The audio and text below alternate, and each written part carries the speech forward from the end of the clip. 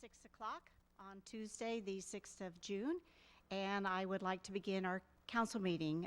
Let's rise and have invocation by Pastor Lawler from Family Bible Church, and then I will lead in the prayer of pledge, please. Thank you. All right, if you would like to join me in prayer. Father, as we come to you tonight, our hearts are heavy over the pandemic and over the rioting that's going on across our country. And it's hard for us to see such struggles and turmoil going on, and we want to pray for those who are impacted by that. We want to ask you to grant the leadership who is involved with that special wisdom to be able to bring resolution quickly to these situations. We thank you for all the work that's being done, the many who are sacrificing to resolve these issues. And tonight I want to thank you for our city council and for the staff who are so dedicated and do such a good job of leading our city, making it a wonderful place to live. We thank you for the blessing of living here. And Father, one more thing, I want to pray for Jim Slowick in his accident. I want to pray for a speedy and full recovery for him. Would like to pray for grace and for peace for his family as they worry over him while they watch his recovery. But again, we ask you to bring about a very quick, full, speedy recovery for him. I pray in Christ's name. Amen. Amen. I pledge allegiance to the flag of the United States of America and to the republic for which it stands, one nation, under God, indivisible, with liberty and justice for all.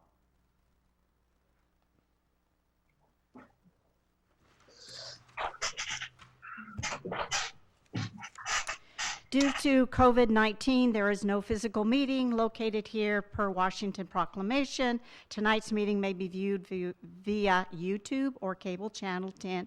In addition, you can listen or live meeting. You may call in at 623-404-9000 and enter an ID number 148-813-0677 for auditory only. All right, roll call. Councilman Heisman? Present. Thank you. Councilman Servadius? Present. Thank you. Councilman Wassinger?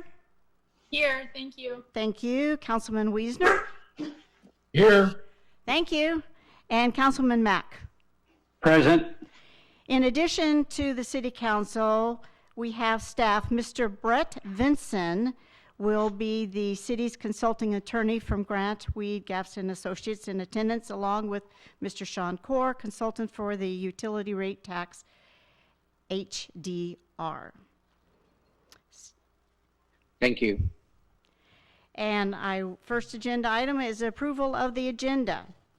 It has been suggested because of subject comment that if you look on your agenda, the staff would like to move 7A, Resolution 20-18, Council's determination of use of CARES funding for North Woodby Small Business Relief Fund Program, to be after 8A, what is the interagency agreement with the Washington State Department of Commerce, CARES Act funds for local governments.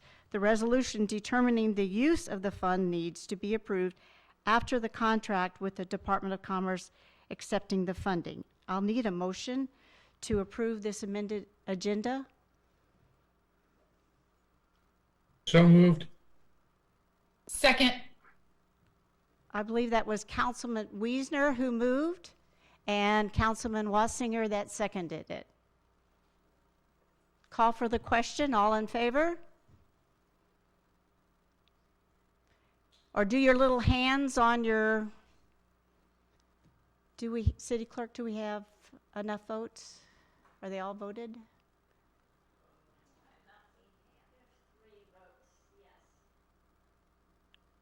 Should be 5. Yeah, I'm trying to find my menu with the hand. With Okay, I heard you say yes, so Yes. we're good. Aye. We're good. Under participants, Jim, I lost it last week.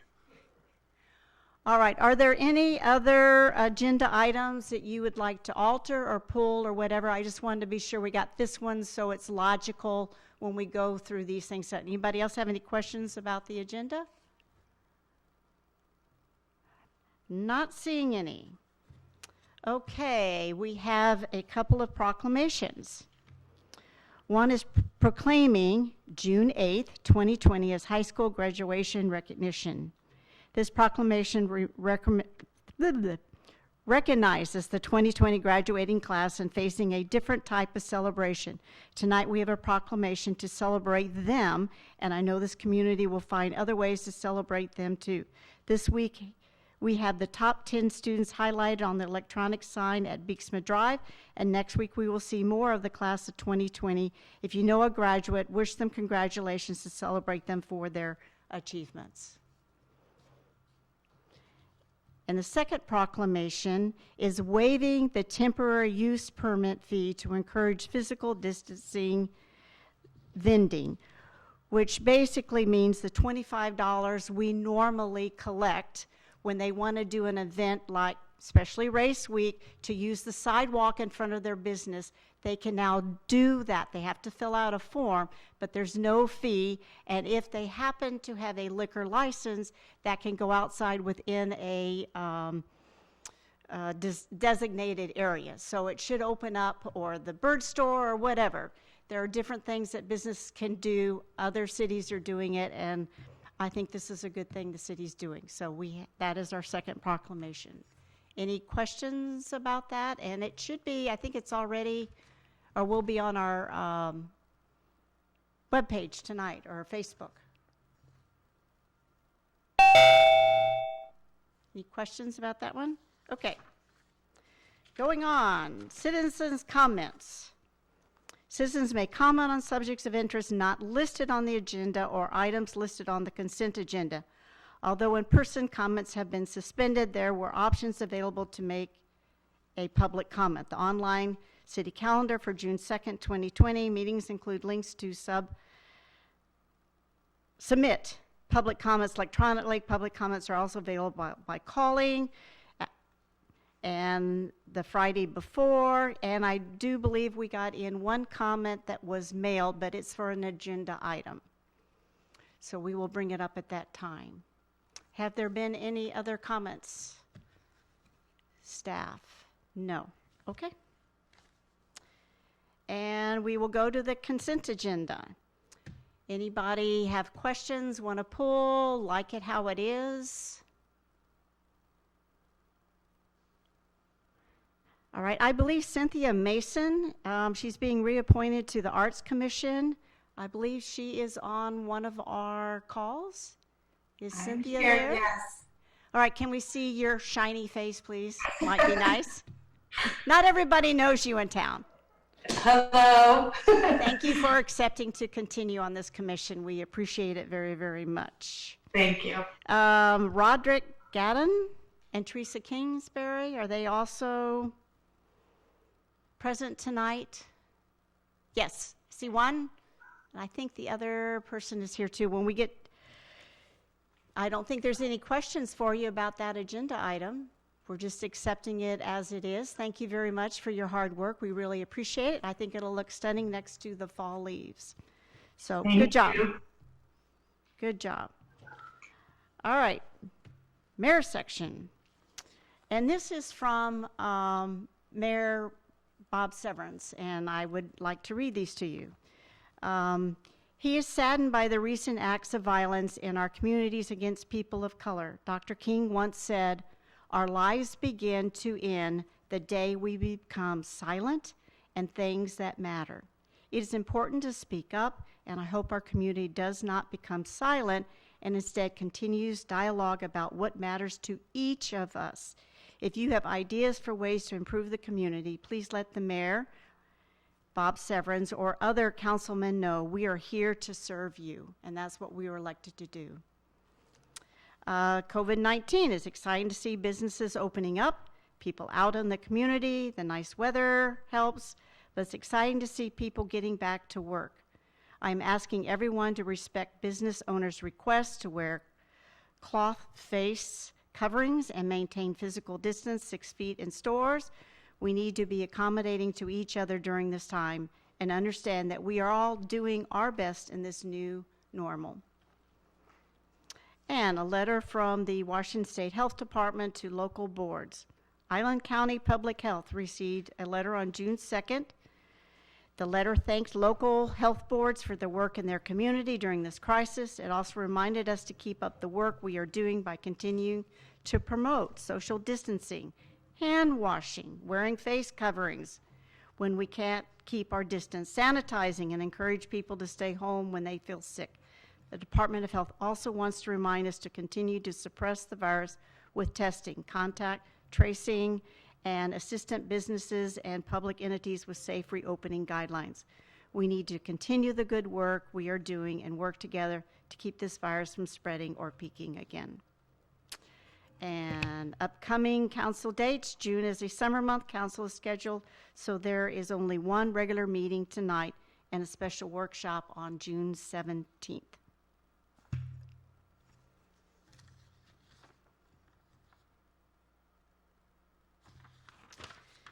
And here we are on the agenda. So consent agendas were accepted. Council members, comments, please. Anybody? Any takers? Joel, Councilman Servadius. Thank you, Mayor Pro Tem. A couple of brief motions that I would like to make. There's probably this is as good a place as any in our current agenda. So I would like to make two motions. The first one, I'll say it slowly. Actually, I'll repeat it twice since there's no way to really display it or to get it to the city clerk. I move to instruct staff to contact all current applicants seeking building permits and inquire if they would like to pursue a development agreement with the city of Oak Harbor, and the results of this inquiry to be presented at our June 17 workshop. Would you like me to repeat that a second time? Yes, please. I move to instruct staff to contact all current applicants seeking building permits and inquire if they would like to pursue a development agreement with the city of Oak Harbor, and the results of this inquiry to be presented at our June 17 workshop. I'll second that for discussion. Staff allowed to speak? Is there any comments from staff about the motion or the time limit? Madam Clerk, Yes. this is Mr. Mayor. This is Brett Vinson. I have a quick clarifying question to the council member in his motion.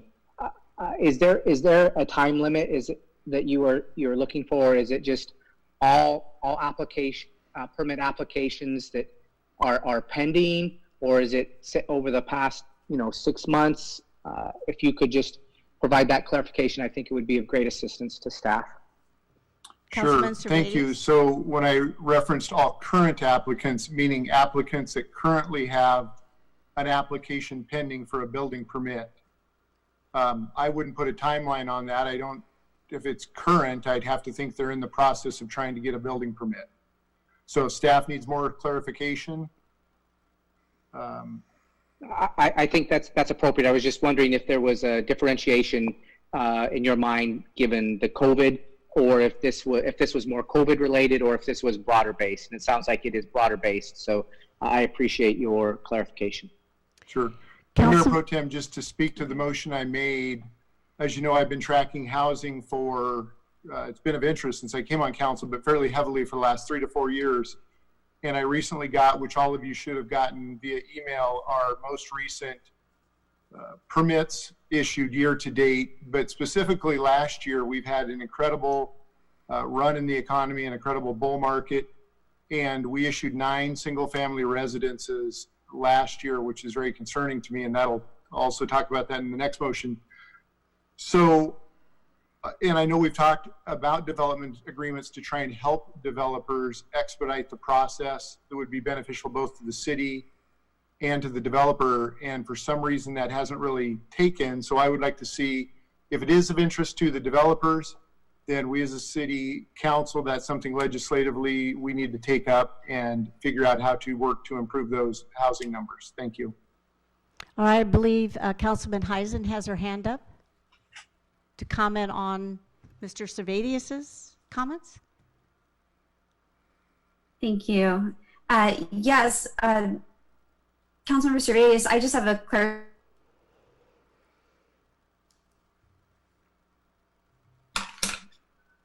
spell that out for the folks at home.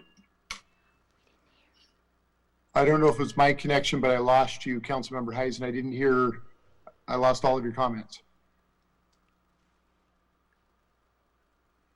I'm seeking clarification on what you mean by development agreement.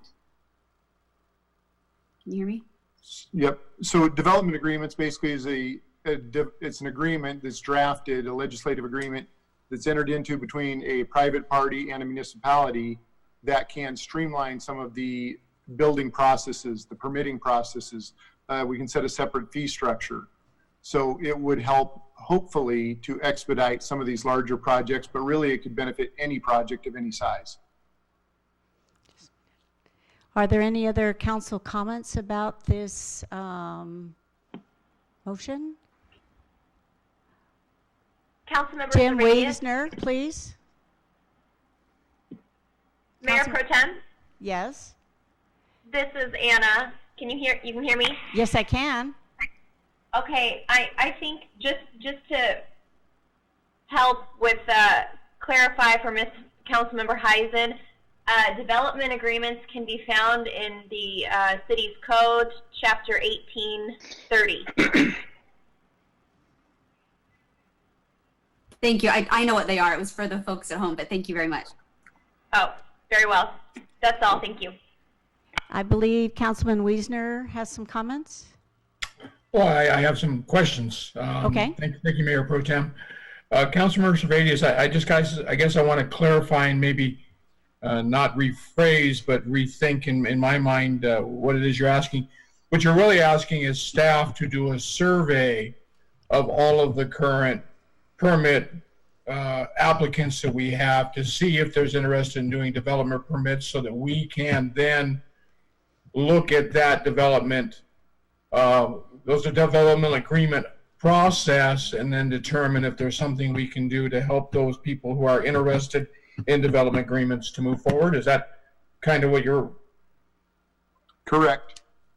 So we're just asking the question, we're going out to see the interest out there in the community amongst the existing permit applicants for the possibility of moving forward with development agreements with them. That's my intent, correct? Okay, thank you. Any That's all. other, Mr. Mack, Councilman Mack, please. Yes, thank you, Mayor Pro Tem, and Councilmember Wiesner for the extended clarification. But and yes, I'm on board with supporting both Councilmember Servais with the agreement. Let's take part of this. I think it's a reaching out, extending a hand, and see if we can do anything, especially in these times of where all funding is very helpful, and any investment from outside sources is definitely needed and wanted. So thank you, and I'm in favor of Councilman Servais' motion. Thank you, Mayor Pro Tem. Thank you. I don't see any other hands raised from council members. I'll go to staff. CAC, do you want to? Yes, since that motion will probably come in the direction of the Development Services Department, I wanted to just kind of offer a couple things to think about. What Councilmember Servais is asking is kind of a survey, but I think there's a lot of clarification needed, and I think it's going to take some resources from our side. So I'm not entirely sure if June 17th is a time frame that I can work with, given that I am short-staffed and we're working with telecommuting. And when you say building permit applicant, it's very, when we have somebody that's already in the process of applying for something, especially for a building permit, I don't think we've had any issues getting the permit out, because at that point they're just designing a building to put on a site. It's usually the site plan. It's usually the subdivisions. They are larger plats and permits. So I'm not sure those are the ones that can enter into development agreements. And development agreements, by the way, does not necessarily mean faster service. It actually would extend the service because development agreement has a process in itself to get approved. So entering into a development agreement is a long process by itself. There's public hearings and there's approval by city council. So that itself is a process. So it's not necessarily a faster means to get to what I think you'd like to get to. So what I would recommend is to maybe talk about this at a workshop, at the June 17th workshop as a topic, as opposed to try and get a survey out, because I'm not sure how that information will really help with what you really want to achieve. So thank you. I've been in meetings for 3+ years discussing development agreements, and I don't know how much more to discuss it to get some traction on the issue. I do appreciate your desire for clarification, and maybe rather than, and I could amend the motion if we need clarification, rather than saying current applicants, we were provided a list of 500, I think it was 557 possible building units that could be made available in Oak Harbor that are in the current development pipeline, for lack of a better word. So maybe we just start with that list of applicants in that 557, since those seem to be the most current projects looking to work in Oak Harbor. Would that be sufficient? And to me, it's as simple as a phone call. We're researching development agreements. Is that something you would be interested in? Yes or no? And that's presented at the June 17th workshop as a talking point to launch from there. Great suggestion, but just something to think about. Most of these units that are in the pipeline have some sort of application, right? A preliminary plat, a PRD, something. That's already a application with the city. Normally, development agreements precede permit applications. So to have a development agreement after something is in the development process would be confusing in terms of what would need to be achieved. So you have the approval process that goes with the regulations, and it's already in the process. They're being approved by some sort of a permit application. A development agreement at this stage comes a little too late. Usually development agreements precede. That's kind of how in the field we work with development agreements. So I'm not sure if we're viewing what you call development agreements in the same way. Development agreements usually precede permit applications or development of site. So the units that you're talking about are already in the pipeline, they're already in the review, they are already in some sort of city review process. So in some way, they're kind of working with us. Certainly appreciate that, and I understand that. I'm looking for how do we get to yes, and picking up the phone. It may not apply at all. It may be a 3-minute phone call that doesn't apply, and the applicant says, "Boy, I wish I would have been more familiar with that process. On my next project, I might pursue that." Or they may be completely familiar with development agreements. I don't know where that will lead. I'm asking for the question to be asked, the results to be provided to the council, and then we can go from there. And I think we could do that. And if you think that the timing of that is right now should be done, I can assign resources to that. But currently, we do have shortage in staff, and we do have a lot of reviews that are currently ongoing. So it'll have to shift for the June 17th timeline to make all of that work. How long do you anticipate it would, how many people are on that list? I don't have that in front of me, the 552 or 57. The units, you mean? No, how many phone calls would have to be made? A dozen?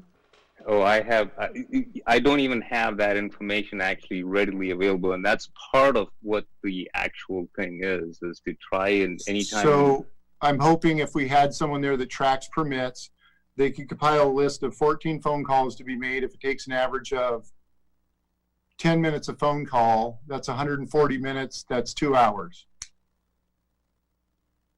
That's all I'm asking for. we can make it happen. Thank you. I believe the city administrator has a comment, please. I guess we're still getting clarification on here, and we're going to an item we don't have on the agenda. So from staff point of view, I think I would ask that you limit it to the topic, and certainly we can work at the workload and all those issues and be prepared to present it with some, allowing us to have some pre-discussion here where we don't have it tonight. We're trying to answer on the spot. So I would, rather than directing the staff, I would recommend that you just place the item on the agenda, and staff will be prepared to discuss it in full on the 17th. Councilman Servadius, is that all right? I'm just waiting. We have a motion on the floor, Mayor, in a second. All right, we need to have a vote. All those in favor? Aye.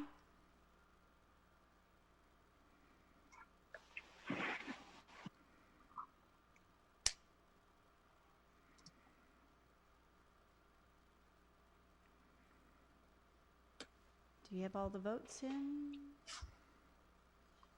Okay, I only have 2 votes that I can see that have voted. Jim? Okay, Jim? Okay, got it. All right, now I ask for the nays on this topic. Jim? What about Councilman Mack? I'm for. You're for it, okay. And Tara, you voted, okay, and that's against. So is it tied?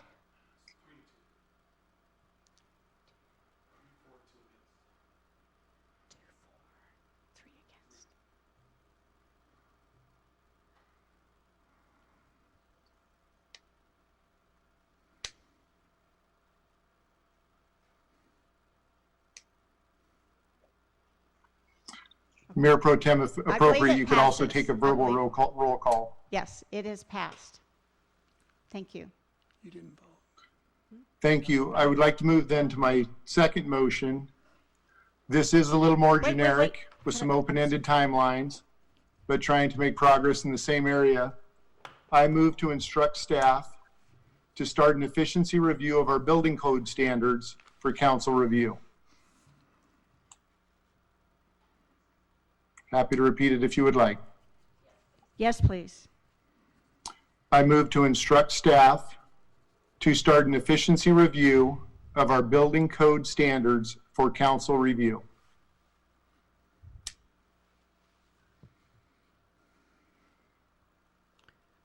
With no timeline, just sometime in the future? Mr. Svadius, there wasn't a timeline on it, just a motion to put this in process? Correct, and I'll explain more if I got a second, which I think I just did. Second was Erica Wassinger. So, once again, the reason this is much more open-ended because I realize this would be a fairly, it'd be a more labor-intensive process. The motion was to move to instruct staff to start an efficiency review of our building code standards. And I appended for council review because obviously we approved those ordinances and that code.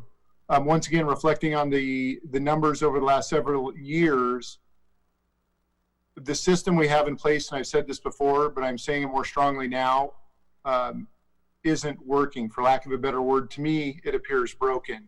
And so there's something that needs to be done, whether it is development agreements, whether it's, and I'm going to rely on Mr. Kamak, Mr. Bridges, Mr. King, really for your input and feedback on how fast we can go with this and where these areas might need improvement, but they need improvement.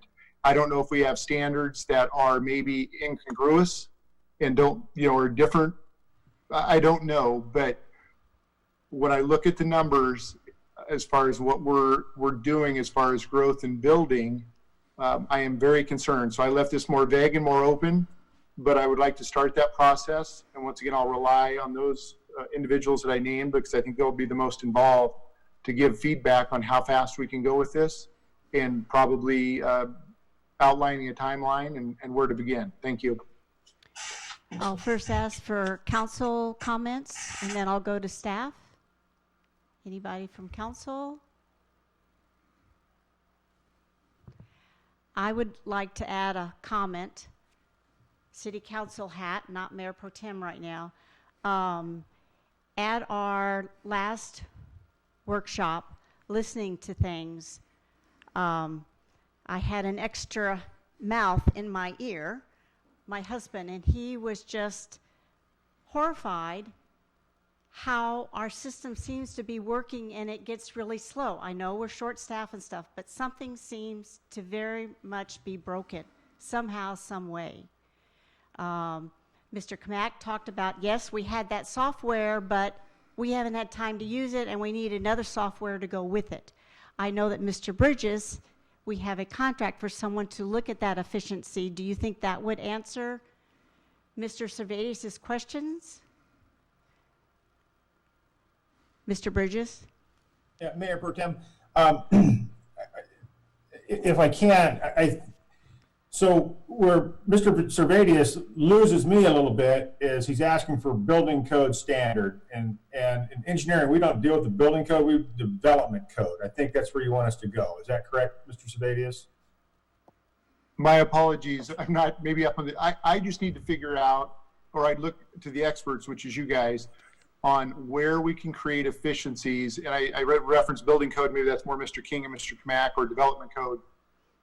Whether it's consistent pipes, downspouts, manholes, I don't know. Whatever we can do as a team here, let's get together, lock ourselves in a room, or you guys lock yourselves in a room, and figure out a way. Just let us know. I mean, I don't know. Do you need resources? Do you need software? But let's not take a year to get there. Let's not take 6 months. Let's do it. You know, can we do it in 3 months? I don't know. So I'll defer to the experts. Thank you.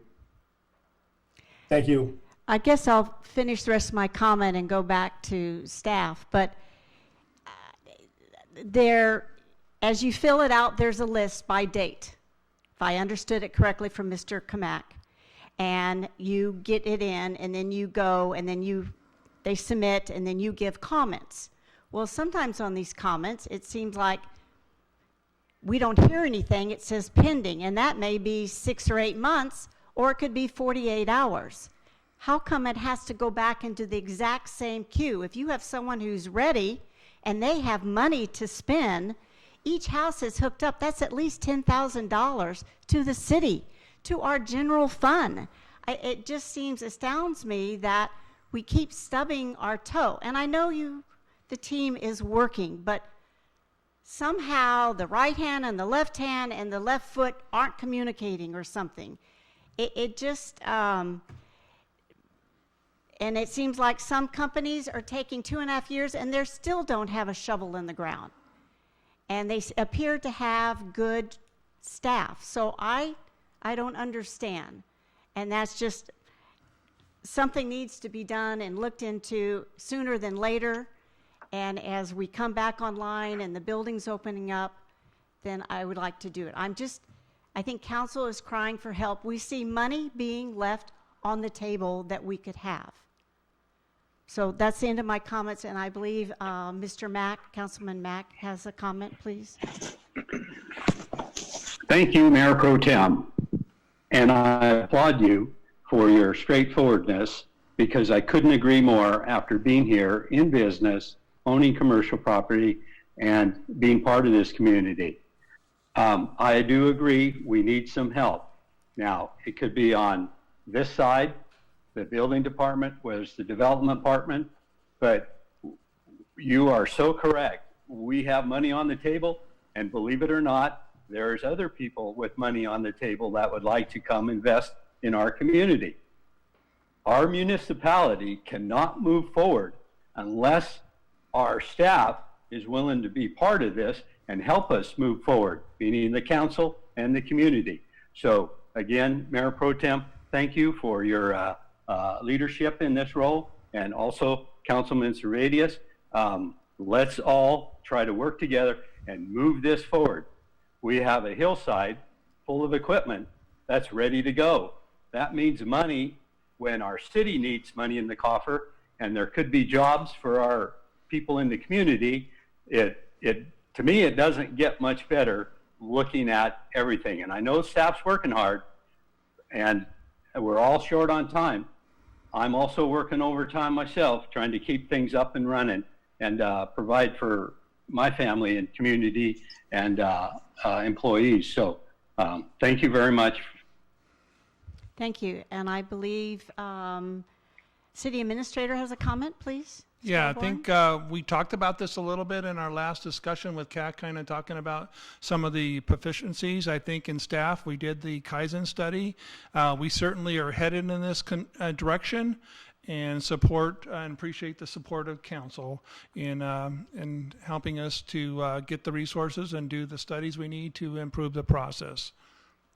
Thank you very much. I'd like to thank and excuse the non-council members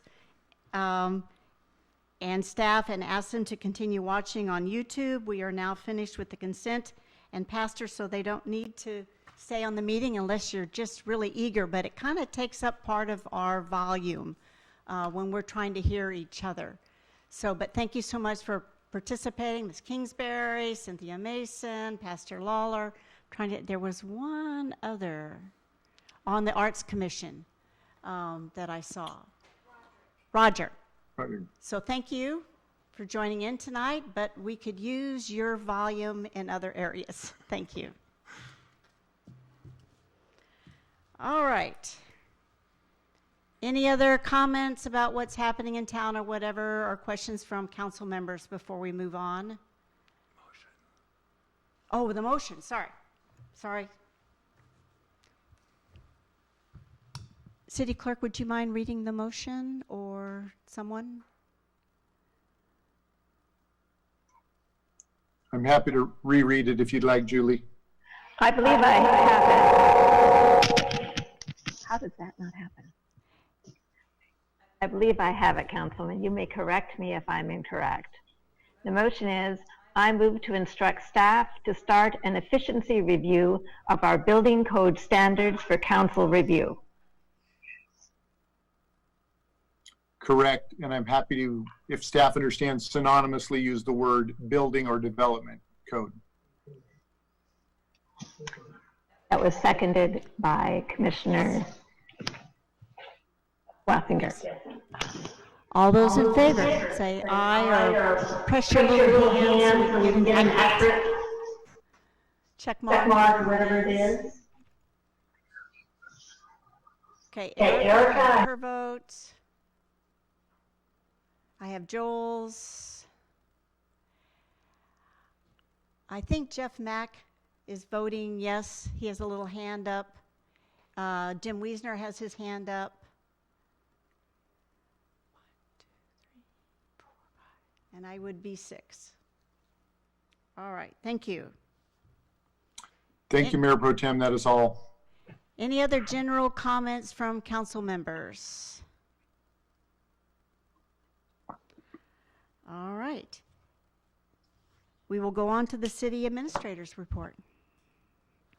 My first update here is staff is preparing for opening city buildings soon. So it's optional under the phase 2. Certainly will open in phase 3. We're evaluating that, and we'll have more discussions on that, and we'll we'll open them when we're ready to do that. So there's some complications there, but we'll continue to review that. The other item is really a council item, but I'm just kind of helping you facilitate that, is the filling of the vacancy of Councilmember Larson, who's resigned. So the council needs to decide a process for doing that. We looked at the process that was done last time and are building a proposal based upon that, but council is welcome to modify it in any way. So if we could get the slide, and Tara, do you want a question before I go forward? I think she has a input. Councilman Heisman, do you have a question, comment? It could be on something other than city administrator's report. I can follow the administrator. It's fine. We don't need to interrupt this topic for my comment. Okay. Okay. All right. Okay. So I'll continue with that. We'll have to make sure we go back to Heisen for her comments. Okay. Okay. We're going to go ahead and bring the schedule up on the proposed schedule, and I'll just walk through the proposed schedule here. Hopefully we can pull that up so you can see it. It is in your packet also. It's the same schedule there in your packet on page 86 in your packet. So it's just today we're going to talk about the process at our regular meeting tonight. The recommendation is that we advertise. I'm going to keep on talking while we try to get it up there. If you can go on page 86, you can just follow along with me on it. We advertise on the next 4 Saturdays there, June 6th, 13th, 20th, and 27th, the vacancy. Applications would be for people desiring to be on the council would be the deadline would be for submitting that would be Monday, July 6th would be the application deadline by 4:30. Staff will take some time in between that and review the applicants. Last time we did that, we had 2 people disqualified because they didn't live in city limits. So council, the city clerk will verify that they're eligible. Then we're recommending, and I just picked a date, and you're welcome to modify that, but you did it as a special meeting last time, so we assumed you might want to do it as a special meeting. Would be Tuesday, July 14th. The council would convene, review the applications, and narrow it down to a short list. Your regular meeting is on Wednesday because of the adjustment for National Night Out, so it's listed as a special meeting, but it's really your regular meeting. So at that meeting, you would interview the short list, and then last time you guys wanted the option to go into an executive session to debate the applicants, and then we would have that on the agenda. Then you would come out of the session, and then assuming you come to a consensus, you would vote on it, and that person would take office at that time. So I'm welcome to any instruction to staff for modifying this process.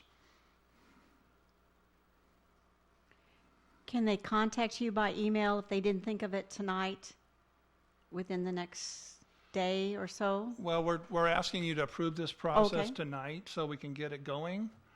We do have a time limit. The time limit would be, you have 90 days, so it would be August 15th would be the time limit to do it. You're certainly welcome to modify the process, so if you want to bring it up, I think we want to start the advertising for it. So, Councilman Mack. Yes, this would be a question for Administrator Oborn. Sir, is this advertised on the city website, or what are the options of advertising besides the Whidbey News Times? Not all people are in tune to that particular source of media. yeah, we would do our website, we would do Facebook, and any other ideas you have, that welcome to input. So if you want to provide any additional areas, certainly we'll take any areas. So any input we get, any ideas you have on where to advertise, we would do that.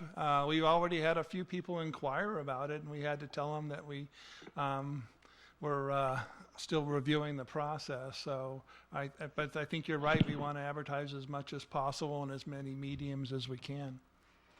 Is this, would this be something, I'm not sure the legality and the formality of all this, but is this something that the chamber could put out on their website for all the members? I'm not quite sure how that works. That would be something that the board would have to probably look at, but I think that would be an important step out there.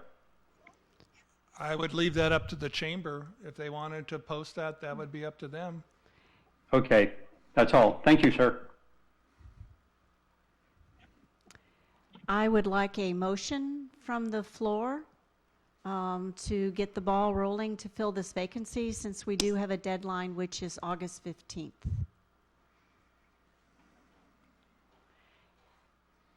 Miss Councilman Wassinger, please. Oh, yes, thank you, Mayor Pro Tem. I was just going to ask if this is something that needed a motion to start advertising and doing that. I'm having a little bit of flashbacks. I think I'm the one that went through this the last time, and that's why I'm here on camera with you all. So you need a motion to, would we move to approve this whole schedule, or? I think it's sufficient just to say the process, to move the process for advertising and being able to put an application online, whether it be our Facebook or city website or whatever, request that And one be then- mailed to them. Okay, and then that was my next question. I saw the application that was sent to us and looked at it, and I thought it was sufficient and looked good to me. So I'm sorry if I may have missed this. So that's ready to go. The application itself is ready to put out. Yes. Okay. Well, then I move to begin advertising and publish application and get the ball rolling. Councilman Heisman? She seconds it. Yes. Councilman- Sorry, I couldn't get to my button. Thanks. Councilman Servadius? I'll support it, and I support the schedule as presented. All right, we have a motion and a second. All those in favor, hit your little button, please, or wave at me, something. I believe that's unanimous. All right, I need to, We're not done yet. okay. The motion did not include the special meeting. Did you want to have a special meeting on the 14th, or did you want to wait to a later date to determine that meeting? Discussion from council? Councilman Heisen? No schedule is schedule. So, or do you reference?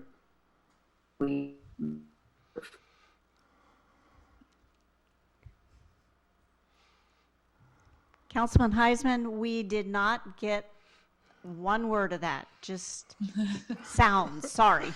Oh my gosh. That's good. Turn off your video and make your comments, please.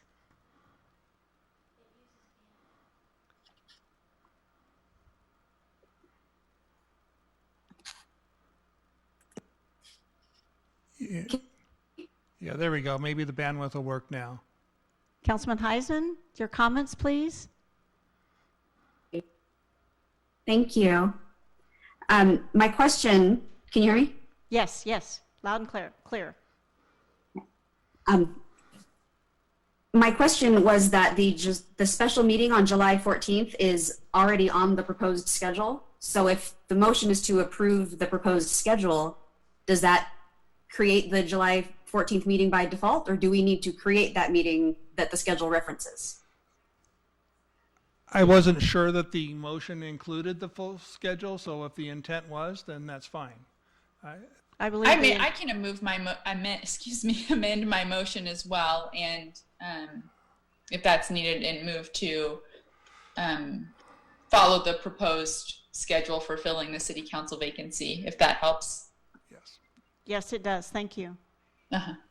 Perfect. Councilman Servadius?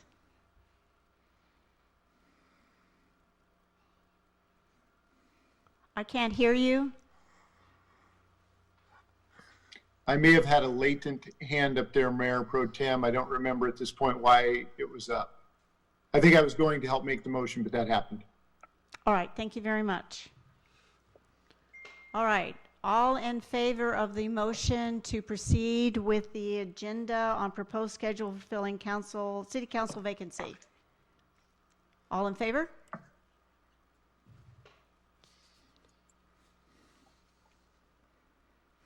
Do we have enough votes in somehow? Councilman Heisman waved. I saw that. I have Joel's, Erica's,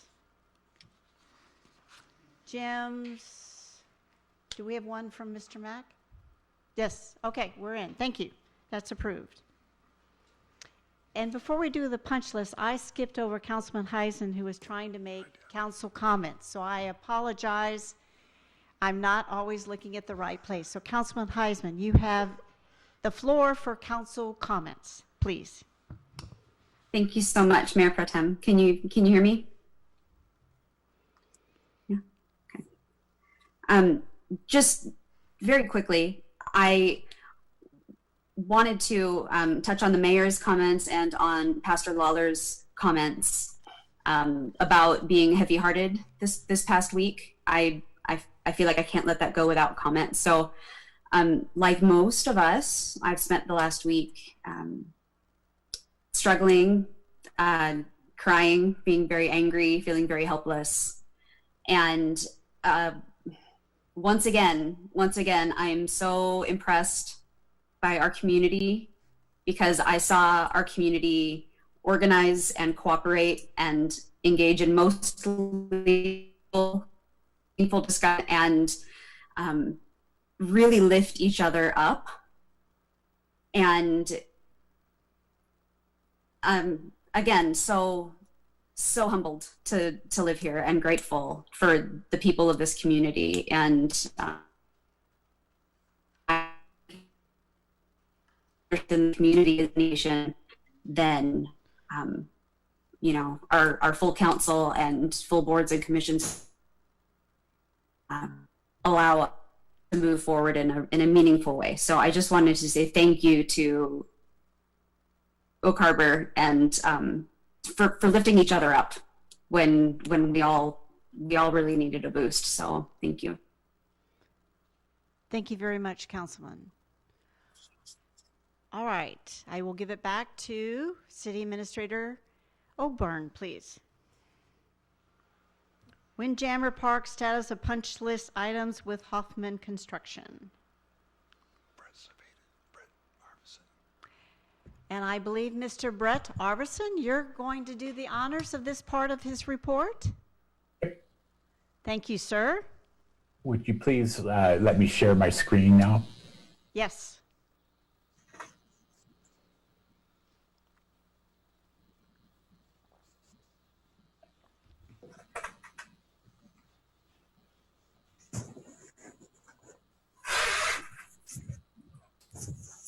Well, good evening. This is Brett Arvidsson. I'm the project manager for the Clean Water Facility. And we had a question regarding the status of the construction punch list, so I was going to go over that tonight. To give you some background, the Clean Water Facility went into partial operation in the plant, mostly liquid side, in November of 2019. Our dryer was brought into operational status in September of 2019, though we still had some issues outstanding with it. And the park was opened in July of 2019, so we're coming up on almost a year. Some of it's already started. While substantially complete at those times, active construction continued pretty much into 2020. We were still doing items and contractual items still there. Our initial punch list was developed in the summer of 2019. Additionally, we have warranty items. So punch list and warranty are different things, and I'll talk about that a little bit more in the future. Talk about the punch list. About 100 some contractors and hundreds of workers worked on the project, so quality control was always a systematic approach, and we approached it very well. And until the late summer, outstanding contractual issues are either considered incomplete contract work, partial work in progress, or corrective items. We really had to start doing a punch list until the summer, till last summer, and pretty much toward the end of summer, actually. So late in the summer of 2019, we started to consolidate corrective actions and outstanding contract issues and into a punch list. At the same time, the consultant team started to conduct final acceptance inspections, and our staff was also doing their inspections. At that time, we had developed an initial punch list of about 400 to 500 items, and that number kind of changed every week. To talk about what a punch list actually is, it's usually a point in the project where we kind of feel like it's starting to wrap things up. So we started to itemize things so we can start setting targets to get the construction work complete. It's basically completion of active construction work where people are no longer on the site. It does exclude administrative and warranty items in that definition, so we don't typically, if we have a warranty item, it doesn't necessarily go on a punch list. With our project, we had some commingling going on, but generally we try to keep them separate. Also, we do withhold contractual funds until a punch list item is complete. Our punch list status was up till about February. We reviewed it monthly.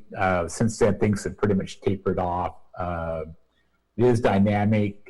We do add items or subtract items, and I'll even reopen items if we feel like something is not quite right. That is pretty much coming to close right now. I'll talk more about that. I do have one contractual issue that's probably is still open. It's on the punch list, and I consider it an incomplete contract item, and that's probably going to remain for a while. I'll talk a little bit more about that. And I'll show you the current status. And our punch list items, we're down to about 3 left over.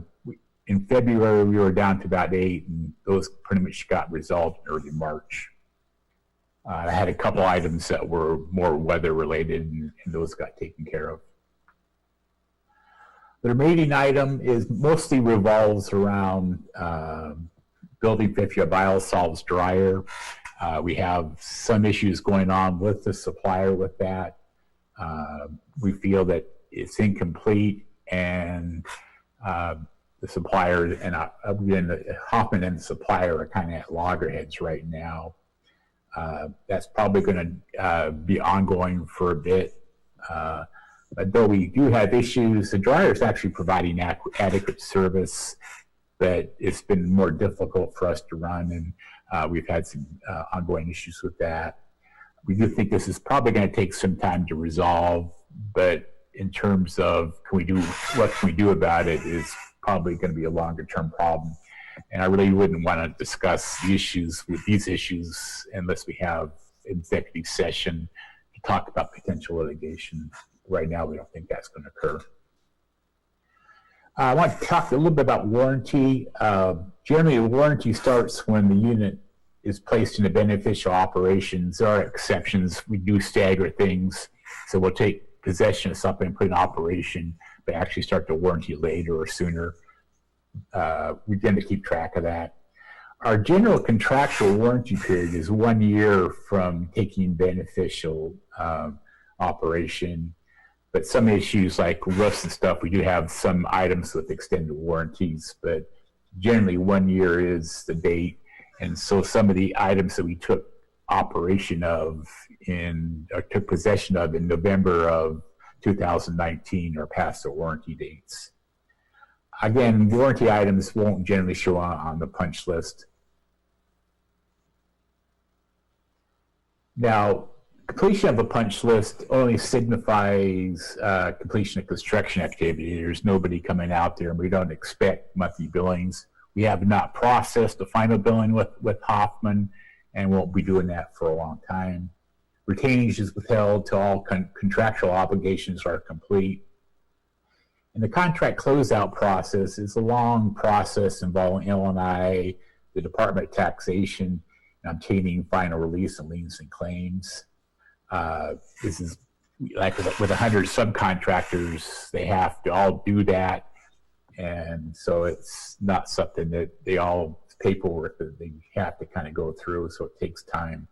And ours is a little more complicated, in fact, because we have a couple of subcontractors that started the project 4 or 5 years ago that have either gone bankrupt or no longer in business. So closing them out is going to be kind of interesting, but there is a process for that. We expect the administrative process to continue for 6 months or longer. We did extend our contract with KVA, but I'm hoping to get the majority of it done by the end of summer, but there's probably going to be some lingering issues. Anyway, any questions? Any questions from council members?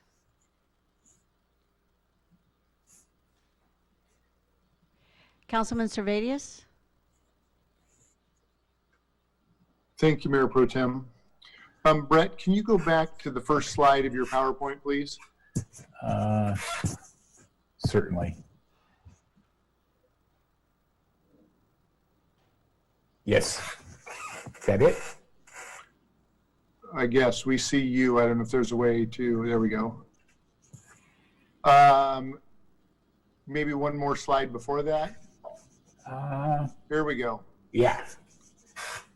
So I help me understand, but this matters to me. I get typos, but what I'm reading there matches what's in our packet, more or less. The clean water facility went into partial operation November 2019. Yes. November. Yeah, the liquid side, we started up the liquid side in November of 2019, yes. Or 2018, excuse me. And the dryer was partially operational in September of 2020. 2019. Okay. So the reason I ask is that's in our packet. So somehow, unless it was just copied and pasted, it was typed. It was a typo on my part. Twice, incorrectly. So that matters. Warranty on landscaping, where are we at? Have we passed, I think it was a 1-year warranty, are we past that now? Is that all us? The 1-year warranty, we did not take possession of the park until early July of 2019. So the warranty is coming up, but it hasn't passed yet. And we do have extended warranty on plants also. So some of the, and I don't know, I had placed a call to Hank this morning, and I know the poor guy is probably stretched incredibly thin, because I later saw him as I was driving down Pioneer Way out watering plants. Some of the mowing and probably weeding down there then, is that falling on us, or is that a Hoffman? We do the mowing, and the landscape contractor we have is actually doing some of the weeding and stuff. I noticed they were out today doing stuff, so we do have a contract with them through the end of this month. Okay, because I had gotten some feedback from citizens recently, especially down near I call them the berms, right in front of the treatment facility near Bailey's Playground, the story trail. Yeah. It's looking like it needs some attention, so. I believe Ms. Rosen has some comments to add for you. Yes, so due to COVID, we have been very short-staffed in parks. Our seasonal laborers have just started last week, and we have a couple of them this week.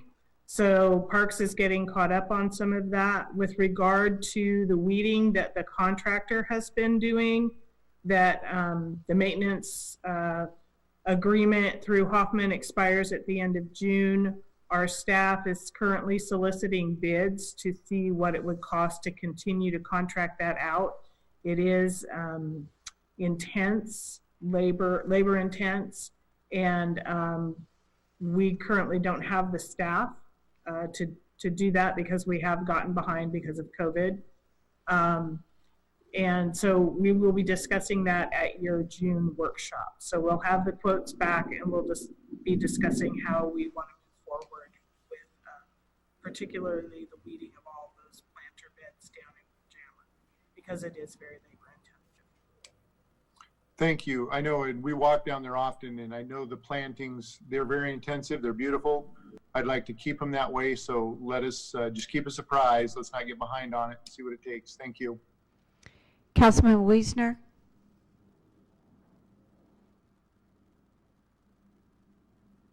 Thank you, Mayor Pro Tem. Brett, can you update us on, I know we were having some issues with saltwater infiltration into the settling pond on the west side of the facility. Where are we at with that?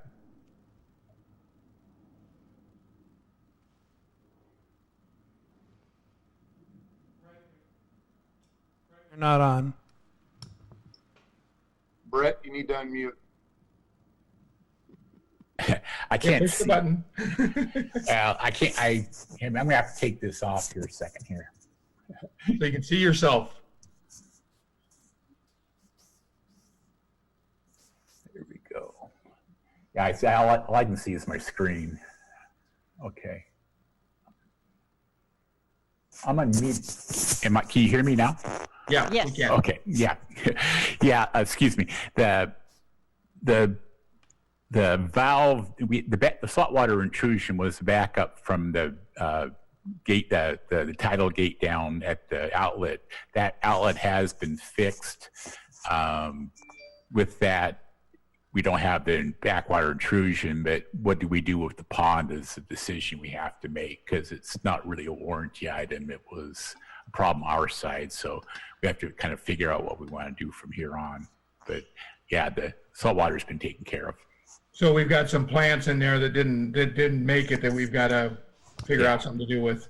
Yeah, what happened was, they are designed to be wet and wetlands plants, but they're not a saltwater species. Okay, thank you. But the problem itself has been fixed. The root of the problem has been fixed. Yes, we put in a new backwater valve. All right. Thank you, Brett. Any other questions from council? I have one, Mr. Arvidsson, and I have spoken with you.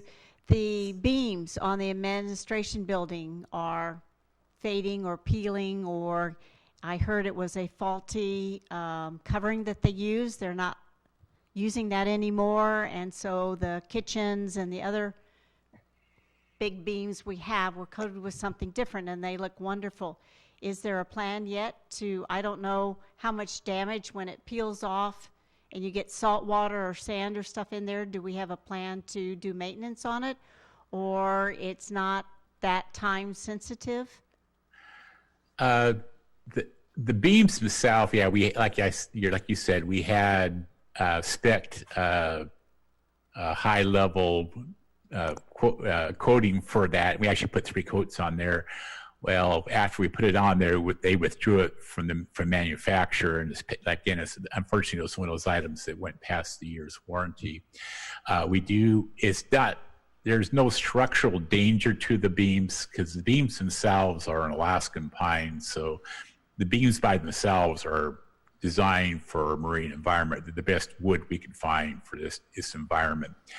So we do plan on recoating them. We do have a contractor lined up to do painting for us, and we're working right now to figure out what's the best coating system to use for it. Do we want to match it with the stuff we did at the kitchens, or do we want to go to something else? But we intend to recoat it. And those beams need to be recoated about every 6-7 years. So unfortunately, while this happened fast, it's something we'll see in the future. Ms. Rosen, please. Yes, so Pat Shelley is going to start work for us as a part-time temporary employee, and he will be assisting in determining what product to use and will be actually doing the work for us. Thank you very much for that info. Mr. City Administrator. Yeah, we'll continue to have this clean water facility update item on the monthly agenda at the first council meeting of the month. All right, let's move on here.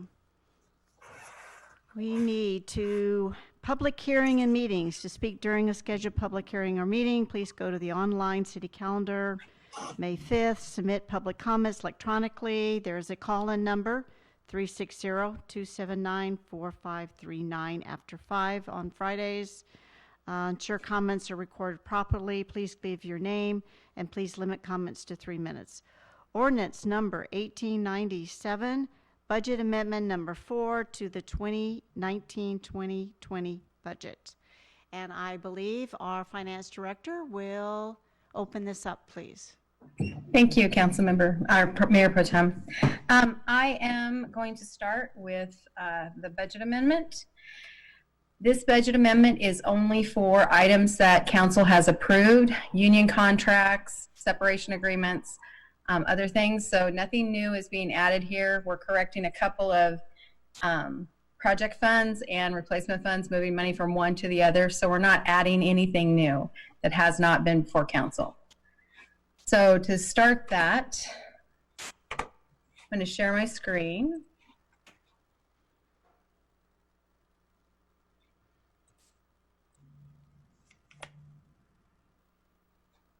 I think I'm sharing my screen, but I can't tell. Yes, you are. Oh, okay. Well, it doesn't look, okay, there we go. All right, so this is ordinance 1897, and we are going to be accomplishing a few things. Two of them are for union contracts. The first one is the general fund.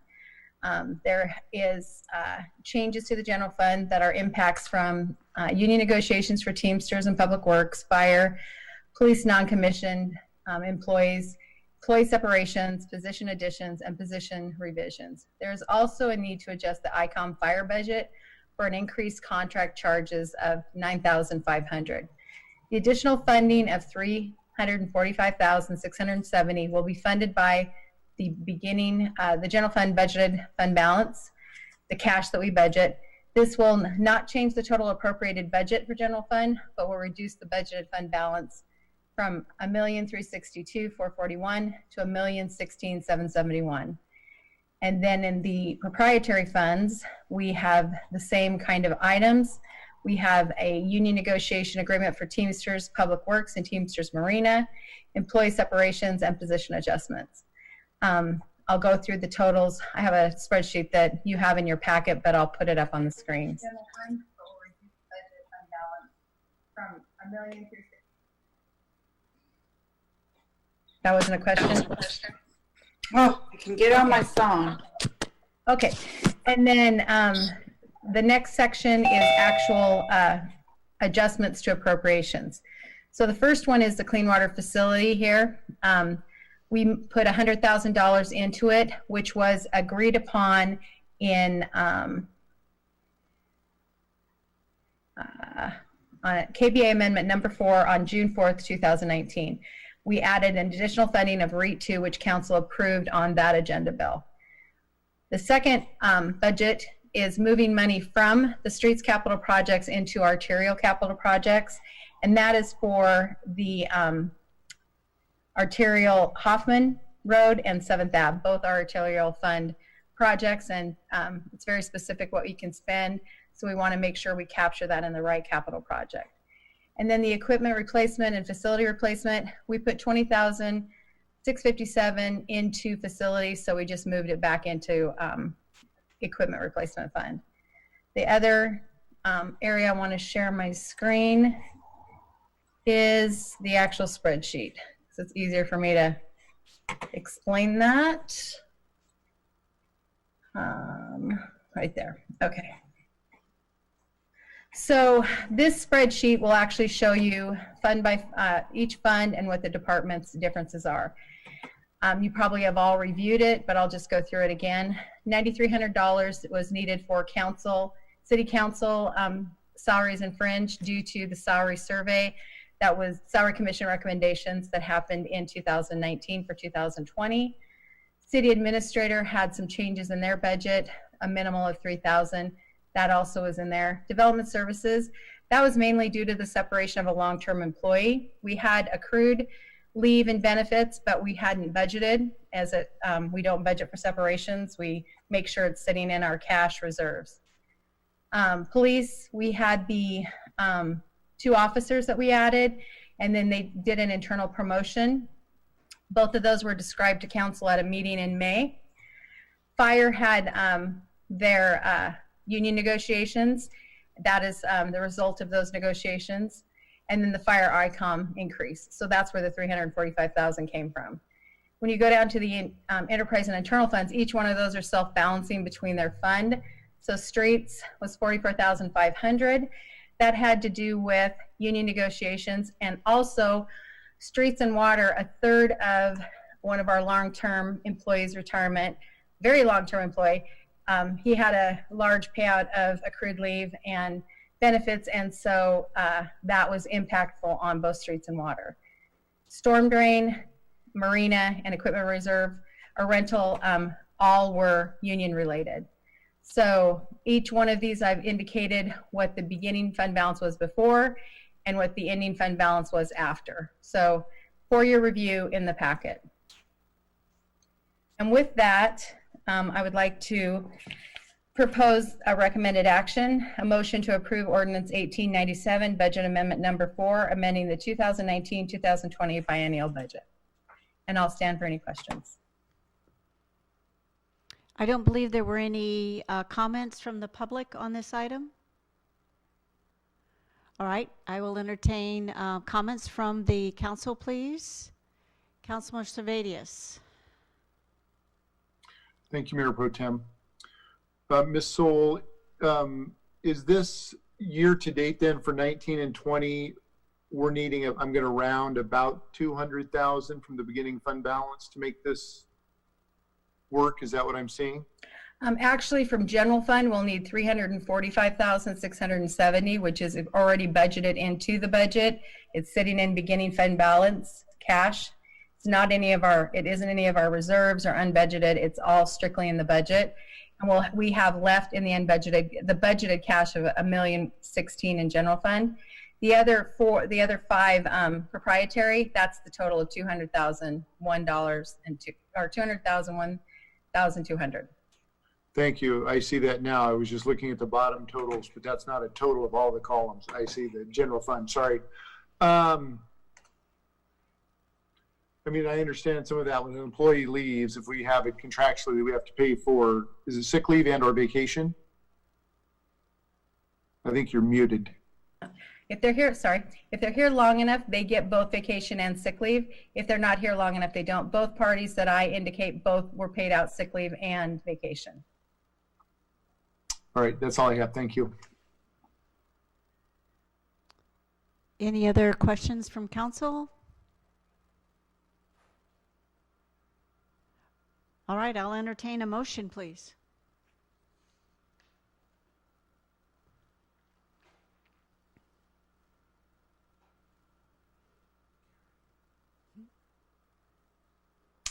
I move, oh, sorry. Go ahead, Erica. Councilman Wassinger, please.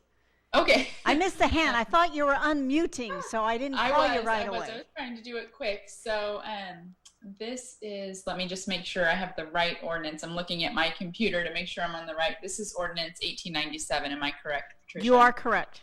Okay. So I move to approve ordinance number 1897, budget amendment number 4, amending the 2019-2020 biennial budget.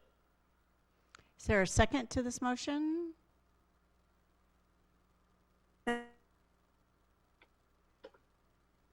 Joel Servadius, please. Oh, Tara. I'm missing Tara. I think it was Tara. Okay, Tara. She's seconding it. Thank you. All right, all those in favor, please say aye. Check mark, hand raise, something. Okay, I see Jim Wiesner's. I see Jeff Max. Do you have all the votes in? And mine? Okay, got it. All right, that is approved. There were no... Mayor Pro Tem? Yes. Basic point of order and a question. Please call for the Nays. Negative vote as well, just in case we're missing somebody. All right. And a question, if I may. I received a communication from someone that's trying to get on for an upcoming agenda item. Is there a number? Are we allowing any other? It was the Vice President of the Chamber. Are we allowing any other further comment? I know that item's coming up in a little bit. Is there a way for them yes, to get someone back is on the in call? touch with them, Mr. Servadius. One more time, I'm sorry, cut out, Mayor. A staff member is in touch with that person right now, so we will be sure that those comments are taken at that agenda item. Super, thank you. And my apologies, we have 6 votes for. Are there any nays? But there's anyone left. So thank you, though, for the correction. I appreciate that. All right. Ordinance number 1899, utility rate increase, continue from May 5th, 2020. Thank you, Mayor Pro Tem. So tonight we're bringing forth another set of options, revised options as well as new options. We've renumbered them 1 to 4. Sean is the one that will explain it more. But I kind of want to point out to everybody from pages 96 through 143, those are the current agenda and last time's agenda with the ordinance attached because we were continuing forward. What we will be presenting tonight is the options that Sean Korn will do a PowerPoint presentation on. And at the end of this meeting, we are looking for guidance from council as to what next action we need to take. So, Sean, are you prepared to go forward? I am. I will share my screen.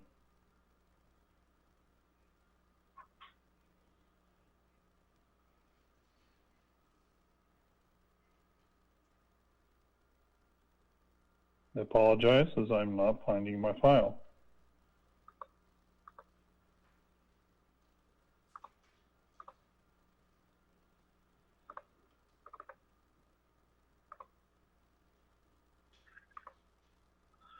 All right, good evening, Mayor Pro Tem and council members. As Patricia noted, we have an updated presentation for you. So as I go through this, I'll go review the existing options that we have discussed in the past, and then I will talk through some of the new options that were driven by some of the discussion and questions we received at the last council presentation. So as I walk through this, we'll talk about we'll briefly touch on the purpose of the rate study, some of the key drivers, and then review those different options and talk about that. As you're all well aware, the goal of the rate study was to provide long-term sustainable rate revenues for all utilities, and that includes the funding of all operating and maintenance expense, as well as the capital needs, both new and growth-related, as well as renewal and replacement infrastructure. And this is important as each of these utilities are an enterprise fund of themselves, and based on that definition, they should stand alone based on the revenues received. We developed these based on the input from the council on the city's financial policies and metrics, specifically when we talked about the ending target reserve levels. And then we'll also need to take into consideration some of the impacts and changing costs and characteristics that we're seeing since the last update as part of this. And again, as usual, our studies are based on the generally accepted methodologies that are outlined in the water industry and wastewater industry. Some of the key assumptions and major study impacts for all utilities, the projections start with the 2019 and 2020 budgets. The capital plan that is in all of these scenarios this evening are the revised capital plan that we talked about at our last meeting. So this has shifted some of those capital projects out, which has driven some of these different options. And they all exclude the interpretive center. So given some of the direction from the council at the last meeting, we've excluded that interpretive center from all these options. On the water side, given the transition of capital into future years, we have available reserves to reduce and minimize overall rate impacts. That one's a pretty straightforward analysis. On the wastewater side, we have some challenges with the impact of full debt service. That's approximately $7 million a year starting in 2020. And that drives a minimum debt service coverage requirement. And our goal through this study is to have a 1.0 debt service coverage. What that means is that after you take your total revenues, less operating expenses and taxes, state and federal, state and local, then we have to have an amount at least equal to our annual debt service payment. That means it's a 1.0. We also have some additional O&M expenses that we've talked about at the prior meetings. On the solid waste side, key drivers here for this study is increased in recycling disposal costs of up to 200%. That's the percentage change since 2018.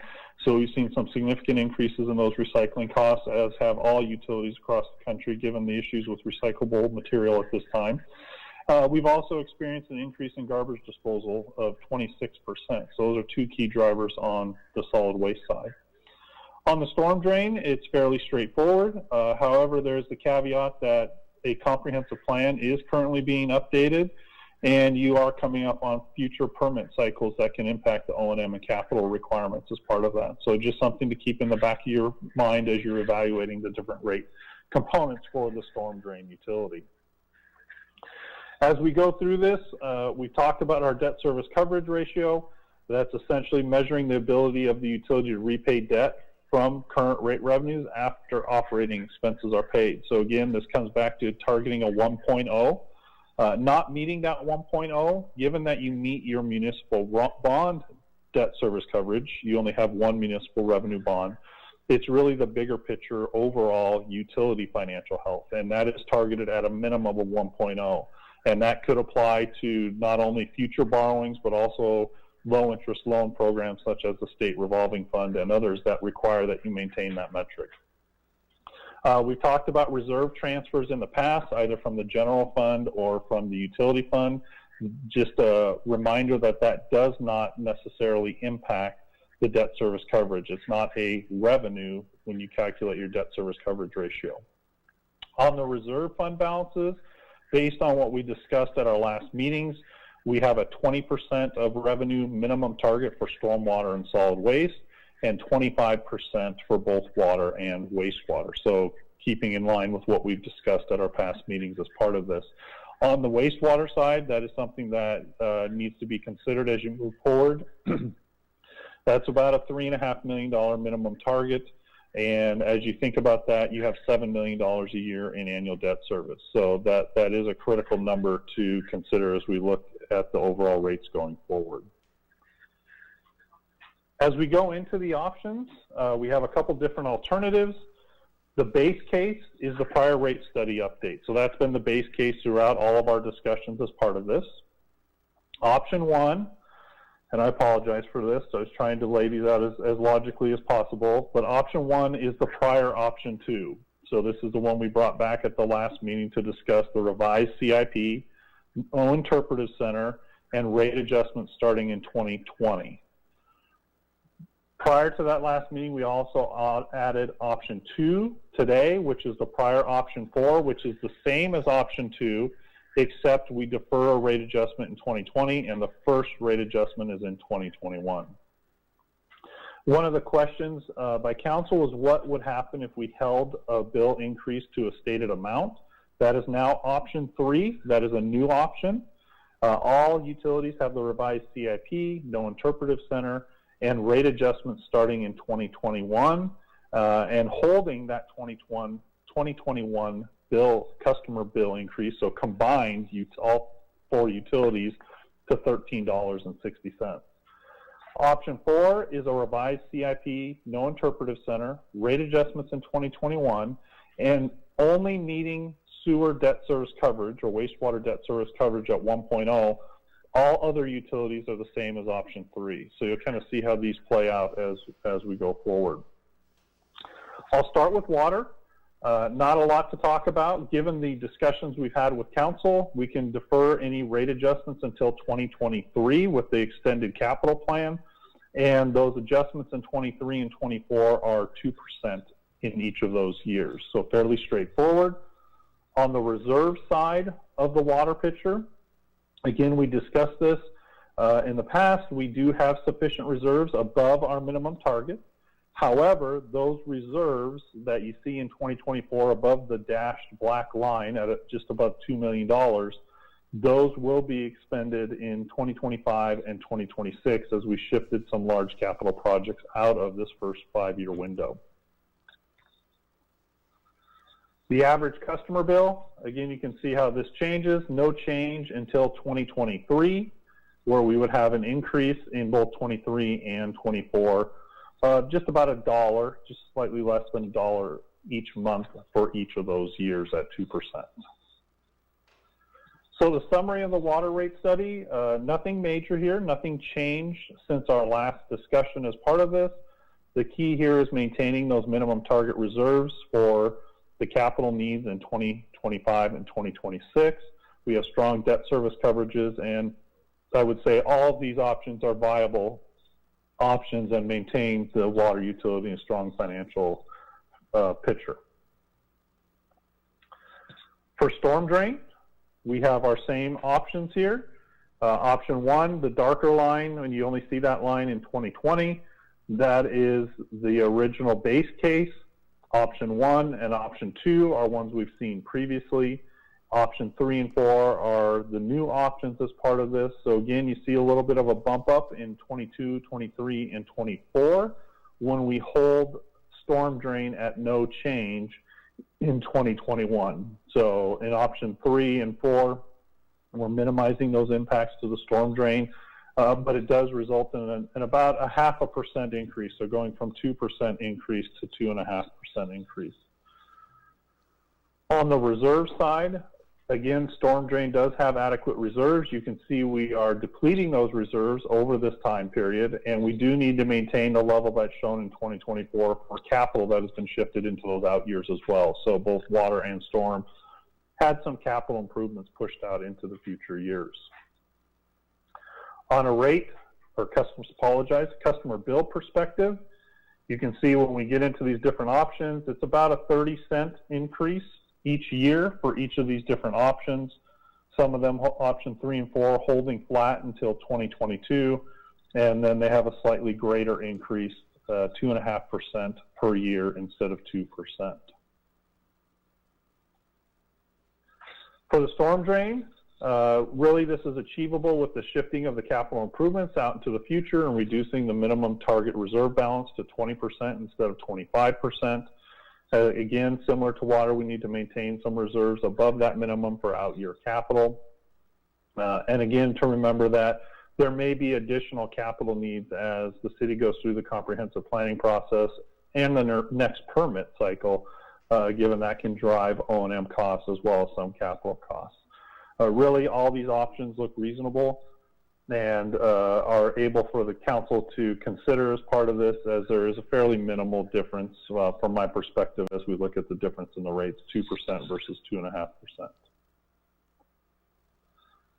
On the solid waste side, again, just a reminder as part of this, we did have significant increase in cost from Island County, and so that's increased the city's cost to provide these services to dispose of both recycling and trash.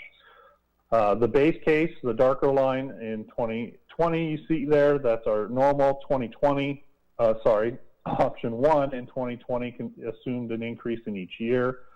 Option 2 is where we have a 2021 rate adjustment. Again, you see a big jump in that green bar where we try and play catch up in a sense to maintain reserve balances over the time frame given the increases in O&M.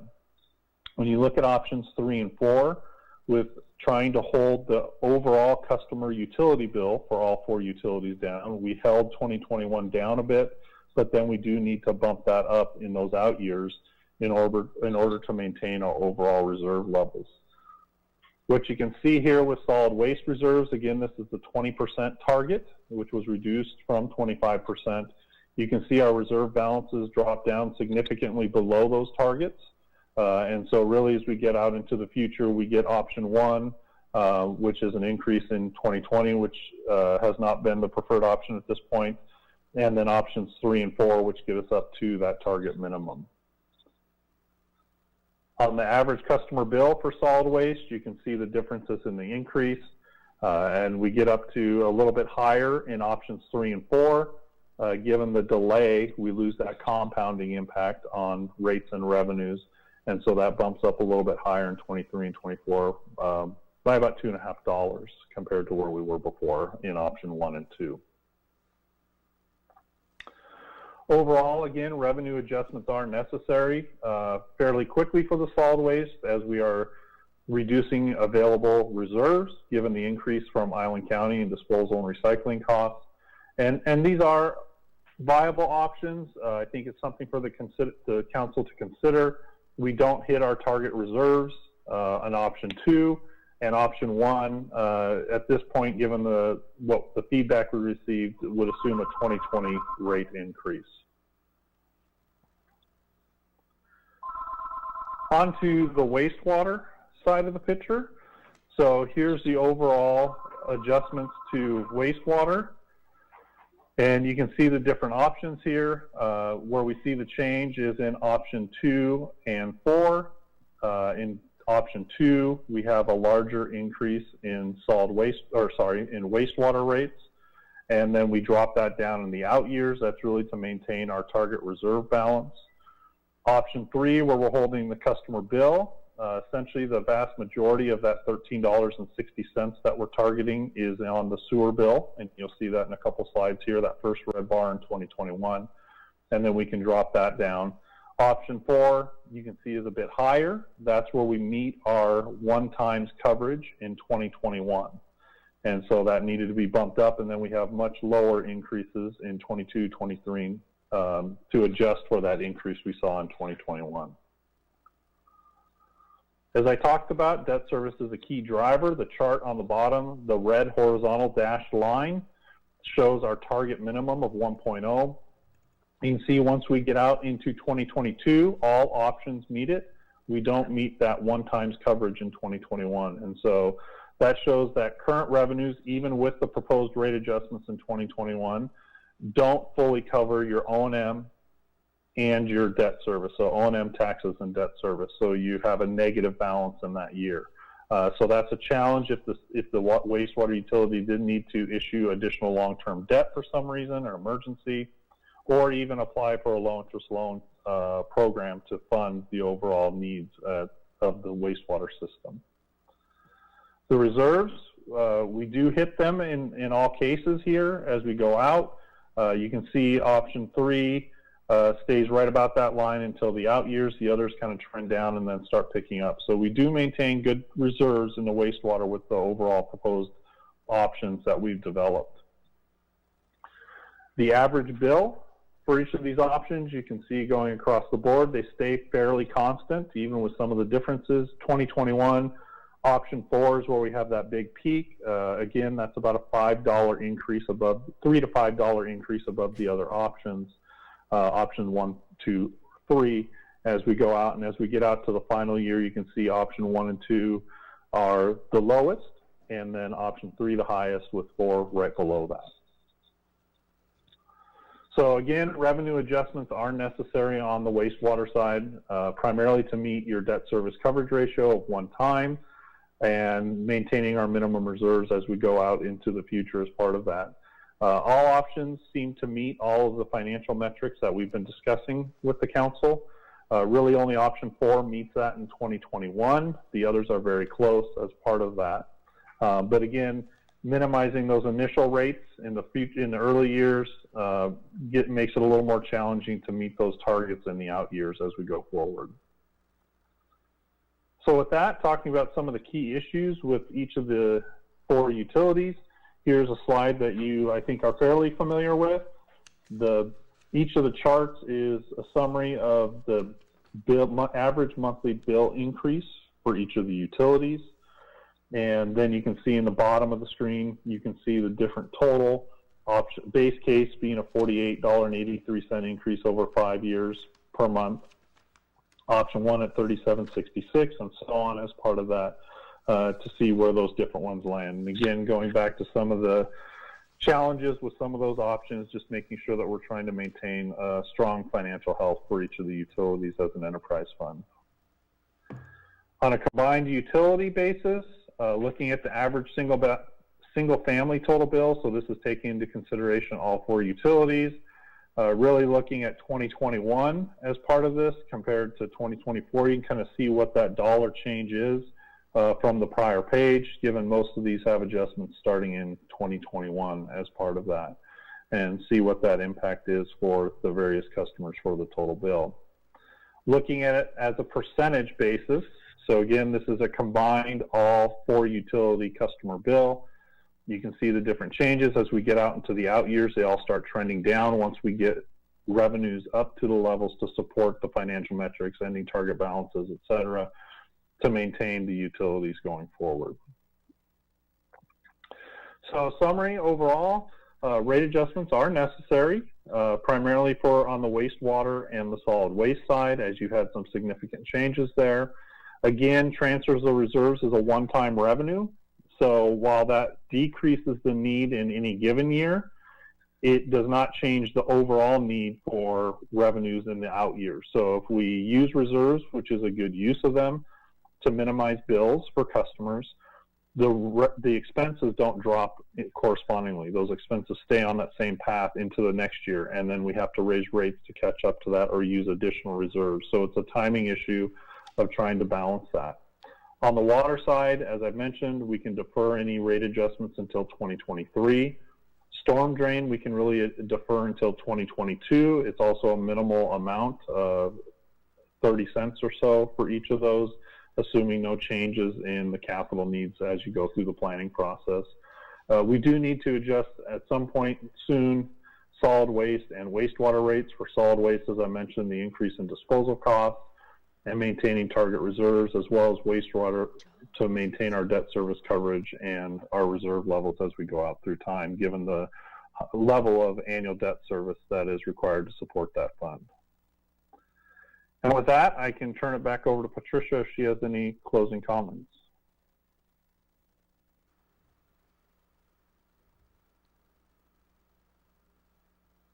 Thank you, Sean.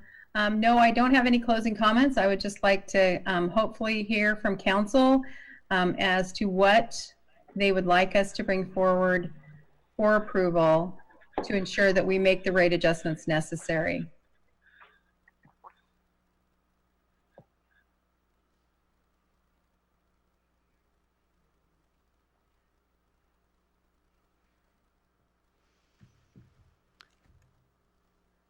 We had one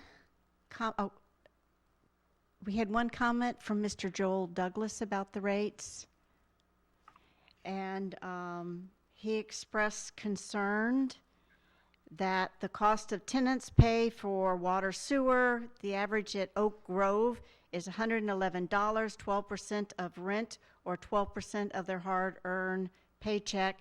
This does not include federal and local real estate taxes, which are increasing yearly. Sincerely, Joel Douglas from Coachman Inn. And I don't believe we had any other public comments, so I'll entertain comments from the council and Mr. Servadius. I think you won that prize first.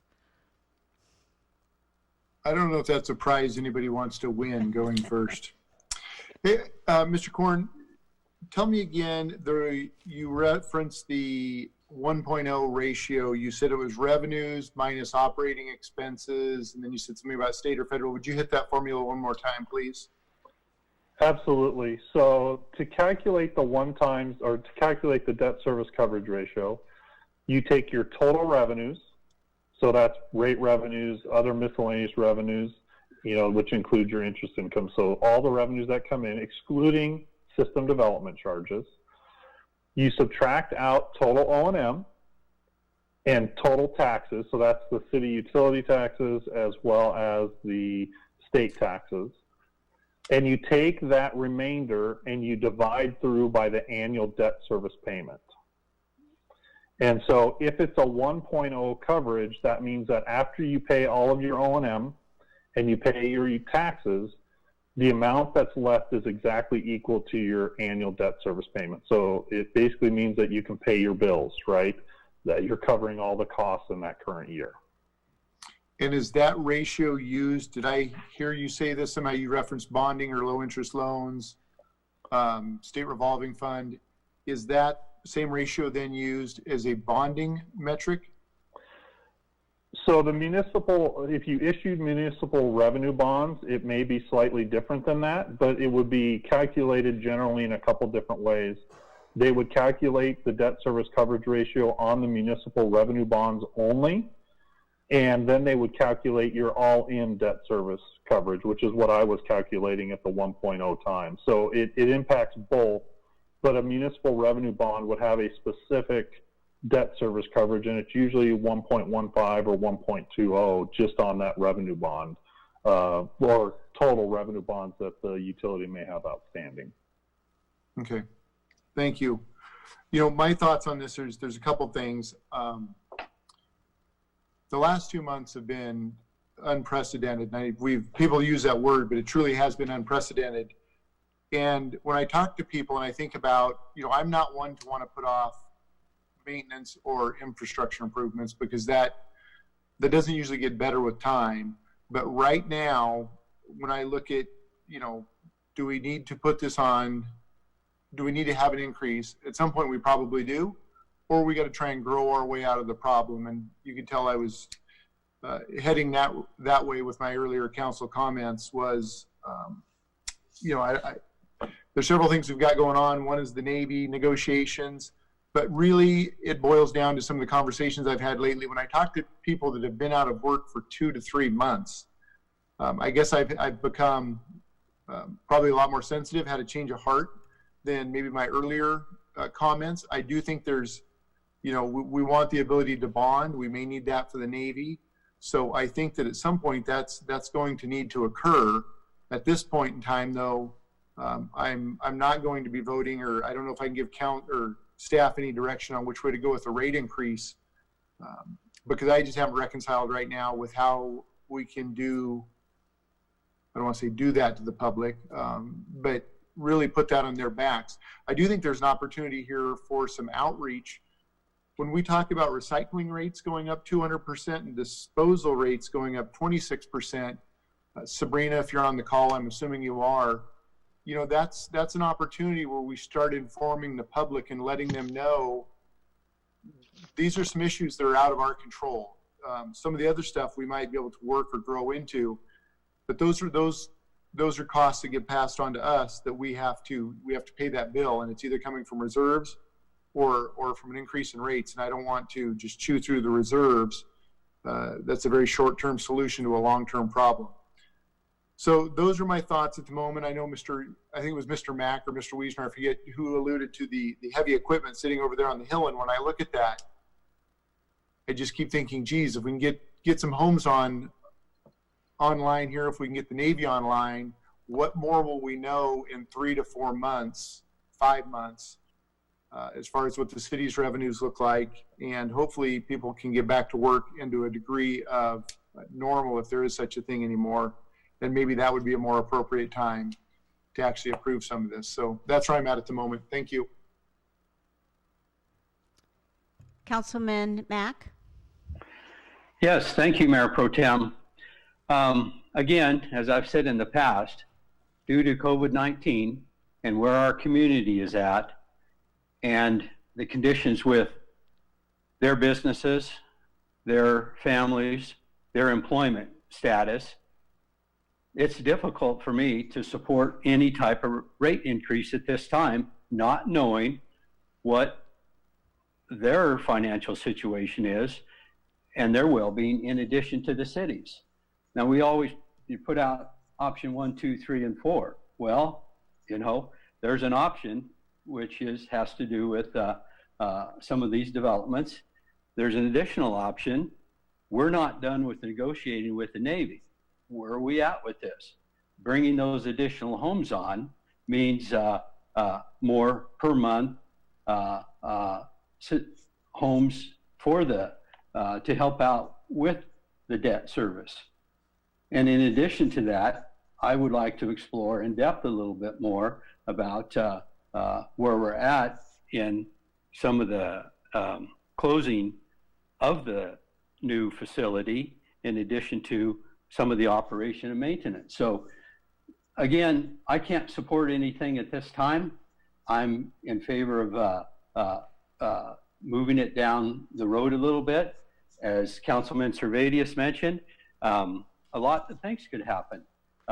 Maybe we could all come out of this, the residents and the city, in the next 90 days. And if that's the case and things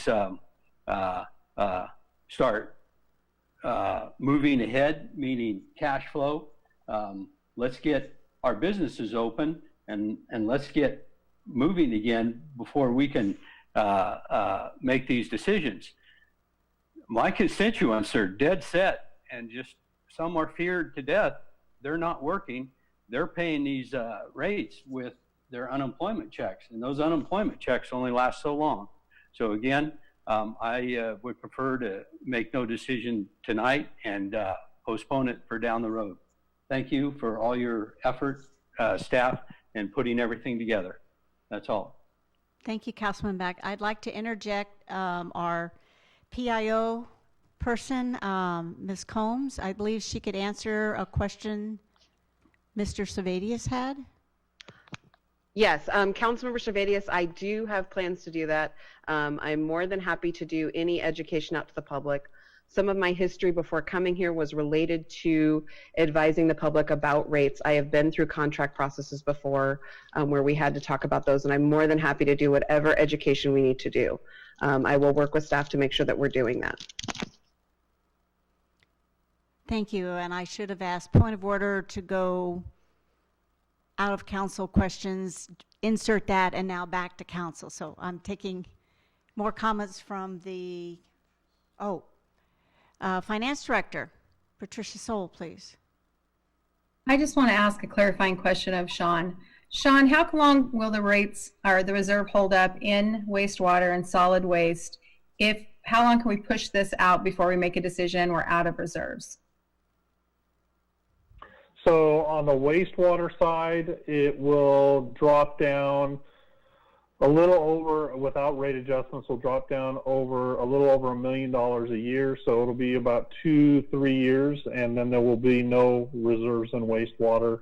Solid waste will last a little bit longer than that, just because the differential or the total dollar amount is less. These last 2 years, 2020 and 2021, on the wastewater side, were the pinch points all along since the start of the analyses, where we were burning reserves in these years to balance essentially the revenues and expenditures already. Right, and then I saw a document that showed about 3.2 million sitting in reserves at the end of 2020 based on what we're doing. So is that correct?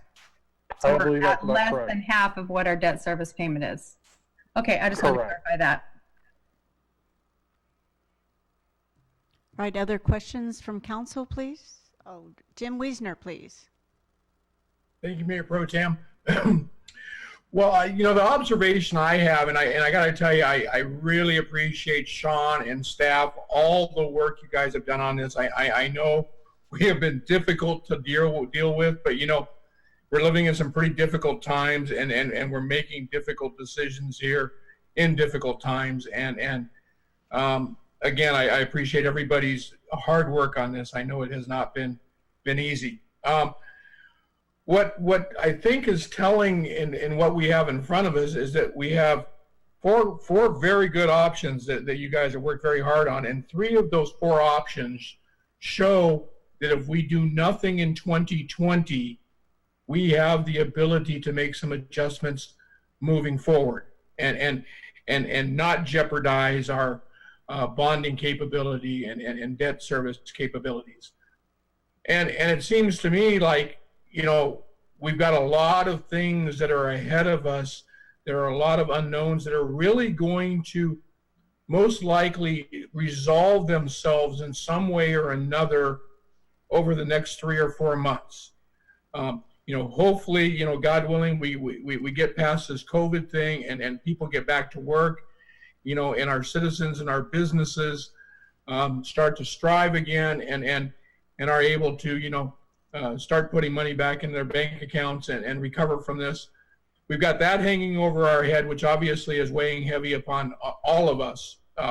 We've all been affected in different ways, but we certainly understand there are people out there that, have been affected very, very, very badly by this. We have the negotiations going on with the Navy, which may have an effect on some of this moving forward as we'll be bringing on some additional connections.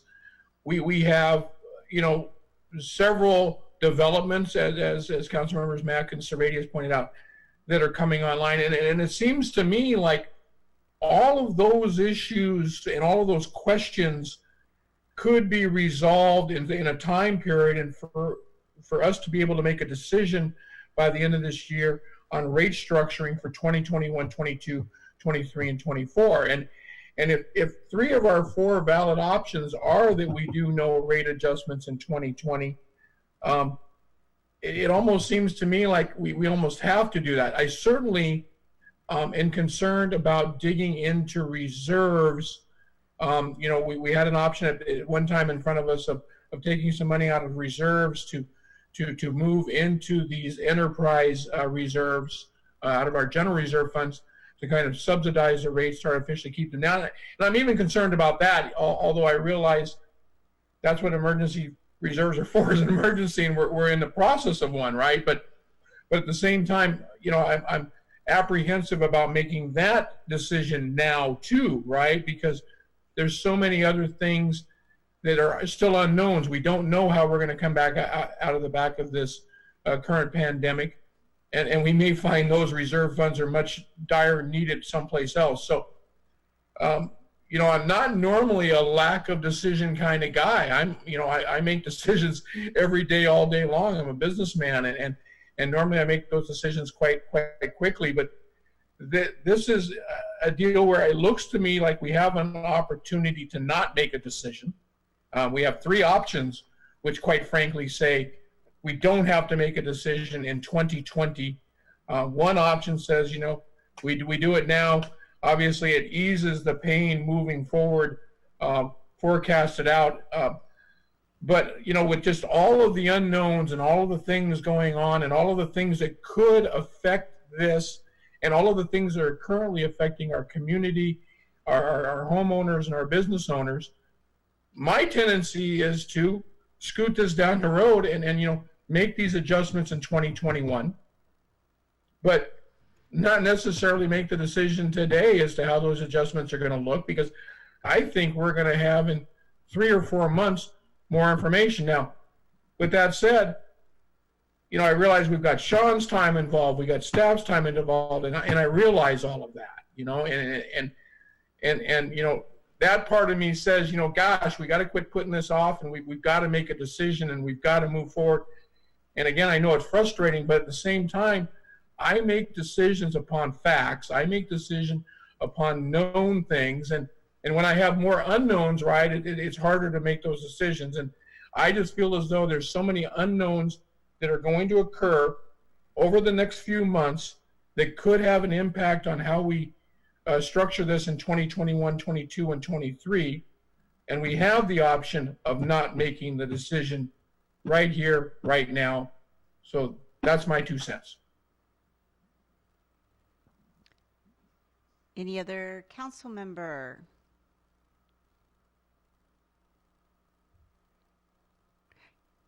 Councilman Wassinger? Is that a hand?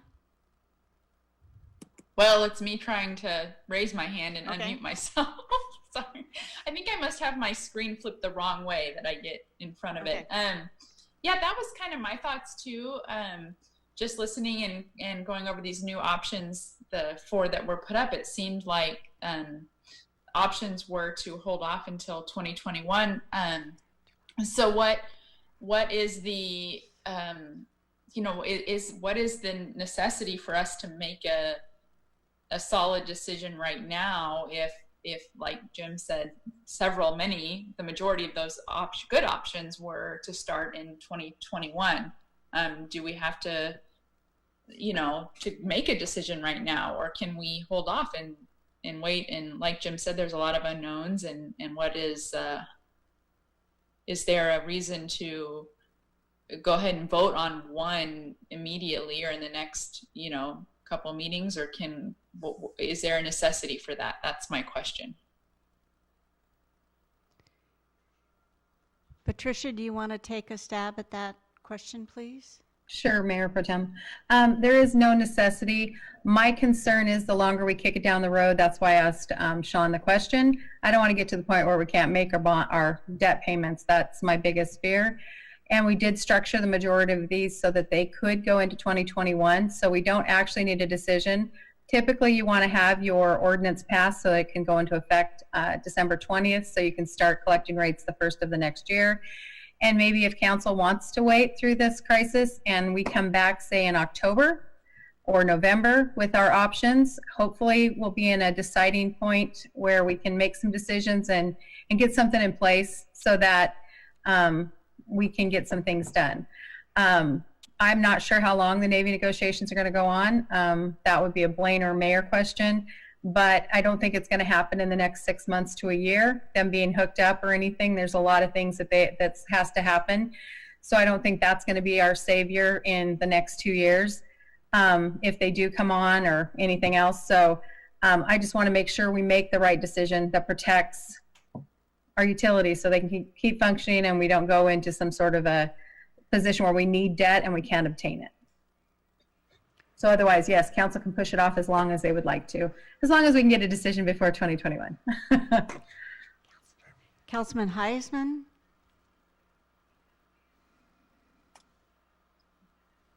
Thank you, Mayor Pro Tem. Erica, were you done? Yes, she was. Thank you. I had a similar question. 3 of the options not initiating an increase until 2021, is choosing one of those 3 options the same thing as postponing a decision completely?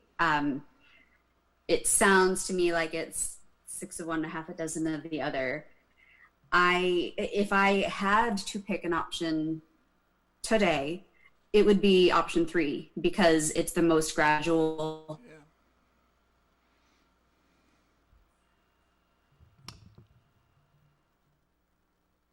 It's one, and that we are going to be able to cover it at some, if we'll, as a city, to pay our bills and get the great bond rates and interest rates that we're able to get right now because we have good credit. That's going to cost all of us a lot of money down the road. And that's a situation I don't want us to get into either.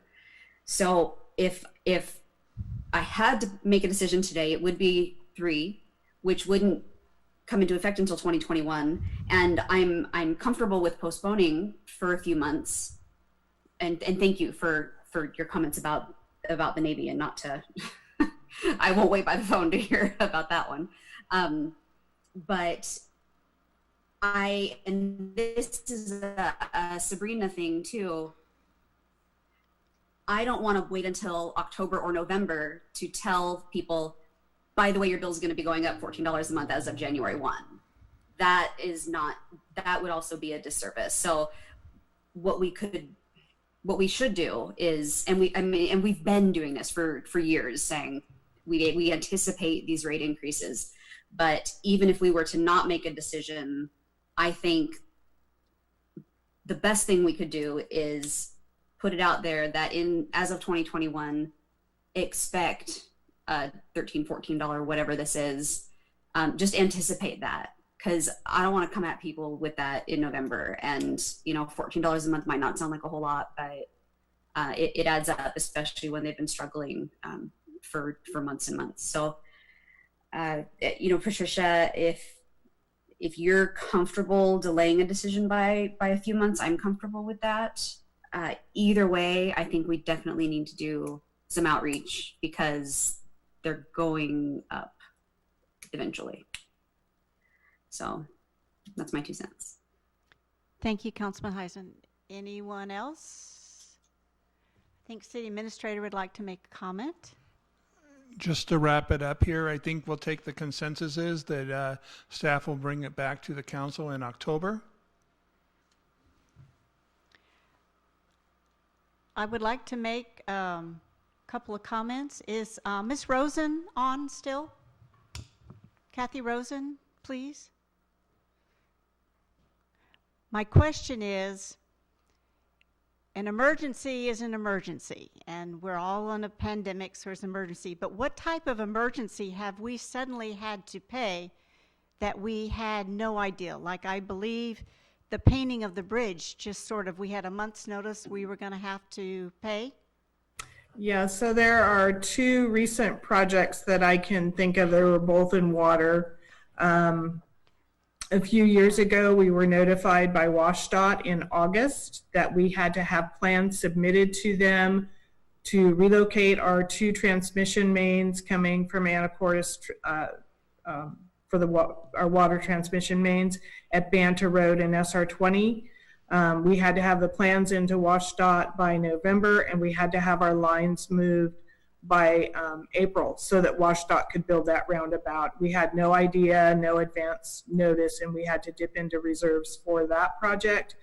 And then we were notified by the state that they were going to be doing the bridge painting, and it was an opportune time for us to have their contractor paint our water line under the bridge as well, because it saves us a lot of money in terms of environmental and contracting.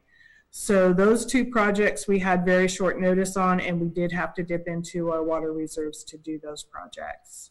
Approximately how much, if you put those 2 projects together? So the bridge painting is a little less than $400,000, but if I remember correctly, the roundabout was around $1 million, maybe a little bit more.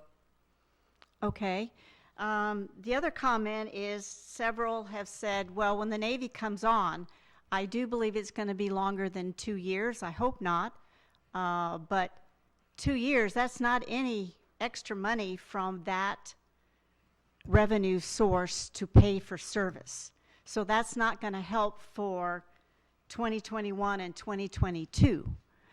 The other thing, as far as build out of homes, even if we get our system more streamlined or at least figure out where the hangups are, until that house is built and online, we're probably going to need 1,500 homes to make a big difference. You know, you add 50 here, 2 here, 16 there. Until they're online, you can't start figuring that, unfortunately, that revenue, because it's not in our bank.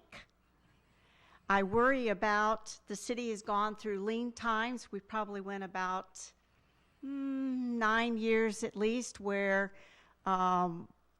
because the car dealerships went away and this store went away, we were losing 18% of revenue each year, and that really cost us. So that's when we started, people were doing double duty. They were cross-training for another job just so we can keep the city running. It's our job to make sure we're solvent and we don't get into trouble, and we don't have to have an exaggerated reserves, but we've got to have them because we just never know.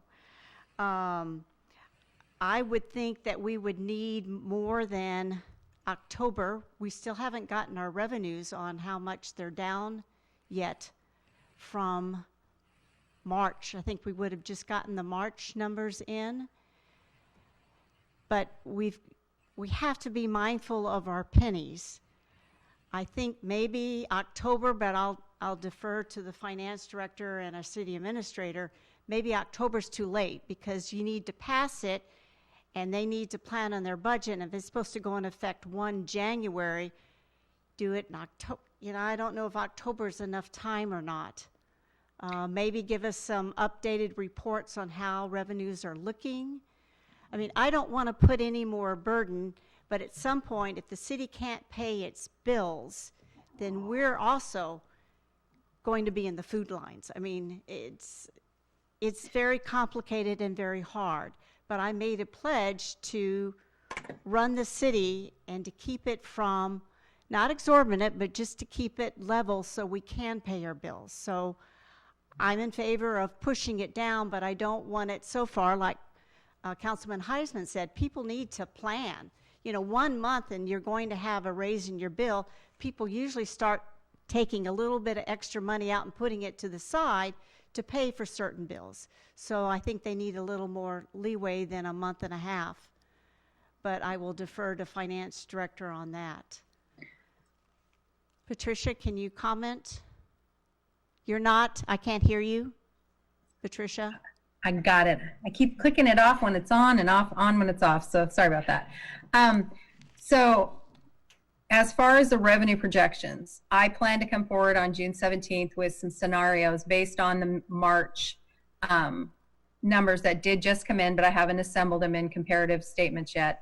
But I also plan to come forward multiple times because we won't get April's until the end of June. We won't get May's until the end of July. So we're going to keep getting different scenarios coming through of data and how much we're receiving. But March will show us from the 23rd or the middle of March through the end of March. So I do want to come forward to council and look at a few scenarios based on different parameters. So you guys can kind of see worst case, best case, sort of okay case, and have some numbers to start figuring out planning for the budget. As far as October goes, October would be, in my opinion, probably the latest we'd want to go, and because then we could get a decision hopefully in October and not push it into November. We're going to be in the final throes of budget, so we really need to know what to plan for our utilities, that if they're going to have an increase or not. And then the final comment is, if we make it effective for 2021, the ordinance would have to be passed on 12/20 to give 45 days so we could bill. So that's the whole goal. That's why 12/20 has always been kind of the date that they put in so January billing can occur. So if we did it in October, they would have October, November, December before the January bill. So they'd have 3 months. But again, that would mean if we came forward, we were able to get a decision and go forward with it. Does that make sense? Yes, thank you. I believe Ms. Heisen has a question. Thank you, Mayor Pro Tem. My question is, I'd like to hear from Sabrina. You said that you've dealt with rate increases and educating the public before, but what are your thoughts just based on your experience on the timeline in terms of preparing people? I think the sooner we can get information out, the better. So I want to really work with Patricia and potentially Kathy on how we want to do that. We have several methods that we could use for doing that. I would say utility bills are one method so that it's where people are seeing the rates and showing them as an insert what they might anticipate. The other thing is social media, the Mayor Snapshot, which is our e-newsletter. There's several different ways that we can do that, and we would just want to get that out as much as possible. The other thing is we have a very active social media audience through Facebook, and we could even change the Facebook banner where instead of being a pretty picture of the city, like we're doing now for COVID, we're giving people a quick snapshot to expect something that's changing. So there's several ways we can do it. We don't have the community outreach events because of the changes because of COVID. So I think we just need to look at other ways of doing that. And I'm more than happy to explore those and look for other options as well. Ms. Heisen, is that it? Yeah, that's it. I agree with you. I'm not really comfy with October, but then I think about August, and well, that's just literally just 2 months away. So yeah, I mean, I'd like to have this conversation again before October, but I understand in terms of the official decision-making timeline that's what we're shooting for, but the conversation needs to happen before then. That is all. All right, thank you. I believe Councilman Wiesner had his hand up next. Thank you, Mayor Pro Tem. I just wanted to clarify my statements earlier when we were talking about the Navy and the possible developments. I obviously know that we're not going to be connected to those here anytime soon, but I want to make sure my statements are clear. We're going to have more information. I mean, we certainly are not going to be finished with negotiations with the Navy, but we may have an idea of the direction they're going, possibly. And if we don't, we don't. But if we do, then we have more information in order to make an informed decision.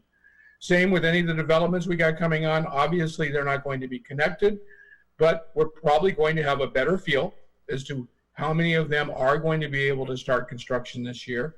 And we'll probably be able to get a better feel from those developers as to what their phasing and timelines and schedules are. And Patricia pointed out too, we are then going to have some of the information, about the city finances. She's obviously going to keep us abreast. We know as these numbers start coming in, they're not going to be pretty, and we get that. And I just want to do this once, and I want to do it right? And in order to do that, the more information we can have and the more time we have to gather that information, knowing that we have these things on the horizon and knowing that they're not necessarily going to save us from these rate increases, or even maybe possibly even make changes at all in the rate increases further out. They're certainly not going to have any effect on them, I would expect, for 2021. But we may see some progression on the other side of that. But at least we're going to have more information than we do today to be able to make an informed decision. Thank you. Thank you, Mr. Councilman Mack, please. Thank you, Mayor Pro Tem. And also thank you, Councilmember Wiesner, for the clarification. And I agree with that we're not going to have everything up online and running, but we're going to have more information. We need more information. Now, with that being said, please, our residents are in enough stress. We don't need to jump the gun and add more stress and warn them about a rate increase. Let's cool things down. Let's get some more information. Let's put another 60 to 90 days out there, gather everything up. Let's not make any formal announcement and panic our already panicked residents over some increases. I think we'll have plenty of time to give them a heads up And but at the same time, they'll see that we're trying to get the information. They'll see that we're trying to put it all together to make a quality decision, as Councilmember Wiesner said. So that is all. Thank you. Thank you, Councilman Mack. Looking as there will be no action tonight, let's move on to 8A.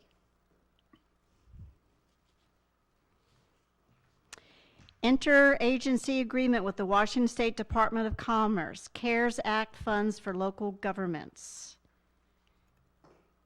And Mr. Oborn, you are the presenter for this, please. Yeah, we're spending items in 7A and 8B, so we need to start with getting the money first. So this is the good news that we have here. We'll bring up the slides if we can.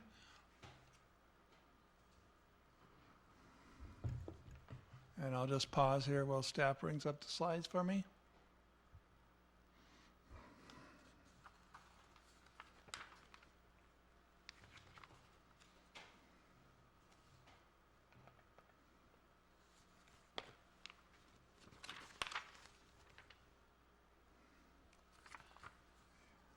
There we go. Thank you. So this is about the interagency agreement with the Washington State Department of Commerce, and this is the state sharing the CARES funding with local government. So we appreciate that. The next one is slide here. If we can go to that slide here, is the amount that the state is allocating to us is $689,100. One of the challenges is certainly like to use it for revenue shortfalls. I think we have them, but we cannot use them for revenue shortfalls. But we certainly can do it for extra spending associated with the COVID that the city occurs, and we can use it for economic support. So the next slide here is the timeline here. Unfortunately, the federal grant went all the way out to December 31st. This is funneling through the state, so they've narrowed the timeline that we can do expenditures through October 31st, 2020. So it cuts off 2 months for us. And then we have to really quick turnaround to them for expenditures by November 15th. So what we're trying to do here is cram in a program that would be normally done in months into weeks here to get the money out there and to take advantage of it. So just a lot going on there. The next item here is just the taking any questions and notating the recommendation by staff is that the council will approve the interagency agreement for the coronavirus fund for local governments grant in the amount of $689,100, and that's the maximum we can receive. Any questions? If I may step in, this is not how we're doing it or whatever. It's just that we are willing to go into a interagency agreement to receive the funds. Yes. And that's all it is. The next item is the how-to. Next two items. Well, Okay. Next one's how part of how we spend the Right. money, and then the other item is if we use additional services, outside services to assist us with certain programs. Does council have any questions for just this interagency agreement to be signed in order that we can receive the money? Mr. Wiesner. Thank you, Mayor Pro Tem, and I'm assuming that none of my fellow councilors have a question, so I would like to move to authorize Mayor Severance to sign the interagency agreement for the Coronavirus Relief Fund for local government grant in the amount of $689,100. Second. Councilman Wassinger seconded. Motion by Councilman Wiesner, second by Councilman Wassinger. Sorry. All those in favor say aye.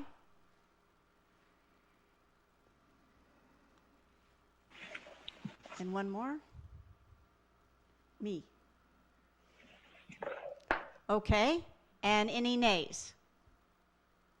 All righty, it passes. All right, let's go on to now the new 8B. It is 7A. 7A is now the 8B. Okay. We moved it down, so Okay, got it. we ended up with no 7. So Resolution 2018, Council Determination Use of CARES funding for North Woodby Small Businesses Relief Fund Program. And would you explain what we have to this point, please? All right, the proposal here is to utilize 50% of the city's funds. We keep the other expense for admin and for city expenditures, and then if we don't need it, then we can bring some of that forward to this economic development. But I think this is the area I think that the community really needs it, and we've already had a lot of interest, and a lot of people thought we were starting this on June 1st. We kind of had that as a proposal. So, and I think from the county, the state ran governor ran a grant process through the Economic Development Council of Island County, and I think they had around 300 applicants, and about 20 were approved. So that just shows you that there's a real need out there that's being unmet for support that's out there. So this is a great opportunity for us to partner with the county. The county's initially posed $333,333. We're hoping that they free up additional money. They're getting over $4 million in funding. So we're hoping that they've pledged this initial amount to get the program going. That gives us an initial amount of $677,883 towards small business relief. So that's real exciting, good news there. Timeline is kind of where we're getting at, depends upon approval of the council. We will push that back.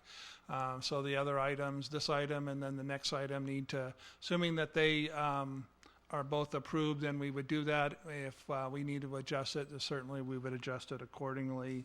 The goal here is just to get this program out in weeks rather than months, because we know that there's a hurting community out there, and there's a really need for grant funding to help businesses stay afloat.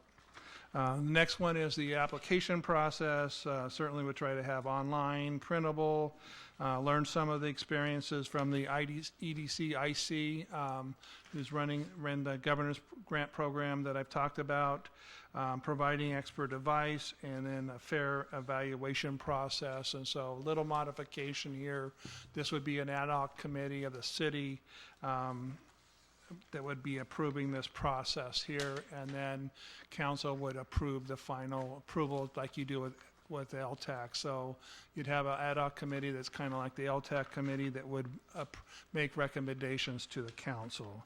So the criteria, this is kind of working out since we're sharing the funding with the county in this program here to really help out the businesses here and to help out more businesses. It's kind of drawing on a consensus from the county. So the consensus is this funding would be for the 98277 zip code, so it would certainly go outside of city limits. We're utilizing city and county money, so it makes sense to do that. Small businesses, a lot of discussion on that, but the county consensus is 50 or less. I guarantee you there's going to be a business at 51, but I think we need to define that. That's the consensus we've already reached to move this forward here. Another issue that was consensus is priority will be given to businesses not previously awarded grant under prior COVID-19 stimulus packages or governor aid. So we want to say priority, and then we want to be able to, I think the goal here is to get some of the nonprofits and businesses that were ineligible for other programs and to have them be eligible in this program here. And then the grant award, I previously talked about 15,000. That was what SQUIM had in a program they were running. I think from my information, King County was running at 5. The consensus from the county consensus from our meetings was $10,000. So since we're spending county money, we're kind of combining city consensus with county consensus here. The next item here is the recommendations of approval will be made by an ad hoc committee with appointments by the mayor and the county commissioner Johnson. And it would consist of committee members of non-elected is the instructions I'm getting from the county commissioner to set this up. And then the final approval of the grant process would be by the city council, like you do with the LTAC. So it would be in batches. Here, the next one coming back is the funding process. Here, CARES funds provided to Washington State Department of Commerce. We would have to do the reimbursement. We would have to work out a process because we're spending city money from the Department of Commerce and then also county money from the Department of Commerce. So I think we can work that out. And then we would have different cycles going through with the grant processes. The funding I'm talking about here is the initial cycle, but if the county has additional money and if we don't think we're going to spend some of the money that we have set aside for city expenses, then we would move that over into this business grant. So I view additional cycles coming out. And then the lastly here is I would recommend you approve the resolution that talks about this, sets aside the amount of funding I mentioned here, which is 50% from the grant agreement for this program.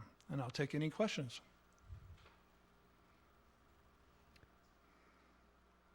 Council members, questions? Mr. Wiesner.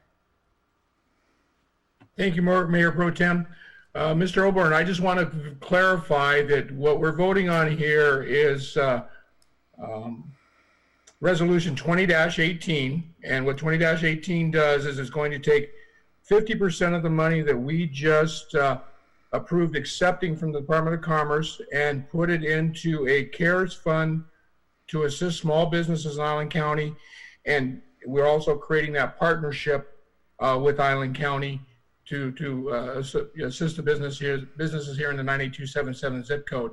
So this resolution is just creating that 50% contribution from the city and agreeing to accept the county money and form this partnership to help small businesses, correct?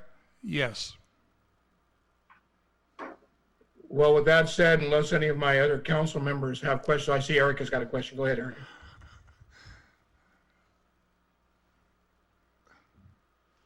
Mayor Pro Tem? Yes, okay? please. I was waiting for Mr. Wiesner to give a nod or something that he was done. So, yes, done. so. Sorry, Mayor.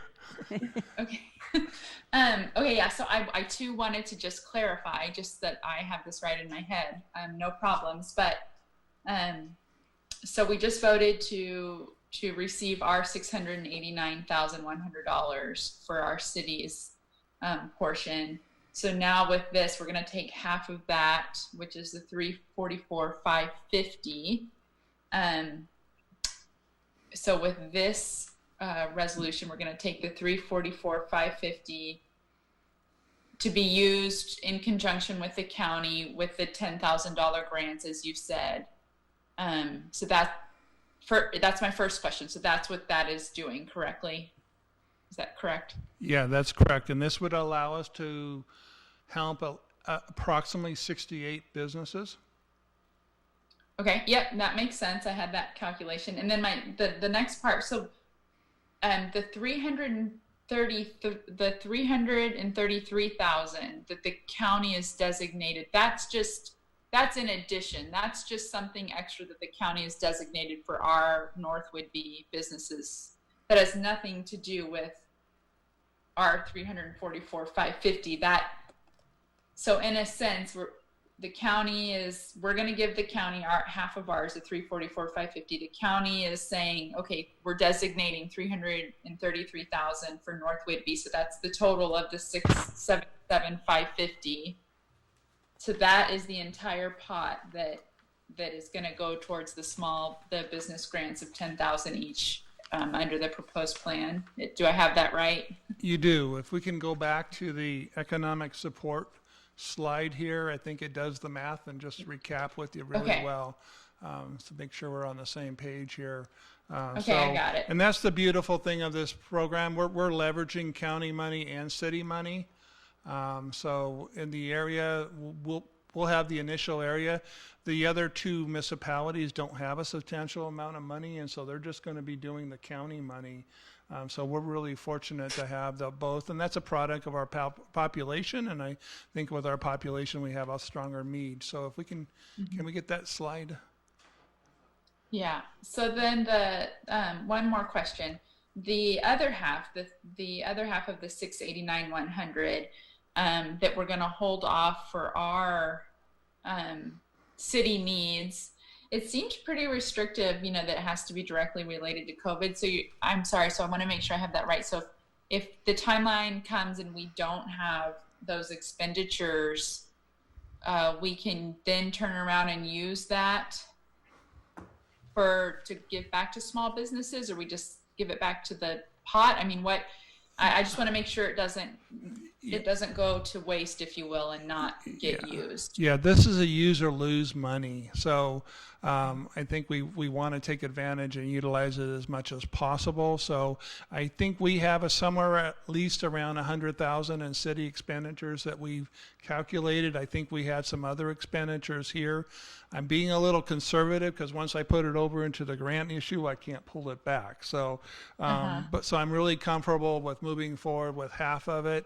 I think there's always a little trepidation of staff, so I've talked to my finance director. She's probably a little bit concerned because she knows we're pulling it over, but I think we really know what we need. We want to share. We want to share as much as possible. So it's a combination. So county's going to do the same thing.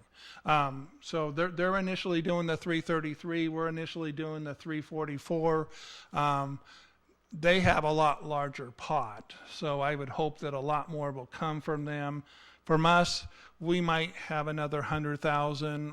I don't know. So we'll continue to do those numbers, calculate it, and get it done. We're on a quick turnaround here. The problem is because the grant program takes a little longer, we have to lead, and it has a shorter turnaround date. We have to we can only run we have to run a month shorter on the cutoff on that. But certainly we'll work on that, and we want to be able to utilize, and it makes sense to put as much of this into the city or the community as stimulus money, and so we want to be able to take advantage of that funding provided by the federal government. But it's a reimbursement. It's only for expenditures. So it's only for checks we wrote for COVID-related expenses and relief, and it's only for economic development related to COVID. So, and then we seek reimbursement once we expend it. Thank you so much. That's all I have, and I support it, but thank you very much. Thank you, Councilman Wassinger. Councilman Servadius. Thank you, Mayor Pro Tem. Couple of thoughts here. Something, Mr. O'Born, you said a couple of times, which I can't agree with more, is weeks versus months to get this in the hands of small businesses. Having said that, you then said we've incurred about 100,000 in city expenses, and we might incur 100,000 more. Yeah, so, yes. And I realize that's a tough number to pin down. Well, we probably have a decent idea of what we've spent. I don't know if we need to withhold as much as we're withholding, and we got to keep in mind whose money this is. It's not our money. It's not the state's money. It's not the feds. I mean, this is taxpayer money that's coming back to us to get in the hands of small businesses as quickly as possible. So let's say we withheld, 40% or 200,000. I would hope that we would see more come from Island County. They're doling out about $1 million of their 4.6. But to me, it's imperative to get as much of this money passed through as quickly to these small businesses, because that's going to be critical. I mean, weeks might make or break them in getting their rent covered and having the money to go buy. Let's say they're a restaurant and they've had a lot of spoilage because they've been sitting there for 2 or 3 months. We need to get them injected with cash so they can open the doors and hopefully get enough cash flow to survive and get back on track. So, I don't know how that works. I'm all for approving this, but I would want to approve it that we withhold less for the city and get more pushed through to the general public and to the small businesses. It's their money in the end. That's where it came from. That's all. Thank you.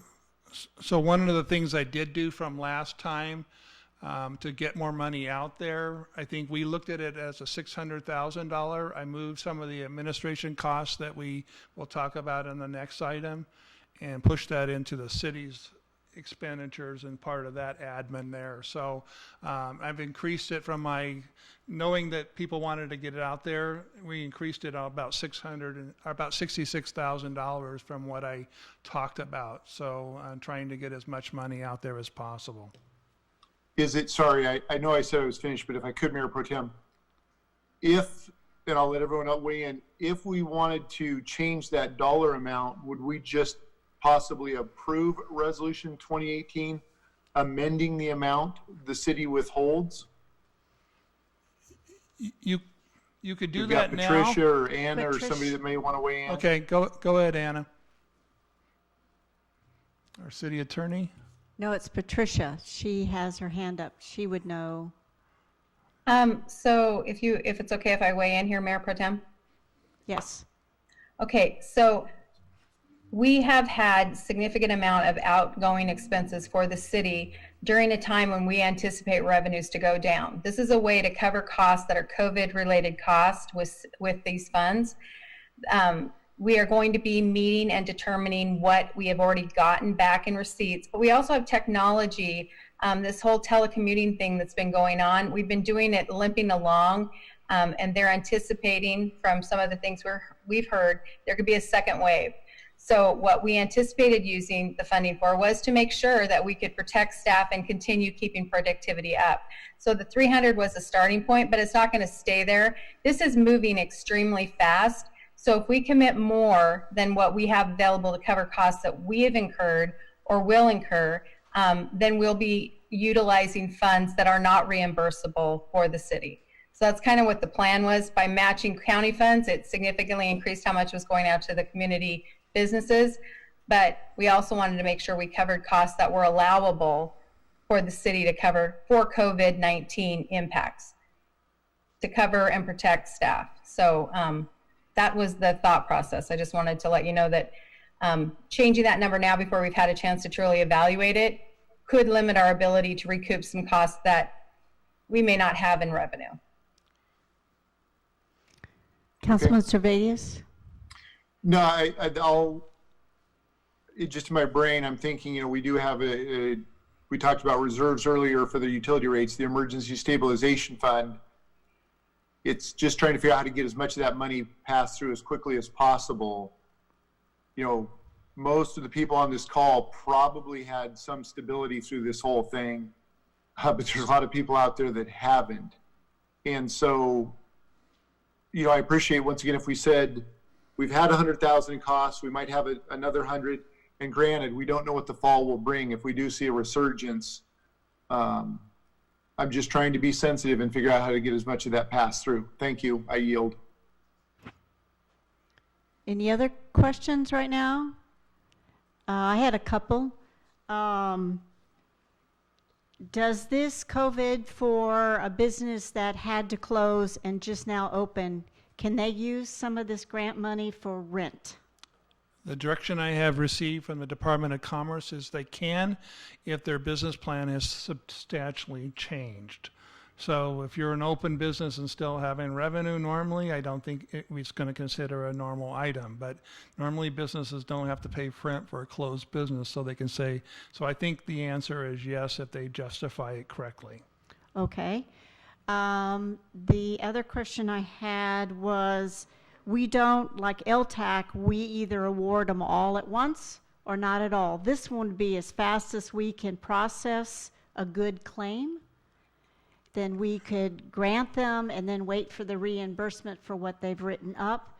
We don't have to wait till we have 68 businesses we help. I mean, do we have to do all 68 at once? Or can we, if we have a good list of 10 that fit the criteria?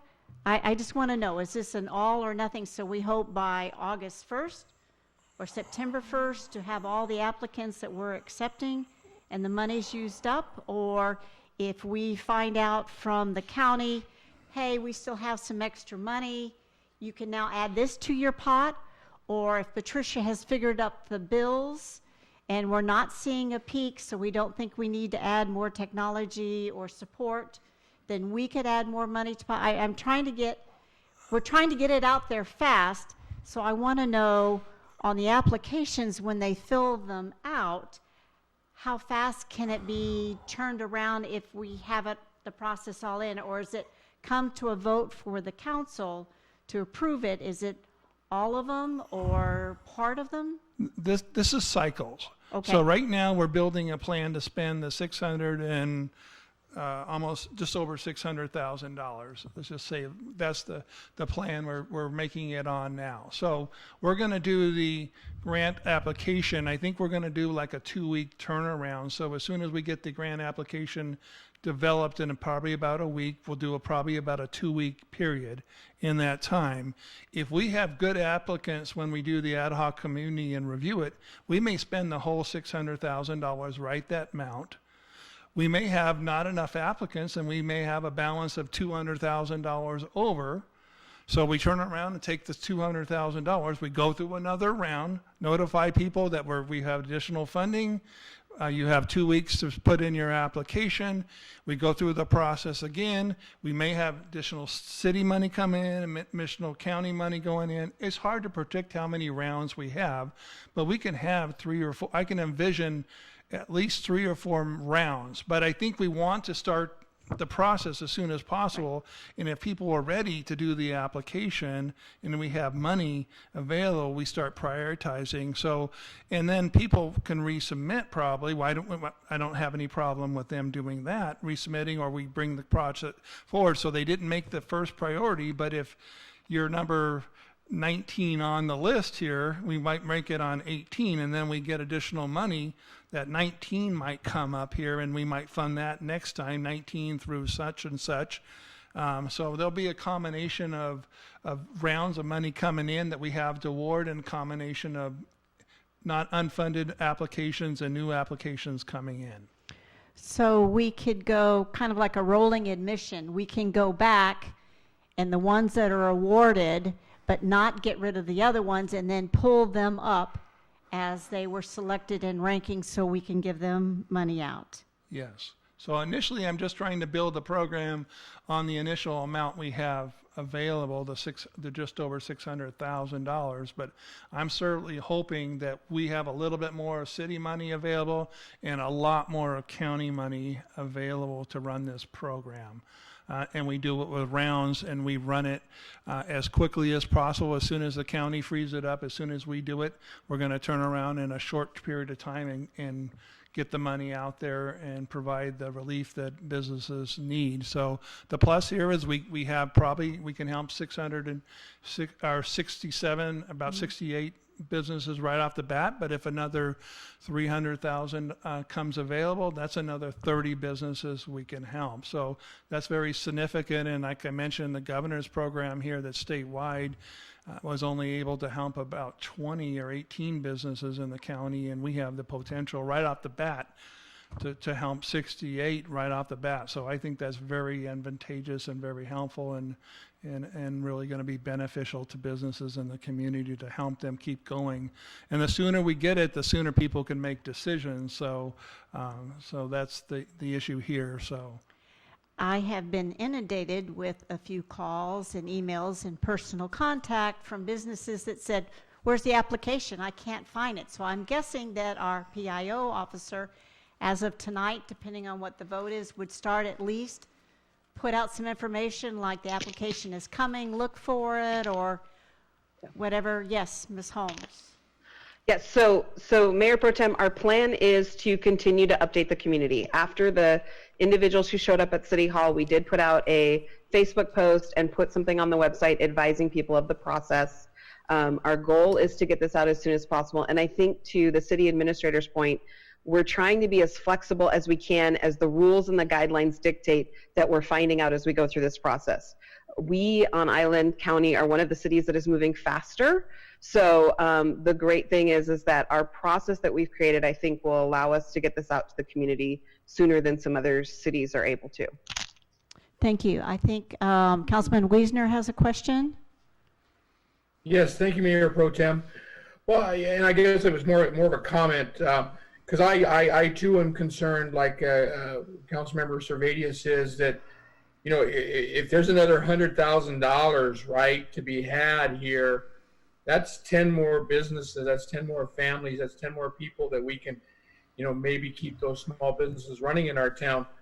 At the same time, you know, I understand our finance director's concerns, and obviously we value her input. I mean, she is the finance director. She's the one with the finger on the pulse, and we certainly cannot dismiss any of her comments.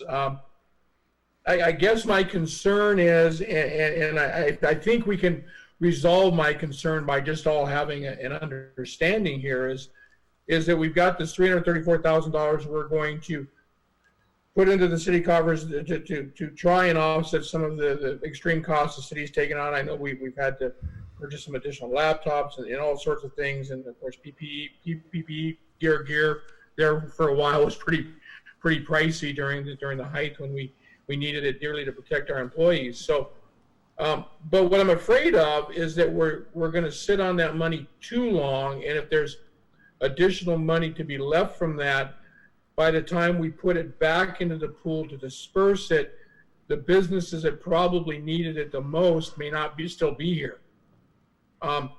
So I guess what I'm going to need, you know, I certainly want to support this resolution, mainly because I don't want to stop the train. I want to move forward. In fact, I want to move forward at hyper speed. I want to get this process started. I want to get this money out in our community. I agree with all the comments. You know, we've got restaurants that, you know, need to restock their refrigerators and freezers and you know, so what I guess I'm going to need is a little assurance from both Patricia and Blaine that we're going to get some really regular updates on the status of this money, and we're going to do some serious forecasting as much as we can without the crystal ball that we don't have in front of us, so that we can get whatever money is going to come back out of that back into this pool and do it quickly. Dumping it back into this pool in August is not going to help any of the businesses that truly need it. So we know there's money that's going to come from this that we are probably, hopefully, not going to have to use on the city's end. It's going to be important that we move fairly light on our feet with that. And certainly, Patricia, I'd love any input you've got on that as to how you think we can, how quickly you think we can move in a comfort level, protecting the city, but at the same time, not letting this money sit, letting it get out where it needs to get. Patricia? Mayor Pro Tem, is it okay if I reply? Yes, please. Okay, so the city money, we've been collecting all of the expenses that apply to COVID since we started spending them. So Chief Merrill has a significant amount with him. Sandra Place and myself have been talking. Our plan is in the next week to sit down with department heads and get a final accounting of what they think they may need for telecommuting or other PPE, so we can come up with a list. Sandra can price it, and we'll know what we need, and we'll get that to Blaine so he can then transfer whatever's excess out. But we don't know exactly what those costs are till we price them out and ensure that the departments are heard from that may need that. We can't use it on capital. We have to use it on something that is telecommuting related, basically, or COVID-19 related, as Chief Merrill has been verifying. So that's our goal, and we're not going to waste any time on it. This whole process is moving extremely fast, and we're talking, this is grant dollars that we're receiving. So we aren't going to be able to just hand cash out to people. They're going to have to justify how it's COVID-19 related. So part of the delay could be on businesses figuring out how they're going to get us proof that what they're paying for is COVID-19 related. So that's a whole process. It's like free money, but it's government money, and the feds put a lot of conditions. And in the contract, as you review it, you'll see there's a lot of conditions on how we can spend it. And we want to make sure we spend it correctly, because we don't want it to come out of city coffers. We want it to be funding that is appropriate and allowed that we're spending. So we want to move quickly but carefully, and that's what the group of us are trying to do really desperately. All right, Councilman Servadius.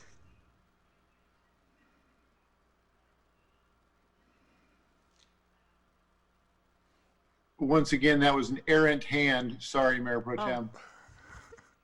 I just I'll knew put you that had a down. burning question. Could I get head nods or hands waving or whatever? In order to get this money out, and if the staff has information, if we need to have an emergency meeting to approve something, would council, knowing that this could be a possibility in the evening, to do it so that staff knows? I've seen everyone but Councilmember Mack. Just a thumbs up will work. But it looks... Thank you, Mayor Pro Tem. I'm following Jim Wiesner's logic on this, and I'm not sure if we're supposed to officially vote here on accepting the dollars or actually where we're going to go from here.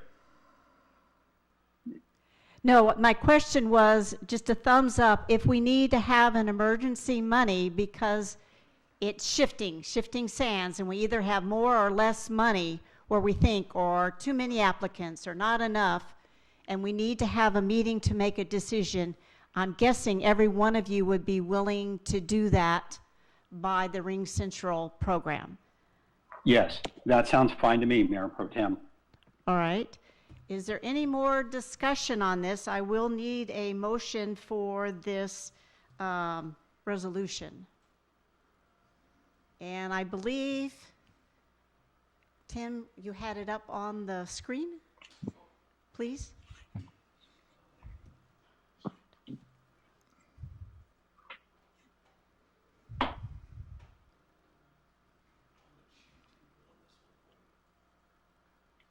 Mayor, I'd like to make that motion.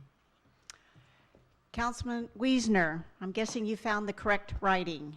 Yes, thank you, Mayor Pro There Tem. it is. I would like to move to approve Resolution 20-18, City Council determination of the use of CARES funding for North Whidbey Island Small Business Relief Fund program to assist business impacted financially by COVID-19. Second.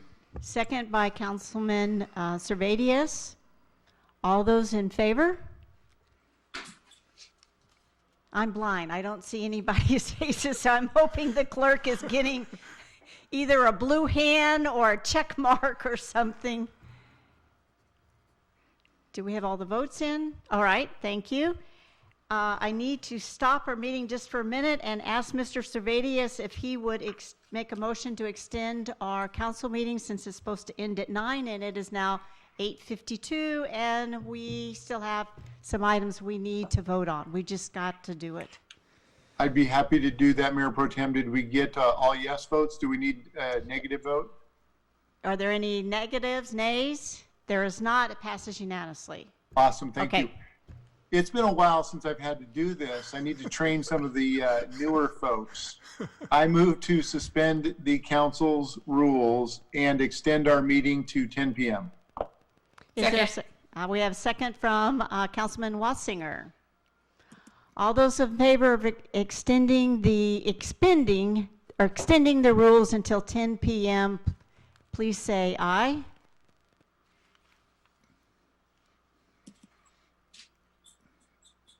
We're counting votes. Hang on there. Okay, we have them all. Are there any nays? Don't you dare. All right. Having that done, now we will continue with our agenda. Yeah, thanks for training me. This is a first for me, so. Well, let's hope it doesn't go till midnight. Yeah, okay. I've been in, unfortunately, too many of those. So 8B used to be 8. Okay, 8B. Professional service or it's actually 8C. We got to go down.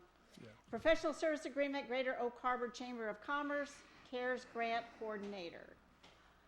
Mr. Oburn, I think you've got it again. All right. This is one of the formulas here on how we get the months into weeks. So we talked about the what, we talked about the when, now I'm talking about how do we expedite this and get this quickly. So this is the partnership with the Greater Oak Harbor Chamber of Commerce. So just to kind of give you an overview of this very quickly put together a professional service agreement that's a not to exceed amount, so it's on the higher end amount. Just take that in mind here.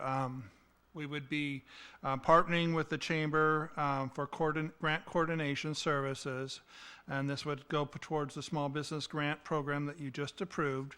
And this would be a sole source agreement. We're expediting it so we don't have to go through, we can use our emergency resolution, and we also have RCWs that reference that. If you have any questions on that sole source issue, then go ahead. Our city attorney is here, and then we also have the consultant attorney here that can address those issues. So any concerns on the sole source proposal here? And the emergency resolution that waived the bidding process that we're utilizing to expedite this proposed agreement. All right, moving on to the next item here, Chamber Services. This is the scope of work that they would be providing. They would be promoting the program for the city. They would be providing assistance and mentoring to businesses. They would be processing the grants. This is a big part of the administration function or the coordination function that they would help. And this is services that we just don't have in-house that they're in a position to provide.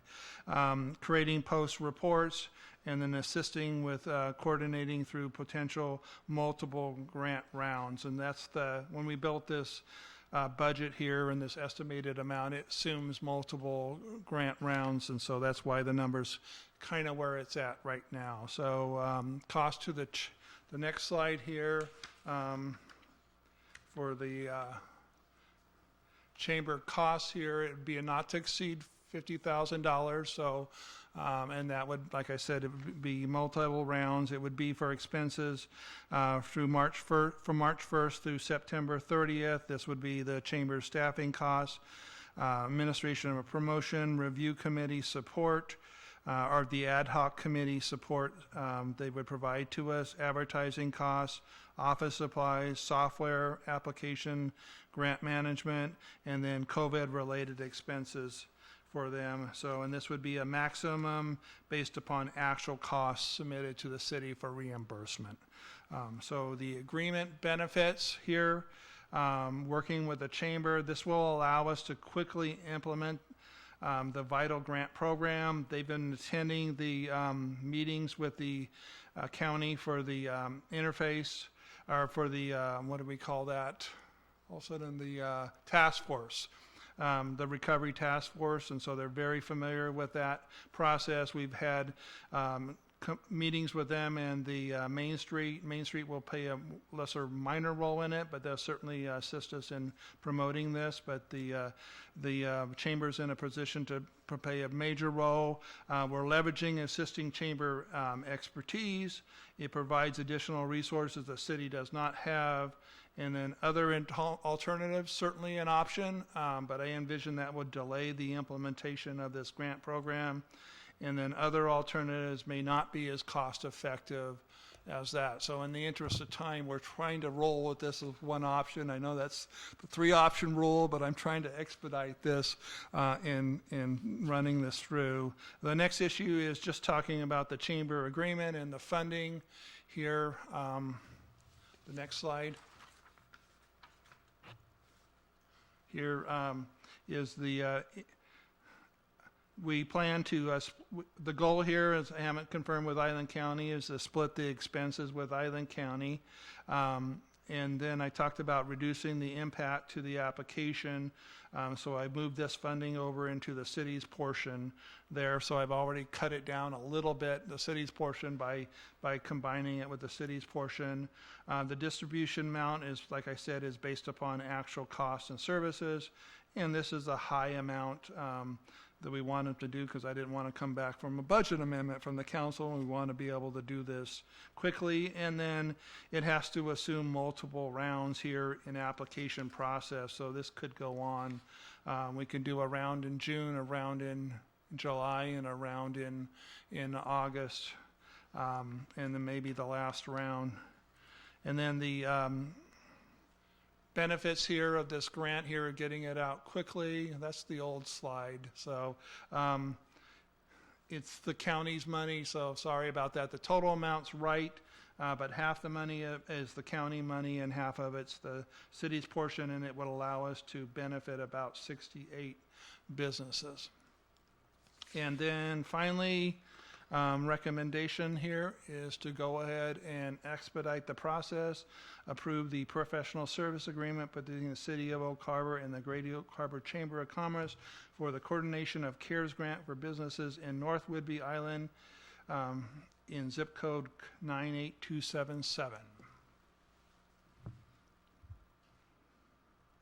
Questions? And I do have the Chamber Executive Director here, Miranda Havik, to help me with any any questions you might have there regarding the agreement and the process and the service that they would provide. All right, the first hand raised I see is Councilman Wiesner. Thank you, Mayor Pro Tem. A couple questions. I don't know if Blaine or Miranda would be the appropriate person, so just chime in. First off, obviously, you know, we were talking about our hope and our dream, obviously, of multiple rounds, right? And that's obviously going to be dependent upon, you know, other monies coming in. So I just want to clarify, obviously, if we end up with 1 round or 2 rounds of this, we would expect to see a substantially lower expected figure, I'm assuming. That would be my assumption. Miranda, you want to verify that with me? Yeah. If we see less rounds of this funding coming out, then that would be less scope of work on the chamber, and it would be less of a quote-unquote fee that we would then bill to the city to use the city's funds, which would free up more of the city's funds than to put back into the pot or use for whatever else they needed to use it for. Does that answer your question, Councilman Wiesner? Thank you. Yes, Miranda, it does. But hang in there for just a sec, because I got one more for you. How quickly do you think you can implement this plan? How quickly can you guys be up and running and accepting applications? After we get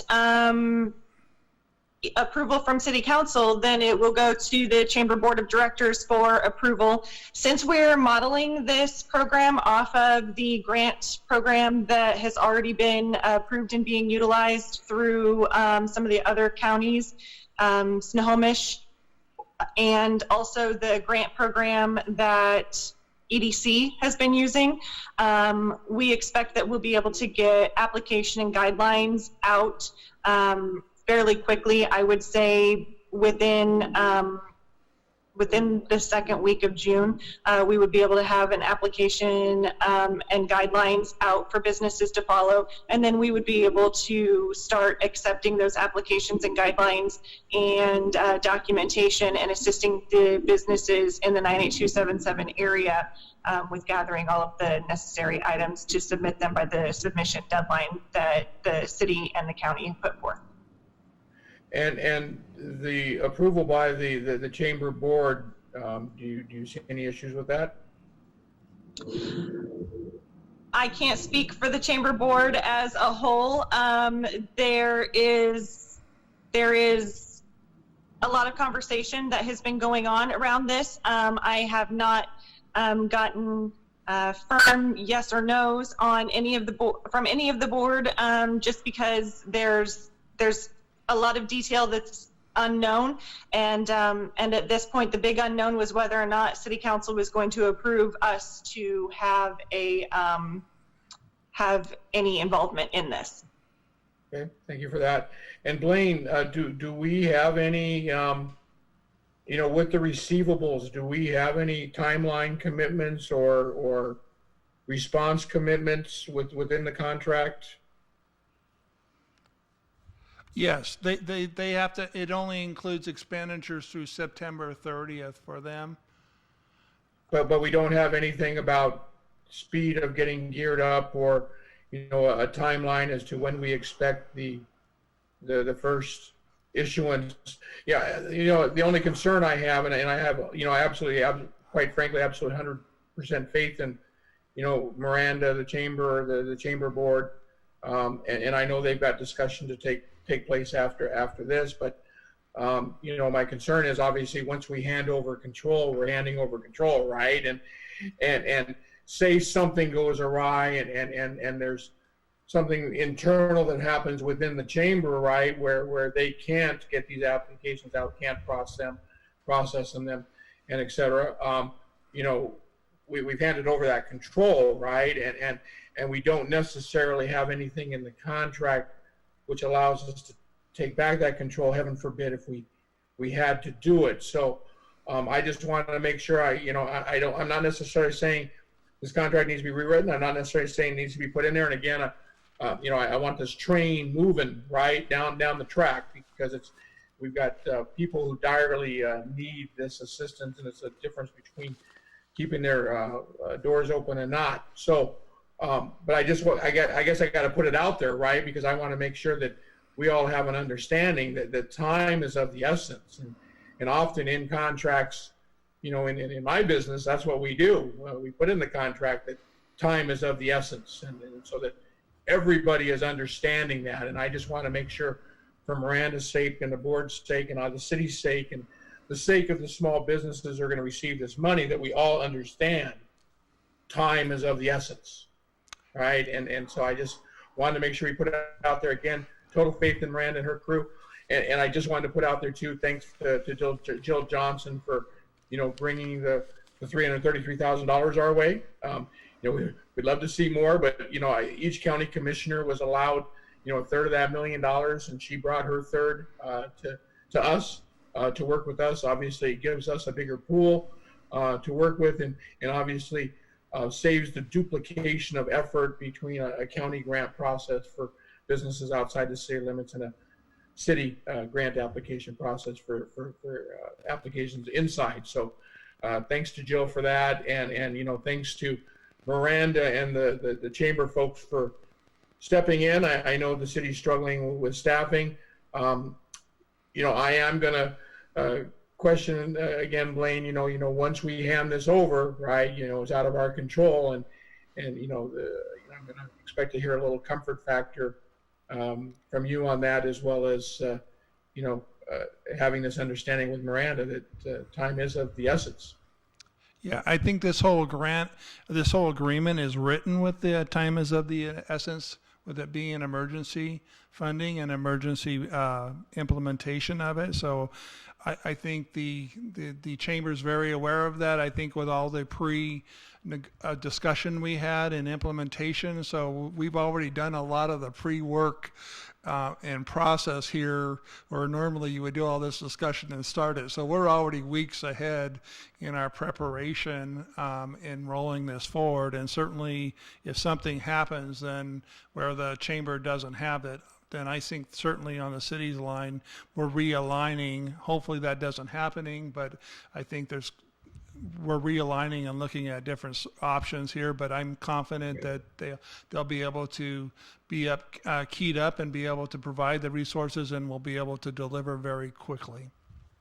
Thanks for that, Blaine. And I did want to also thank you for, making sure that, and going back to the county and getting the county to cover part of the cost of administrating this money, right? Initially, I think, most of that cost was coming on us, even though half the money that we're administering is the county's money, and some of that is going to go out to the county. So I appreciate the county's willingness to step up with those additional funds to help us pay for that. And I appreciate the fact that we're not dipping into the money that is earmarked for our local businesses in order to fund our portion of the administration of this, that we're dipping into the money that the city has pulled out of the CARES program. So I do appreciate that, Blaine. And I'm certainly hoping that the county has additional money to free up and part of that. So I'm hoping it's a lot more than the $333,000. So, and I think there's a good chance it will be. Thank you, Councilman Wiesner. Councilman Mack. Thank you, Mayor Pro Tem. This is probably directed more to Miranda, but I'm really concerned. I was at the comment that the board has made a decision. And here we're supposed to decide tonight on the service agreement, but the board does not sound like they're quite ready to take this on.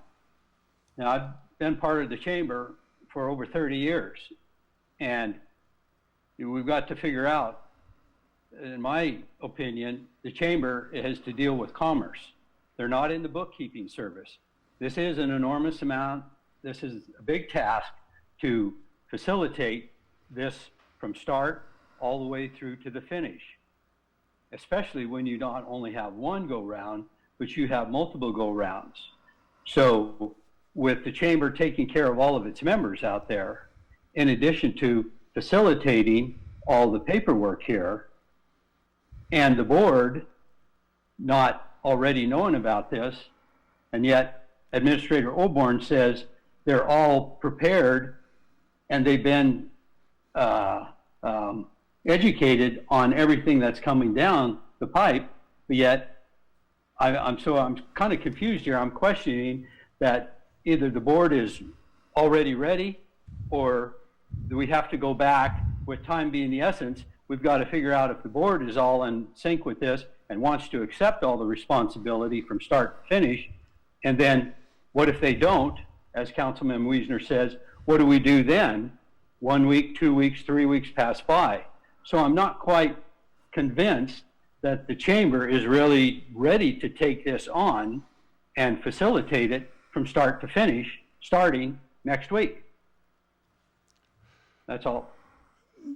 Let me lead with this, Miranda, and then I'll let you follow up. Just to remind you, just to kind of give you, the chamber couldn't put words in your mouth, and so until you proved the grant funding, we didn't have a penny. So now we have over $600,000 now. So we had that approved, so we couldn't prejudge I can't make decisions for the council. So now we have that. Now we have the program, so we just made huge strides here, and normally this would be in 3 or 4 meetings. We're trying to cram this. And then the other issue here is normally our protocol is to have the agreement already done by the other party before it comes to council, and that's why Mayor Munns was talking about a special meeting if they want to do that. In the interest of expediting, I flipped it the other way to try to get the possibility of this going as quickly as possible, but certainly it creates a little risk. And Miranda, you're welcome to follow through with any additional comments. Thank you, Mr. Oborn. To respond to you, Councilmember Mack, I apologize that I wasn't clear when I didn't mean to allude that the board of directors doesn't know anything about this. This has been a conversation between the executive board. This has not been brought to the entire board for a vote. Therefore, I don't want to speak for the board members and vote for them without hearing their firm votes on this. I am confident with the staff that I have and the staff that I project to potentially hire in short term for this process. I am confident that we as chamber staff are more than capable of doing this. My background in taking applications and gathering documentations for mortgage loans, I think is going to be incredibly useful in this. And we have other staff members that have multiple talents that are going to knock this out of the park. I don't feel like there's going to be any issue in me talking to my board of directors now that we have a clear direction put in place with the approvals that you guys have already made on being able to move forward with this. Have I answered your question or clarified any concern? Well, one more concern is, so you don't think that this will affect your abilities and stifle your abilities to take care of members as they get open up with all of their concerns other than the grant process and moving forward to the holiday season and with, I know we don't have any fundraisers and things that goes on, but with this being said, I still haven't seen, as a member of the chamber, I still haven't seen any short-term or a 6-month plan of how the chamber intends to, what I want to say, necessitate to the consumer, the local consumer, about shopping local. So my biggest concern over all of this, Miranda, is that this will distract, and I haven't seen anything to satisfy me that the chamber is going to promote business and shop local, which is what their forte is, and not get too much into the bookkeeping business is where I feel where the city should be handling this. So do you have, or does the chamber board have, an actual business plan moving forward to help the business people come out of COVID-19, their members? So that's to have a business plan for all of our members is a little bit out of our scope. I can't create business plans for every single one of our members. I can promote their business plans that they're putting in action. I can certainly assist with any marketing and connecting them to the community. But we don't build business plans for our members. No, it's not for the individual members. It's to the community, for the members.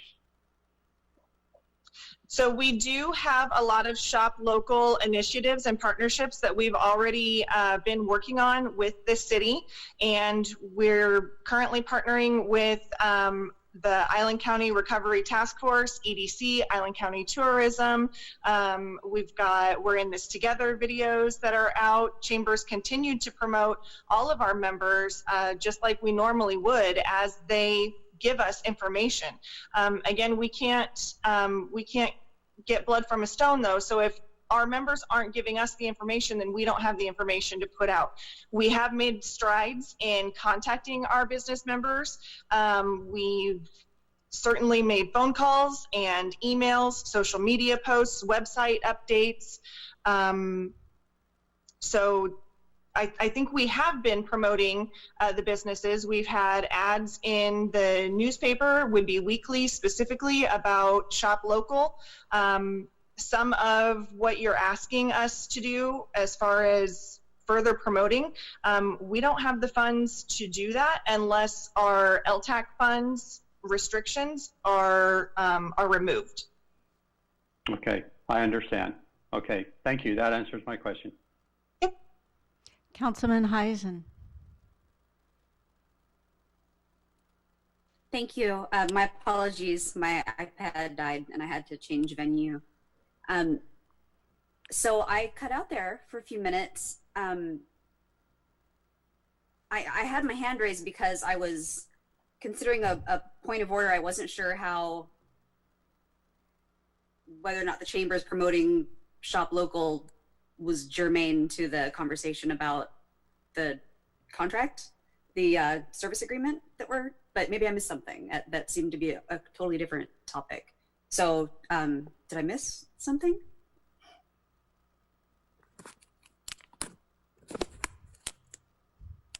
Would you like me to respond to that, Mayor Pro Tem?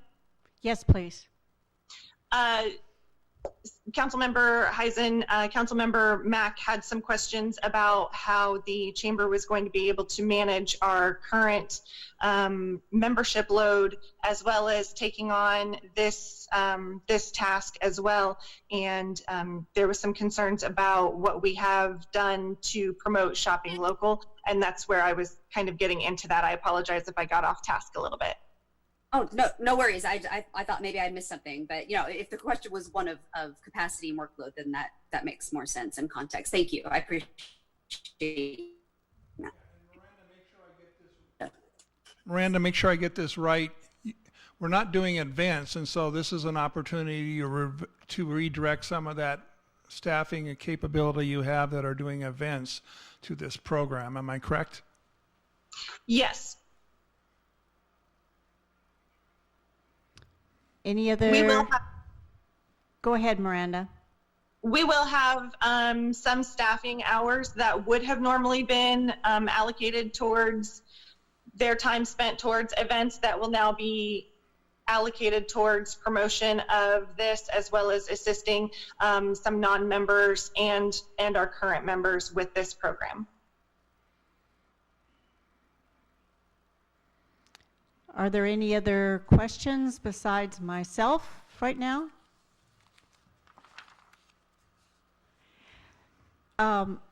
This question will be from Miranda. So your event people, depending on their skills, you're just going to change their role for this application part so that they still get the paycheck.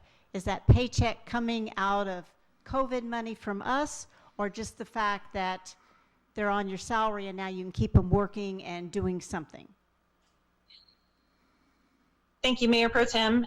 So we have a staff member right now that is a part-time staff member, and she would normally be helping with events. During this COVID time and this program, we would increase her hours to full-time, and we would also potentially bring on another 30-hour-a-week person for this program specifically, because we expect that there are going to be a lot of applications and a lot of processing and contact back and forth between the applicants on this.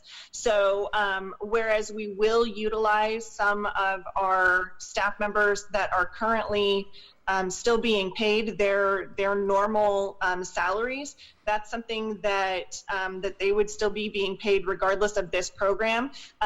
We do feel that they do have some extra time that they can allot to helping with this program, so we are going to take some of their time away and allocate it towards this program.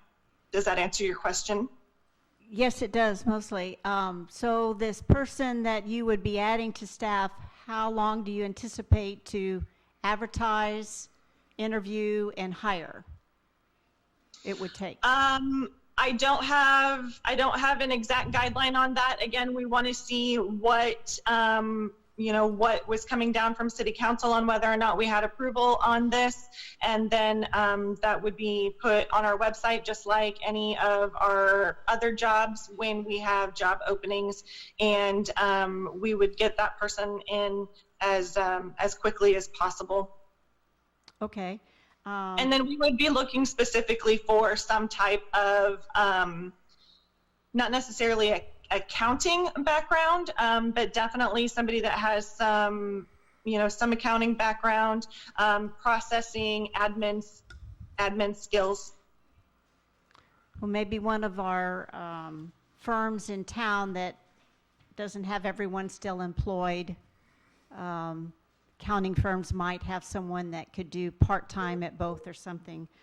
The other question I have is really the approval is going to be when the chamber approves the contract. So once they get the contract, just for instance, there is some wording that they are not happy with, they would suggest that to us and then send it back to us, and then we would approve the wording and then send it back to them. So technically, you have a feel for your board and what's going on, but once you sign a contract, that's a big deal. And so I just wanted to point that out. If they don't like some of the wording or everything's okay, then we would know that at our workshop meeting, or we could take action if we need to on that. I had another question, Mr. Oburn.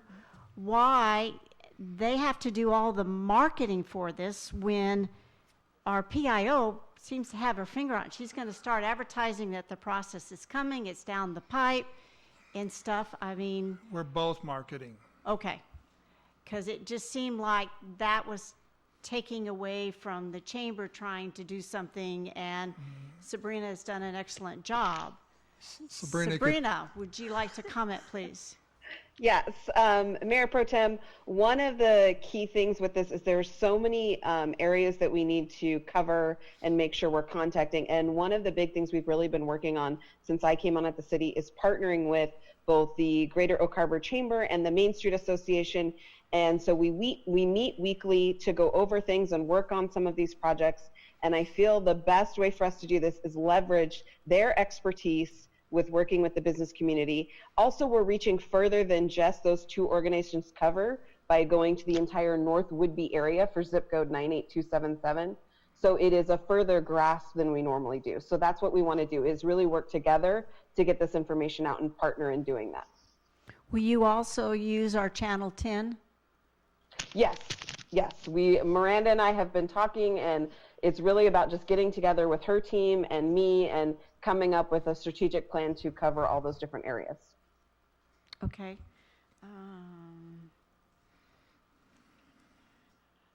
So back to your other issue about timing, we'll keep you updated on the status of the chamber approval and whether we need to come back again. Okay. Any other questions on this item? Everybody satisfied? Oh, Councilman Mack, sorry. Councilman Mack?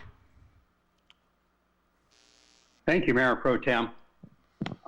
So we're going back, so the chamber looks at this contract. So this would probably be directed to Miranda as well. Have you, Miranda, had a chance to look at this contract? Thank you, Councilman Mack. Yes, I have had a chance to look at this contract. My executive board has had a chance to look at this, and I have also sent this to our attorney to look at as well. So he has a heads up, our attorney has a heads up on this. And then I didn't know if you guys were going to make any changes to that tonight or not. That's why I don't have a firm yes or no from our attorney on it yet, just because we were unsure of whether or not there would be any changes made by council. So does the board or do yourself have any time frame on to look at this and to make changes and report back? Today is Tuesday. Our executive board is communicating regularly, and I don't foresee there being an issue with us having any type of emergency meeting as early as tomorrow if we needed to. Okay, so there's a possibility that it could be looked at by the board and the council may know possibly by this weekend of some changes or thumbs up or thumbs down with the contract. I would say that that's not an unreasonable estimate. Okay, thank you. You're welcome. Councilman Heisman. Thank you, Mayor Pro Tem. I move to approve the professional service agreement between the City of Oak Harbor and the Greater Oak Harbor Chamber of Commerce for the coordination of the CARES grant for business in the North Whidbey Island in zip code 98277. Is there a second? Second. All right, I have another question I want to put in here at this point. We have a motion and a second at this time. In the contract, there is towards the bottom, whereas the contractor represents that it is qualified and possesses sufficient skills and the necessary capabilities, including technical and professional expertise, were required to perform the service set forth in this agreement. So if it's delayed hiring the second person, you still feel like, Miranda, you can get this together if your board approves the contract? That's kind Yes, of ma'am, I do. That's a loaded sentence in there. I had to ask. And I will make a quick comment. I loved your takeout menu or restaurants with the phone numbers. We printed it and I gave it to all my older neighbors. So that was a great idea. Thank you so much. All right, I will call for the question. All in favor, say aye. Thumbs up, hand, something.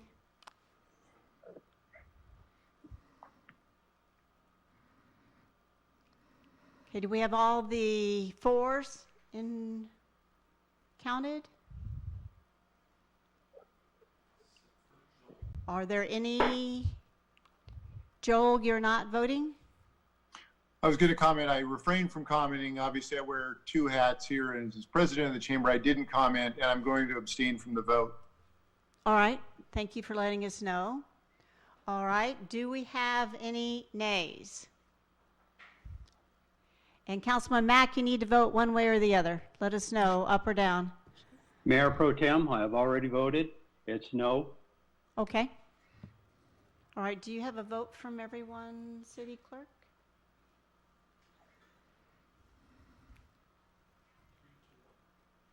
Okay. It passes 3-1. Thank you. One abstention. That should be noted in the minutes, too. All righty. And just for housekeeping, I want to make sure you approve the revised one submitted yesterday. The revised agreement with a few typo changes.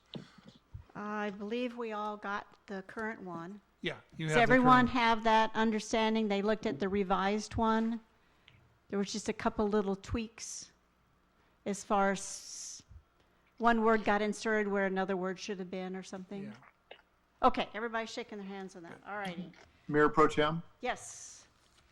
Councilman Serradius. I refrained. The vote's over. There is in the contract, it says that all of the record keeping and stuff is optional. I don't know if that's correct, if that needs to be updated before it comes over to us. Oh, is that in scope of services then? It's in the reimbursement, correct? It's in one of the exhibits. Is that what you're referring No, to? it's not in the exhibits, it's in the contract. I can pull up my email.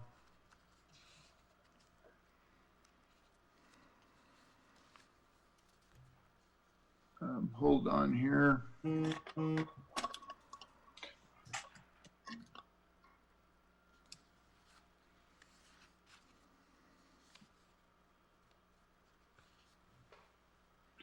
Just since it's been approved, if it's coming to us, it should be, maybe it is correct. It came from Julie yesterday at 3:12. I'm trying to find it. It was what I forwarded to my board, the chamber board, not my board, but.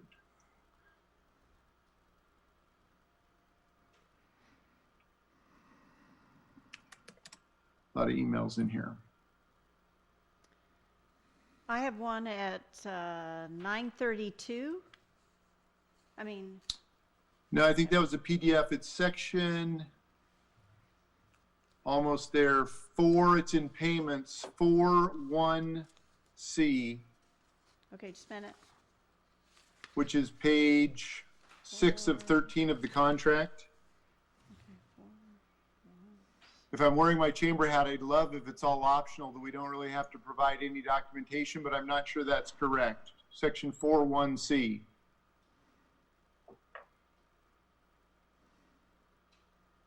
Mayor Pro Tem, Yes. to be Ms. Holmes? consistent, we would want to change that because the reimbursement document that is required in the exhibits, I believe it's Exhibit B, I may have that wrong, does require they provide all payment records, and that is because of the requirements for the Department of Commerce when we turn those over. So I'm sorry, who made the motion again? Do they want to amend their motion so that this is corrected before we send it, before we approve it? Can I defer to council here? And is this kind of a scripter issue? We can just go ahead and do it, or should we have another motion to make this to correct the agreement and amend it to not make this not optional? So, Anna, are you there, or is Tara, you're breaking up somehow, so I don't know if it's talk without your video on but you're cutting in and out. I can't hear you. Can you hear me Yes. better? Yes, thank you. Okay. All right. Sorry, I moved to another room, so I'm just, my apologies. I should have been specific about the most recent contract when I made the motion. But now that it's been voted on, I can't amend that. So I'm comfortable, Sabrina, and Miranda, moving forward with the understanding that we're gonna have that consistent language and make sure everything, all of our T's are, dotted and our I's are crossed. So I trust your ability to do that. Unless anyone feels a burning need to recall the vote and make a new motion, I'm comfortable with it. All right, we have 2 legal beagles tonight. So could one of them please help us out on if we need to redo it, or we're kind of in a rock and a hard place right now? Councilmember Munns or Mayor Pro Tem? Yes. Hi there. So Councilmember Heisen has a motion to accept the contract as presented? Is that how it reads? Yes, the new contract that was corrected. It was seconded and we voted already, but so Councilman Servadius noted something on 4C in the maintenance inspection of records that must be done in order to comply with the CARES Act verification and documenting it. Sabrina, can you hear me? Yes. I was trying to find where Councilmember Servadius was pointing to. There was like a discrepancy between the payment section and the exhibit section. Was that correct? He had it as page 6, right, Councilmember Servadius? Correct, page 6 of 13, section 4, 1C lists that all of the record keeping is optional. Mayor Pro Tem? Yes, Councilman Wiesner. I just wanted to point out, if you read that I think it's kind of being misread. It doesn't say that the record keeping is optional. What it says is the contractor must include an itemization of services provided. Attached to Exhibit B, the copies of invoices, statements for items and services purchased by the contractor for which reimbursement is being requested for, right?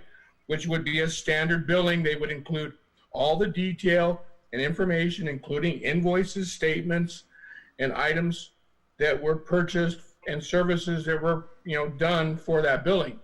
But then it says the submission of documentations for proof of payment, such as canceled checks, copies of checks used to pay for services, don't have to be turned into the city, but they have to be retained, and the city has the right to audit them at any time. And if you don't retain them, the city can ask for repayment. So I don't think there's anything wrong with that language. We're not necessarily going to ask for copies of canceled checks with any itemized invoice that includes statements that show paid on them. We wouldn't normally ask for a copy of the canceled check on top of that itemized billing. And I think that's what the statement here is saying, is that. So I'll defer to our finance director. It's just incongruous with Exhibit B, and that part has changed since Friday. So there was a reason for a change. I think we do, wearing a chamber hat, I know that we've often had to provide canceled checks and all of those things for the city grants, for the operations grant or the marketing grant, specifically the marketing grant. But I'll let our finance director weigh in. So, go ahead. Patricia, okay. Please go ahead. Okay, thank you. So, when we were discussing this, we had the language that's in the contract, and then the Exhibit B was noted as optional, and that got revised. I think if we were going to revise anything, Sabrina, we probably should just revise the attachment B and take out the requirement for the checks, because those can be maintained. But Okay. if that's the only proof of what they paid for, they don't have an invoice or anything else, then they would have to provide that. So that's kind of where it gets a little murky. Yeah, I would, with that, I would recommend another motion clarifying what we are adjusting here tonight in the contract, just so that it's on the record and so that it's clear what we're doing. All right, is there someone prepared to make an adjustment to this optional paragraph, please? Councilman Wiesner?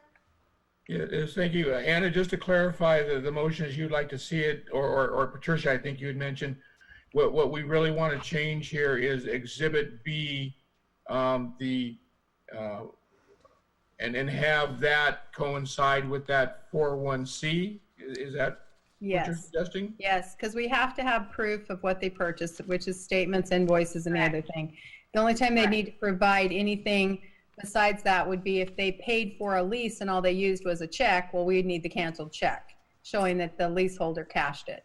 So what you would like to see is that word required changed to the word optional on the Exhibit B. Nope. Most of that required there still needs to be required. It's just taking out the canceled checks if that's what is a concern. I mean, that we could require canceled checks, but I don't think we have to. We're allowing LTAC people to hang on to them as long as they know they're going to be audited.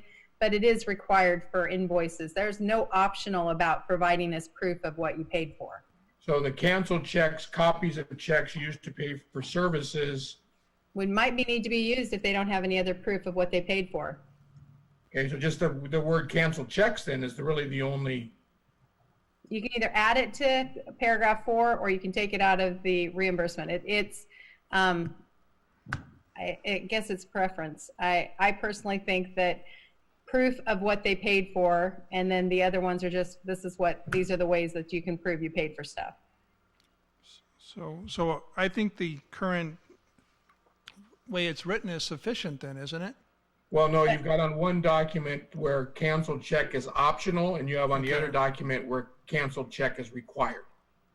So there's inconsistency between the two. So I would make a motion to remove from Exhibit B the word canceled checks, so as Exhibit B would coincide with the main contract. Just a second, let me make a comment real quick. Mr. Mayor, members of council. Yes, please. I apologize. This is Brett Vinson. One other option may be in Exhibit B, where it says optional, is to keep the word canceled checks, but take out at the end where it says is optional. So the sentence would read, submission of documentation for proof of payment, such as, then you're listing the examples of things that are going to be acceptable for proof of payment, such as canceled checks, copies of checks used to pay for services, receipts, or other payments that are acceptable to the city, period. And then that will allow the finance director to say, hey, this copy of the check isn't good enough. We need a canceled check, or perhaps the copy of the check or a receipt may be sufficient, and you don't need the canceled check. So by getting rid of the words is optional gives the city a lot more options, so to speak, on what would be acceptable. Thank you very much, Mr. Vinson. So, Mr. Wiesner, you want to reword what you were saying? So yeah, I need to, I guess, wrap my head around that. So what our legal side is saying is to just go back up to the main contract, and under item 41C, that's I'm trying to see where he was reading that. Take is optional out of that sentence as well. So then you would make it consistent in both the contract and the exhibit. Got it. So you're talking about there, the fourth line, the last two words, striking the words is optional from that 41C. Yes, and then doing the same in that same paragraph in Exhibit B. And then, as the council member pointed out, very astutely, I might add, then that would not have that conflict between the agreements. Plus, it would allow, again, the city to have various options for proof of payment. Patricia, would you like to weigh in on that? I agree with the council, or with the legal opinion. Yeah, I would like to amend my motion to read as follows. On the main contract with the chamber, item 4.1c, to omit the words "is optional." There in line 4 under the words "optional," last 2 words. And then furthermore on Exhibit C, B. Exhibit C, no? I think it's B. Exhibit B, remove. Again, I don't see. There is no language on B. Yeah, I was going to say there's no language on B. It's just that 2 words need to be struck. Is that correct? Correct. Okay, that's how my amended motion would read as such, as that. Item 4.1c, removing the words "is optional." All right, is there a second to the motion? Second. Okay, Councilman Heisen. Heisen, seconded. I didn't see her 2 fingers up this time.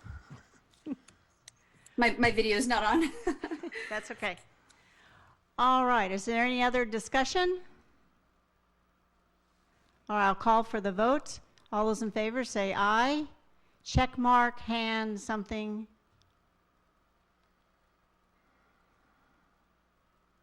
Are there any nays?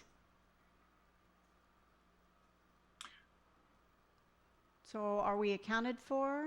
I will abstain on this one again. All right. Please note that in the record. All right, this passes. Thank you very much.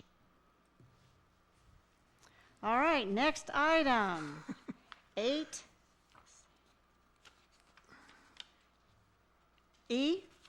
interlocal agreement, Island County Transportation Benefit District arterial overlay.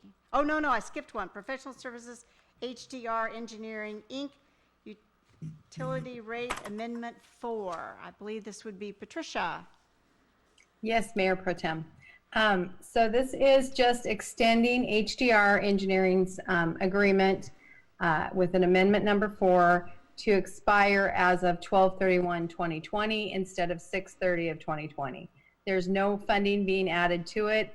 It's just adding more time as we continue through the rate study process. So I ask council my recommended action would be for a motion authorizing the mayor to sign the professional services agreement amendment number 4 with HDR Engineering, Inc. to extend the contract until December 31st, 2020. All right, any questions from council, please?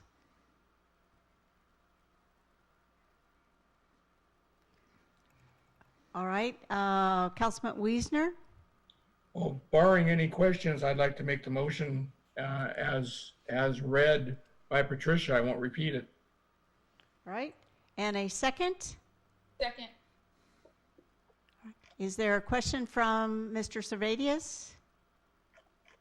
Nope, I was going to make the motion. Hands Okay. going down. Okay. All right. A motion authorizing the mayor to sign professional service agreement amendment number 4 with HDR Engineering, Inc. to extend the contract until December 31st, 2020. All those in favor, say aye. Check mark, hand, something.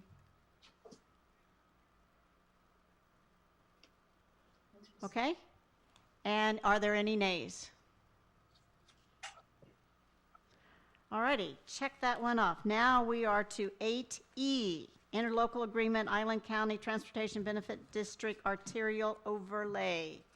Is this Mr. Bridges or is it Miss Rosen? Mr. Bridges, okay. I selected the right square. Do I win tic-tac-toe? It's concentration, the game of concentration. Okay, So. all right. So anyway, I'll try to make this quick and brief. So on March 3rd of this year, the city council authorized the mayor to enter into an interlocal agreement with Island County to provide construction, bidding, and contract management services to pave and overlay several streets within the city. The Island County recently opened their bids on May 14th. They received 3 bids for this project. The low bid was received from Craig Construction, a local contractor, so we're happy about that. $616,760. The other 2 bids are Granite Construction, $641,993, and Lakeside Industries of $680,806. When I presented this in March, the engineer's estimate we received from the county was approximately $1.2 million. But during the bid process, they revised their engineer's estimate for the bid to be about $1,003,000. And as you can see, the bids came in substantially less than that. I believe I was questioned by the council about those cost estimates, and I think at that time I said, my gut was that they had really overstated some of their prices for some of the work, and I thought it would come in lower, and it did. So we have a projected savings for the work, and that projected savings with the low bids, the Island County had asked us if we would like to add additional roads to pave at these prices that we have that are pretty fair and reasonable. And so, and I'm going to try to share my screen here real quick.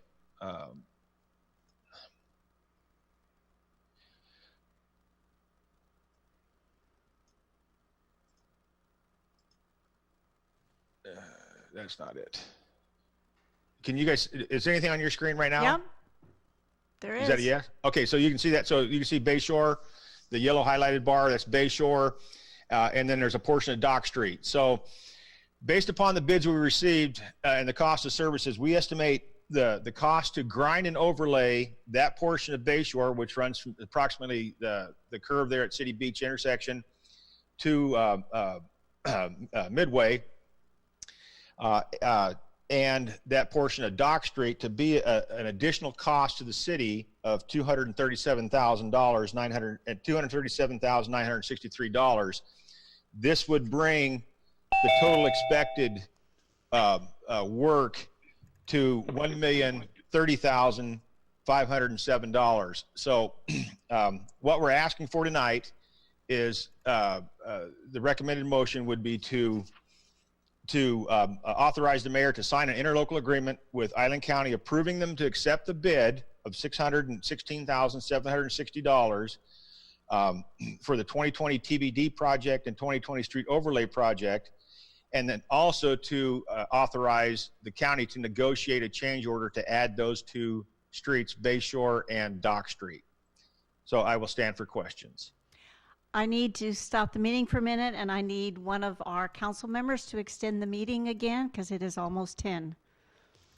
I will entertain a motion. I move to suspend the council's rules and extend our meeting to 10:30. Thank you. And I need a second, please. Second. Right, we have a motion from Servadius and a second from Wassinger to extend the meeting. We'll just say another hour and hope it doesn't go that far. All those in favor, say aye.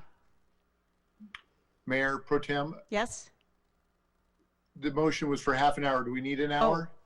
I don't know. I'm sorry. I didn't hear the half hour. Sorry. Just extend the meeting. So, I don't know. We let's not- have the motion right security now is for half cameras an hour. and smoking, the vape smoking ordinance. So a little out of line, but I will amend that motion to extend for an hour to 11. And second by Councilman Wassinger. All those in favor? Do we have the votes? Okay, any nays? All right, please continue, Mr. Bridges. Sorry, we had to be sure we had time on the clock. No, I presented it. I went through it pretty fast. Right. So I can go through it again one more time a little bit slower, or I can just. No, I think you're fine. I just wanted to be sure you had finished since I felt I sort of cut you off. Okay, council members, any questions for Mr. Bridges about the overlay and the chipping and getting the county to add the other streets to it? Councilman Servadius. Thank you. And I took my hand down so it doesn't stay up there. Okay. Mr. Bridges, thank you. I know I think I was the person that questioned you on the price of the asphalt originally when we saw this. A couple of quick questions. Do we have the money with everything that we're anticipating and a pullback in sales tax revenue? Do we have the money to spend this money right now? I believe so. And I spoke with our finance director, Patricia Soul, earlier before we put this agenda package together.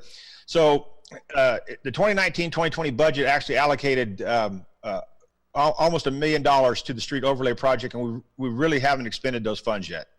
So that's where the money will come from to pay for the increased cost. So we are going to maximize that money and try to get as much as we can get done this year. So yes, I believe we do have the money, and Patricia is welcome to weigh in as well. Please do, because I thought we talked about this first year, $300,000 or $400,000 amount. But if we got it there, I just wanted to check before we approve it. You're mixing the two up. So one's the TBD, and the increased cost would be to the street overlay fund, which is separate from the TBD. So the TBD cost actually went down, and because they dropped some of the bid items. And in your packet, there's a cost comparison. So the TBD cost went down to $328,000, and it was originally projected when this was presented back in March at $400,000. It was about a $70,000 increase. So thank you. It's coming back to me now. Thank you. Yeah. And then the final cost, is there any work? I know this is just, I'm assuming grinding and overlay. Anything we should do, any conduit needed in the street, anything like that before we cover it all up? That's a good question. For instance, we know on Fort Nugent Road, we had to install an additional catch basin and some storm drain pipe, which should have been completed today with the patching of the road there. So with the reason we chose City Beach Bayshore was that it's low-hanging fruit. There's no utility work that needs to be done in there. We just wrapped up the mid-block crosswalk and the bump out there at that intersection of Bayshore and City Beach. I don't believe there's any additional work that needs to be done. There will be work to adjust the utilities. I don't believe we need any additional conduits in the street. If there is, I'll discuss that with my staff, and we will try to get that in, and that would be something that we would do in-house. All right, thank you. Any other questions? Mr. Bridges, I have a short one. We were working with Comcast. We delayed till we talked to them to be sure that kind of funny corner by the bank, by Coochie Agency in there, that we had all the utilities underground or redone that needed to be. Is that still? That was approved earlier tonight. That was the Comcast easement agreement, and yeah, that was all done as part of the treatment plant work. That all actually runs from City Beach between the properties of the clean water facility, the Wells Fargo's bank, and the parking lot area now. So that work is completed. It's not part of this project. Those utilities are installed. All right, a follow-on question is, when we did Pioneer Way, we sent out notices to telephone, cable, fiber optic, whatever. If you want something, a conduit, do it now, because you're not going to be allowed to do it later. Do we need to do that for Bayshore? Because we want fiber. We want fiber to the businesses down there and also the homes. Right. We'll make that call. To those agencies, but it's going to be a pretty quick turnaround. This work is I believe the county commissioners are approving this either today, or they either approved it in today's meeting or tomorrow's meeting. I don't know when they meet, and so we need to get on this fast. My understanding is the contractor, once this is approved on both ends from all parties, that they are going to start mobilizing. This work's going to take place in early July. So. Obviously we didn't know Bayshore could be involved, so we didn't make that call. But we will make that call tomorrow morning to gauge their interest in what they may need. Okay, I just want to That's the best we can Just do check. right now. Okay. Yeah. All right. Motion? Any other questions? Motion to approve? Councilman Servadius. Thank you. I'll pause, just make sure there were no other questions. If not, I move to authorize the mayor to sign an interlocal agreement with Island County, approving them to accept the bid for the 2020 TBD project and 2020 street overlay project for the city of Oak Harbor, and a negotiated change order to add Southeast Bayshore Drive and Dock Street improvements. Second. And a second from Councilman Heisen. All those in favor say aye. Hand something. Votes are in. Are there any nays? All right, unanimously approved. Thank you very much. All right, number 9A, ordinance 1905, smoking in city parks introduction. We don't need to vote, but we need to find out what's happening. Police Chief Dressler, please take it away. Yes, Mayor Pro Tem and council members, and just for the sake of transparency, my vote on extending it past 10 was a no. I see that would pass anyway, so. And I apologize, this is actually not an introduction to smoking in the city parks. That would be, should be attached to the next thing I'm going to cover after the smoking. Okay. The cameras. It's written wrong on the thing. That's my fault. So the smoking we talked about before, and it was actually initially on an agenda item for, geez, I don't know, back in March or somewhere, but got kicked out to today because of the COVID stuff. So I'm going to try to make this as fast as I can. I think all of you, rather than me putting it up on a screen for this particular one, all of you have the document. Is that correct? Give me a couple of head shakes. I'm assuming you do. You've had a chance to look at it probably for several months and refresh yourselves now. So this is brought before you because a council, or a council member at least, asked to look at the option of prohibiting smoking in the city parks and what it might look like. So it's a dual thing. I did look at other cities. What you see on that document is where we can place it, which is basically into city code potentially 6.12.120, which is violations in the park. We already have multiple listings out for that. And if council wants to choose or chooses to make it a violation, then the language will look something like, except in places designated for such use, it is a class, and you would have to determine the level of infraction, although the normal, I think every other infraction in that code is a class 1. So it is a class 1 infraction as defined by chapter 1.28 Oak Harbor Municipal Code for any person to smoke or light cigars, cigarettes, tobacco, or other smoking materials, or to use a vapor product device within city parks. The parks director shall post signs in an appropriate location prohibiting smoking in the city parks. Again, you can choose a different violation or class infraction level if you want. The one that's in there for everything else is a class 1, which means it's a citable offense. You can receive a citation. As you may remember, a while back, we strengthened back in 2019 the park exclusion code, which means that another remedy could be if somebody is not adhering to the rules, they could be trespassed from the park instead of citing, or they could be both. That would be up to the discretion of the officer based on what's happening. And I want to note that that there is guidance that, and if you go down to the page 2 on the first paragraph, if someone is contacted in a city park in violation of these restrictions, including smoking, police officers need to decide whether to cite for the infraction, whether to exclude, trespass someone from the park. The city code already states that the following regarding exclusions, and I'll skip the numbers. It says the section shall be enforced so as to emphasize voluntary compliance with laws and park rules, and so that inadvertent minor violations that would fall into this section can be corrected without resort to an exclusion notice. So again, we attempt to first have compliance unless there's circumstances that dictate it needs to move otherwise. But the reality is it's up for council to decide if you want to move forward. It's relatively defined as to what we could put in code to do it and where we can put it.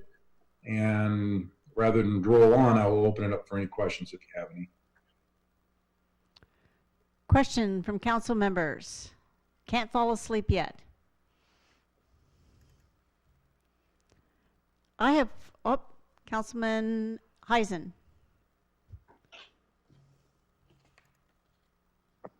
Thank you, Mayor Pro Tem. I'm not sure I was the first person with my hand up, so I'll make it quick. So we could make it an infraction, a citable offense, Chief, but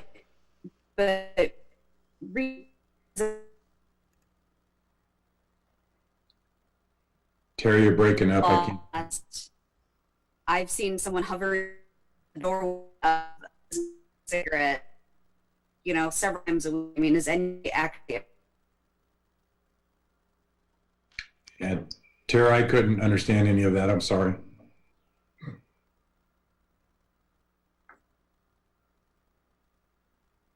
Tara, do you want to change another room or come back?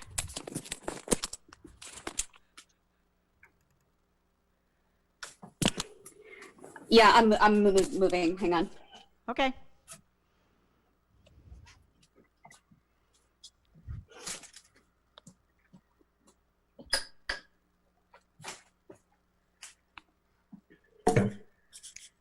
Okay, can you hear me? Yes. Okay. Speaking of getting fiber downtown. Okay, what did you hear and what did you not hear? Pretty much nothing. Nothing. Okay, good. We'll start at the beginning. So my question was, if it was a citable offense, realistically, would anyone actually get cited for it? Because I've seen people hovering in doorways with cigarettes, every day since the 25-foot rule went into law years ago. And so I'm just wondering if anybody's ever actually gotten a ticket for smoking in somewhere they're not supposed to, just realistically. Well, I don't know the answer to that. I would guess that yes, there's been citations for that. Is it routine? No. If I were to say nobody's going to get cited for this if we make it an ordinance, then that's the wrong message, obviously. Exactly. Yeah.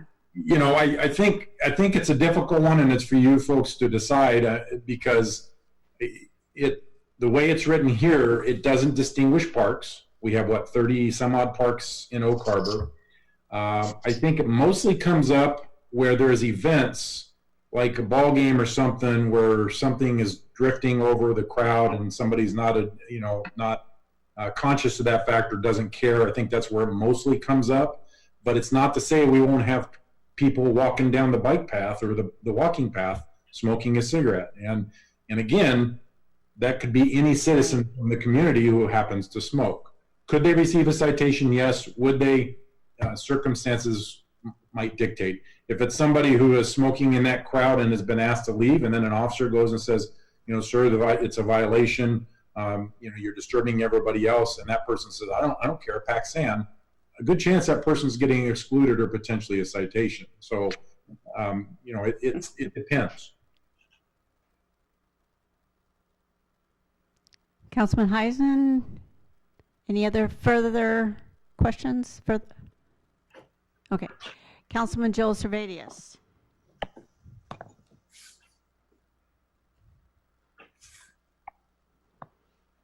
Thank you, Mayor Pro Tem. Just real quickly, I'll support this. I brought it up. We've talked about it over the years. We actually, I think, all received, it's been a while, an email from Eric Marshall, who's one of the coaches of Little League, and what Chief Dresker just said was exactly what occurred in that instance. A gentleman smoking a cigar in a very tight set of stands over there at Fort Nugent. A lot of the parents complained. He said that an officer actually came out, but unfortunately there was no ordinance in place, so this guy was happy to sit right there in the stands and smoke his cigar. And so I understand that people might enjoy that, and that's entirely their right, but when it's infringing on someone else's right, that's, I think, where it's appropriate to maybe step in. And also, it's, from a health perspective, we all know it's probably not the healthiest thing to do. I had an experience this morning where I actually called in gentlemen sitting in Howard Maley sitting there smoking marijuana. I was pulled over and waited. The officer came real quickly, which I was grateful for. Unfortunately, they don't see anything happening. So there's not much they can do, and I understand that. But I think this would give them some tools in some circumstances to remind people there's going to be an educational period. Hey, guys, there's no smoking, or gals. And if someone, is resistant or just won't comply, then as the chief said, they'll have the discretion whether to exclude them or cite them. I think eventually there will be, and I would hope that the, citizens of Oak Harbor would self-police and be respectful. But I would support this. A lot of our surrounding communities have this or have ordinances very similar to this. And so I think it will just make the public spaces that much more enjoyable. Thank you. Thank you. Councilman Wiesner, I believe I have you next. Thank you, Mayor Pro Tem. Yeah, I guess I'm a little mixed about this. Certainly I don't, endorse smoking, especially in front of kids. There being a lot of kids in the park, and Councilmember Servadius's example, right, is a perfect example of, just obnoxious behavior, right? But at the same time, right, if we start passing laws all because of this one guy, right, and we're going to have a whole lot of laws for us to all keep track of. So I guess my question does go back to you, Chief Dresker. Is this enforceable? Is this something you have the time and the staff and everything else involved with? This is one more regulation. Is going to be up to you guys to enforce, and are you guys going to be able to?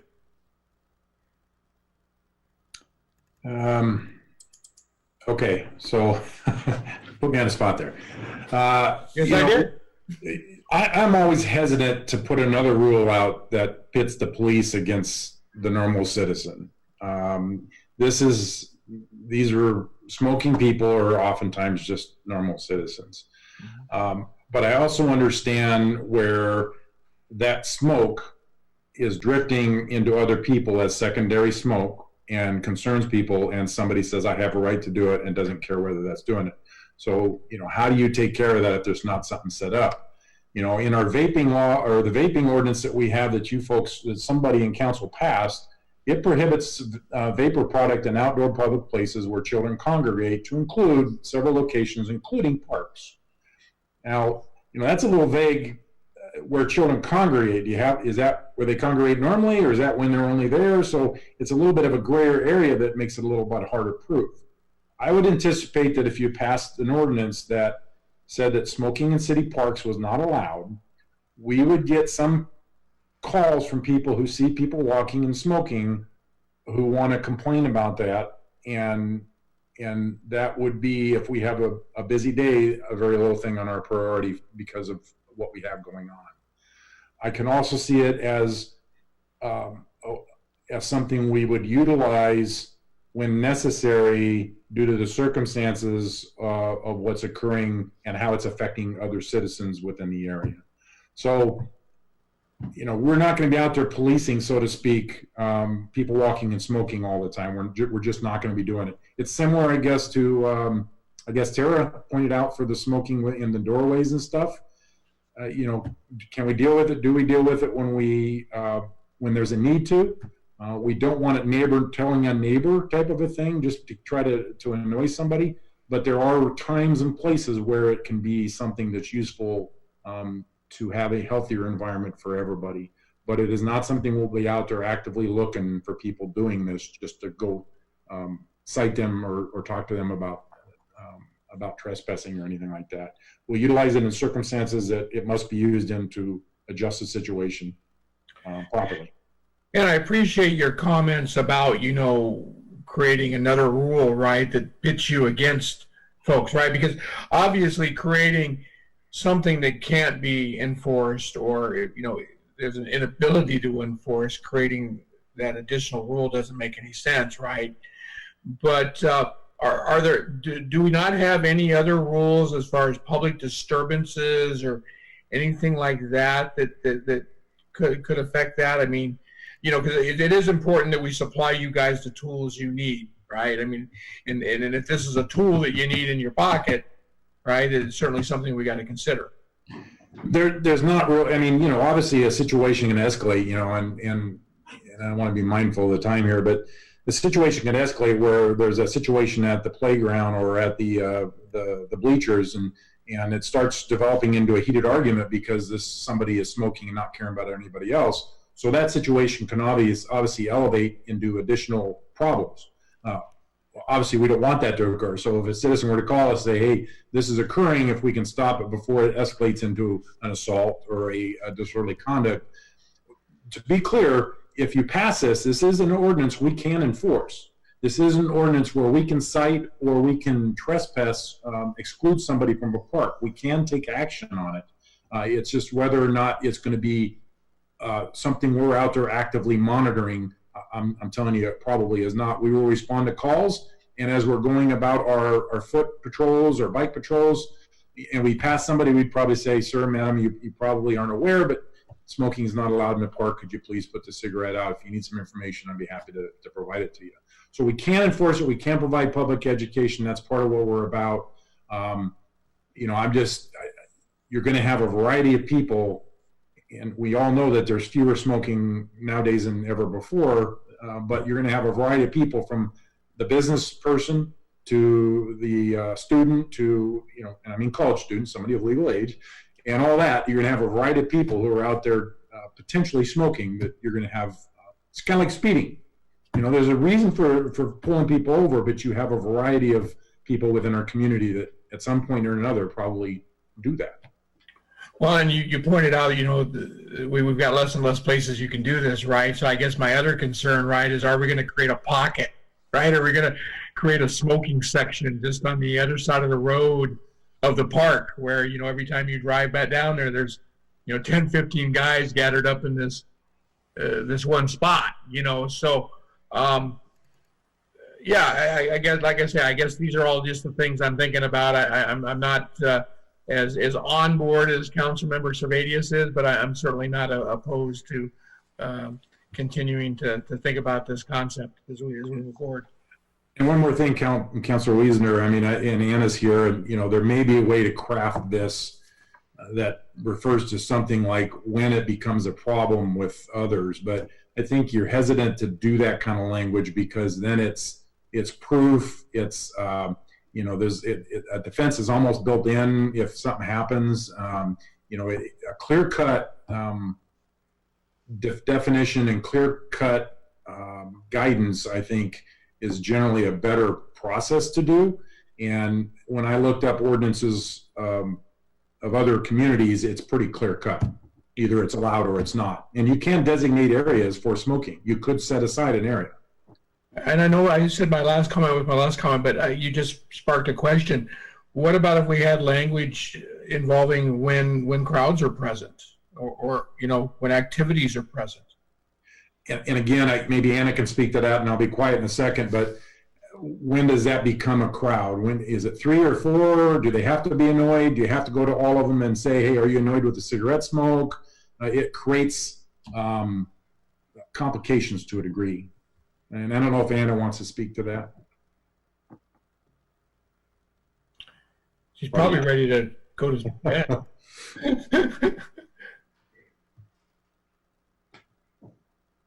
Okay, moving on. I have some other questions. Councilor Mack. Thank you, Mayor Pro Tem. Since I raised my hand, there's been a lot of questions that have answered some of the questions I have. So to the chief here, and the rest of the council, my biggest concern is I live near a park. There's some big wide open spaces, and if someone is walking and they have their dog and they just want to light up a cigarette and there is not a soul around early in the morning, what harm does it do? But at the same time, I would be offended if I'm sitting there with my family or friends and watching an event of some type and someone lights up a cigar or a cigarette. I don't care to breathe that. So I think, I'm on the fence, but we got to be careful of how this is, as Chief put it, how it's crafted. We don't need a lot of extra things. Perhaps this could be attached to the vapor laws, or perhaps it could be attached to another 25 feet from somebody or somewhere when there's an event going. I'm not quite sure of the answer. I'm just concerned about, let's just make the right decision before we get offend someone just for doing to them what they feel is some of their rights and that type of thing. So that's all. Thank you. And I got a chat and think maybe Anna, are you unmuted now? She might be having technical difficulties, so, okay, sorry. Councilman Wassinger. Hello, am I unmuted now? You're unmuted. Go ahead. You. Yes, go ahead. Sorry. If we want to look at other ideas of crafting the language in a possible amendment to our smoking ordinance, we can look at that, certainly.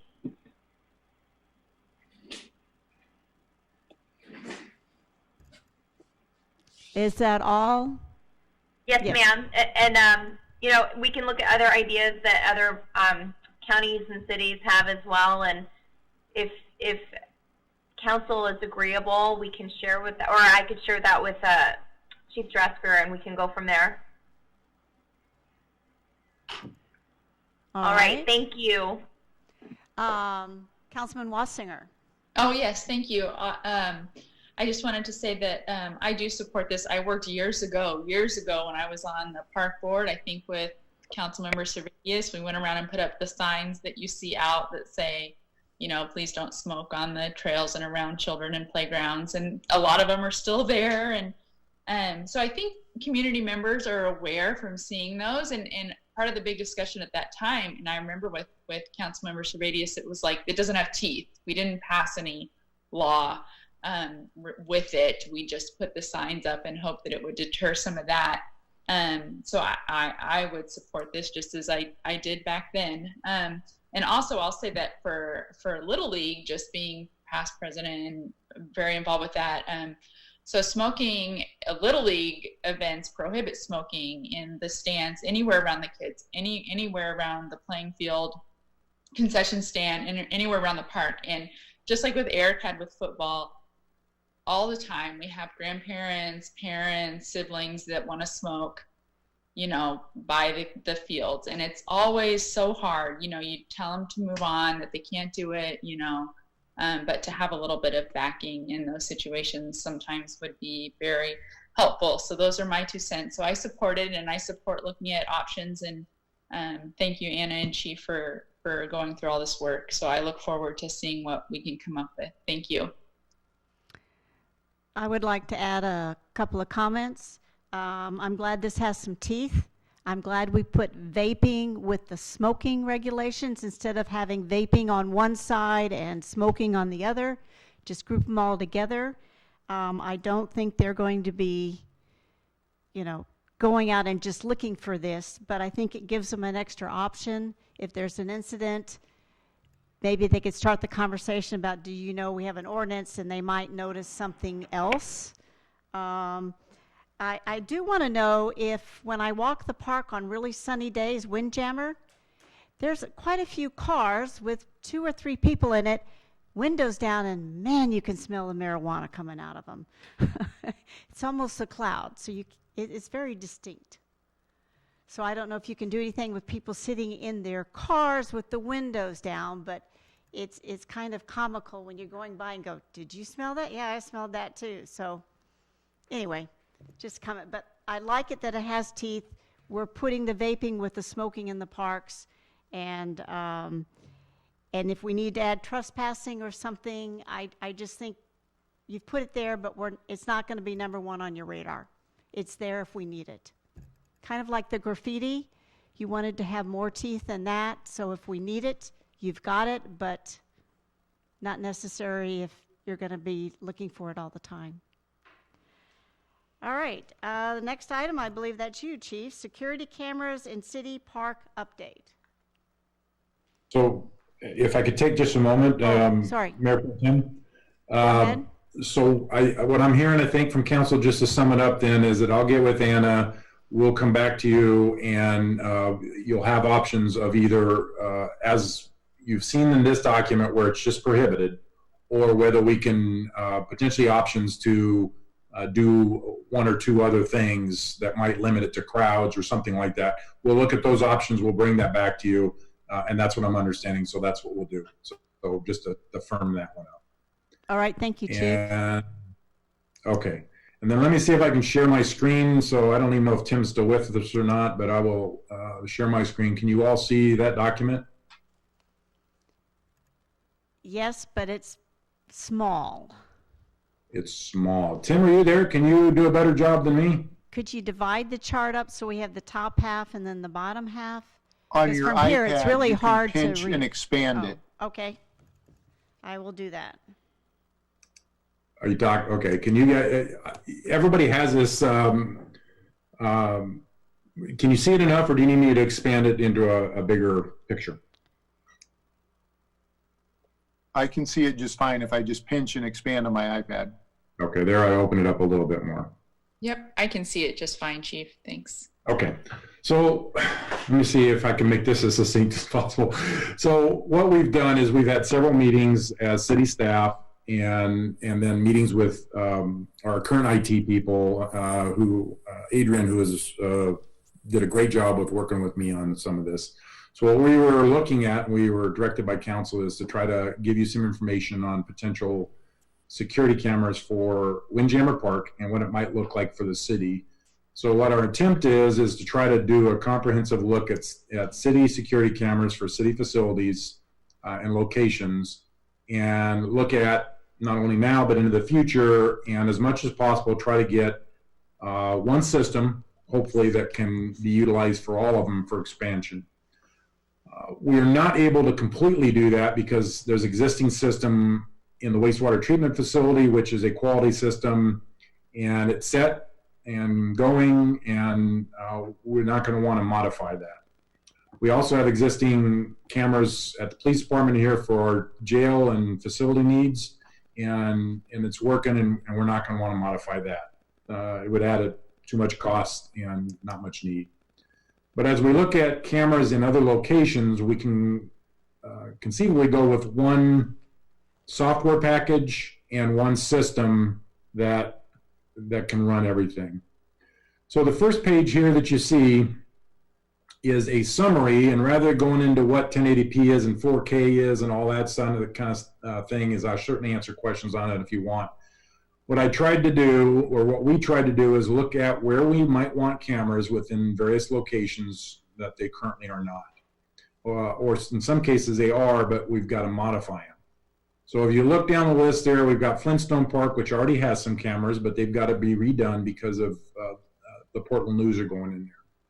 Skate Park, Volunteer Park, where we have some, but they may have to be redone to fit into the system that we're looking at going with.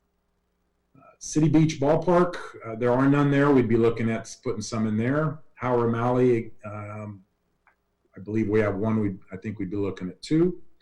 Windjammer, we have none. This is the new park, and we'd be looking at probably about 13, including one that's what I call a PTZ, or what is called a PTZ, which is a pan-tilt zoom.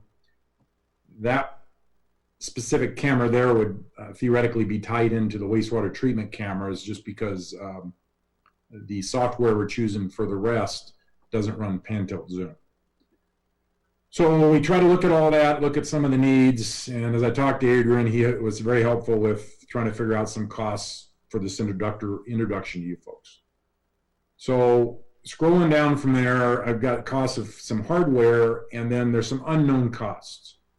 Structures, placement, do we need to cool rooms where the NVRs or the recorders are? We have to do something different with the Flintstone one because that building that it currently exists in is going to be taken out.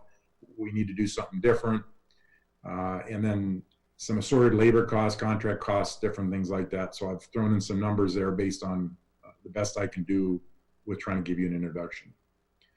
You'll see on that first page that there's also some tan ones that are called Public Works Water. So there are some wells located in different areas that are the cities, and then the reservoir and the pump station, where ideally we'd have some cameras in there.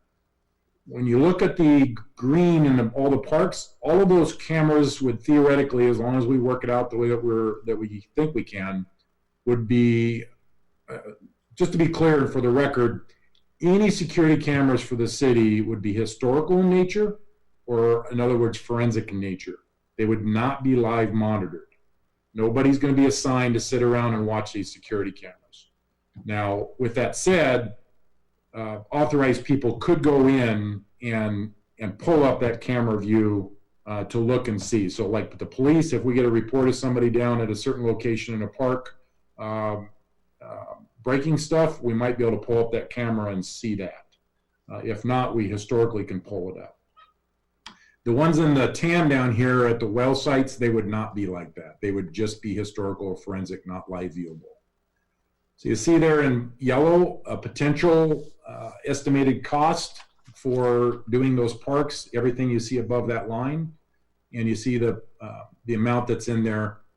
Now that amount is just a preliminary estimated amount. What we'd have to do is get whoever we're going to have install the system to really give us a more accurate account. I think that's top end from my perspective, though. I think it's going to be lower than that, but that's a figure there. If you go to page 2, that's the marina, and I've also included some of that for the marina. And there's some more complications with the marina. If you look at the nano beams there, which is $100, and you saw that on the other ones. Nano beams a signal from one location to another instead of running from wires. So there's some locations where you can beam the signal. There's some where you want to do wiring. There's power you got to worry about for all these things. It can be, I think it's called PPOE, power over internet. So all that, again, by the experts who would be installing this, would have to work some of those details out. The marina has some uniqueness just because of the tidal tilt of the gangway. But the nice thing about the marina is they've already got allocated a $25,000 budget to do theirs, and that should take care of their needs down there. And plus, I think there's Wi-Fi being installed or looked at for the marina too, and there is a potential of saving some money there and in the parks or the Windjammer Park, because Wi-Fi is being installed, whether we can condense some labor costs or not. If you go down to the 3rd page, that's Public Works. They've also got money already allocated for some security stuff, including cameras. And when we look at what they want and what I've tried to itemize there, we know that we believe that the budget that they currently already have allocated will take care of their needs. Now, some may ask, because I did, the money allocated for the marina and for Public Works can only be used for those two organizations or facilities or departments because of the way that the financial stuff runs and works. So I guess what we're looking for is we're bringing this to you, and we can either refine these numbers by working with somebody who's would potentially do an install for a 2020 project, understanding the cost, which is the yellow down here, or for 2021, or we can not move forward, or we can do something different. So that's kind of, I guess I'm opening it for questions.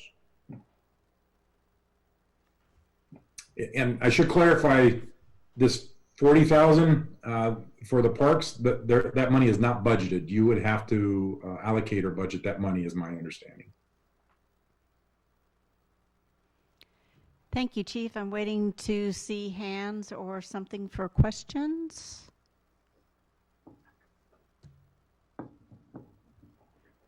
Joel Servadius, please. Thank you, Chief, for your work on this. Couple initial thoughts. I'm intrigued. Obviously, I'm a big fan of technology. If this serves as a deterrent and or helps with some, for lack of a better word, smart policing, where you can go back after the fact and put somebody at the scene of the crime, I think it's very valuable. Just one thought, looking at the difference in the 1080p versus the 4K, that's a big, well, it's a big jump in price, but it's also a tremendous jump in resolution. And, you know, I see a lot of these posts on Facebook. We had our own bank robber thing where the bank had that grainy video. And fortunately, it was enough to put things together. Moving forward, to me, we've spec'd out almost all of these as 4K cameras. I would like to see those handful of 1080p's get upgraded to 4K. That's not that much more expense, but all of those are located near parks. And if those cameras, could you go back to those 1080p cameras? I think they're all Lewick Park and some others. There's two up here. The other 1080p you see, Joel, are down here because, and I'll tell you the reason for these down here. Actually, the reservoir and the pump station, I don't know because I haven't been out there, so they could be 4K candidates. The ones in the wells are, I think, my understanding, and Public Works can chime in if there's a need to, but my understanding is they're very small little buildings and they'd want them inside those little buildings. And I'm talking smaller than a garage type of a building. Okay, and that's fine. I originally thought when I saw Lewick, I thought maybe those were wellheads located at parks. So if we got double coverage where we can see a wellhead or something and have coverage of a park, if something ever occurred, it would be nice to have the best resolution video possible. And this isn't an ongoing expense. Those would just be small expenses. So I guess we decide, you know, is this a priority, which for me, I think it would be, and then where are we going to get that funding from would be the next question, but I'll yield with that. Thank you. And if I could respond to that, Joel, just quickly. There was actually some more 1080p cameras I put in there. I moved them up to 4K because I have the same opinion as you. And I just want it for other council members that may not know since you brought it up. So the really advantage of 1080p or a 4K is 1080p has a certain number of pixels, high def, high resolution, but it's in a short range. So from me to the end of my office, I get real good clear images of somebody, even if I have to zoom in. If it's outdoors and covering a distance of, say, 200 feet, I'll see somebody and I'll recognize it as somebody, but when I want to zoom in to see their name tag on their shirt or something like that, or definition that I can take action on, I may not be able to. With 4K, because there's so many more pixels, I can zoom in and not get that pixelation. I can get a clearer view on a digital zoom than I could with the 1080p. That's the advantage of the 4Ks and why they cost more money. All right, Councilman Wiesner. Thank you, Mayor Pro Tem. It's getting really late, but I just wanted to say I think it's a great investment. It's a, you know, we made a huge investment down there. You know, we've got $1 million kitchens at the park, and you know, to spend some money to protect those investments is another investment, I think, and I think it'll you know, create that deterrent that we need. I'd like to see the chief continue getting these numbers pulled together. We're heading into our budget cycle. You know, we're going to be sitting down and looking at budgets real heavy, but I'd certainly like to think this is something we could move forward with in 2020, depending upon, you know, some of those discussions we're going to be having in the coming weeks involving budget. So having some good numbers would really help. Thank you, Councilman Wiesner. Councilman Heisen? Councilman Heisen?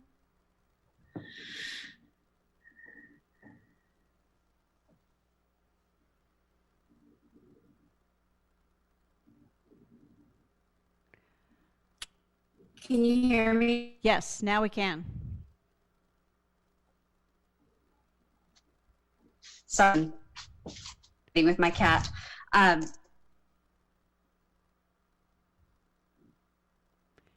Tara, we cannot hear you. Thank you. I turned my video off.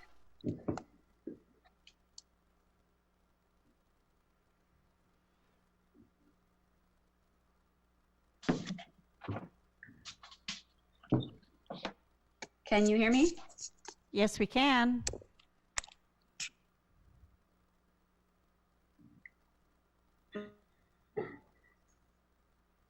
Begging for cameras for 9 years now. So I think if we're making millions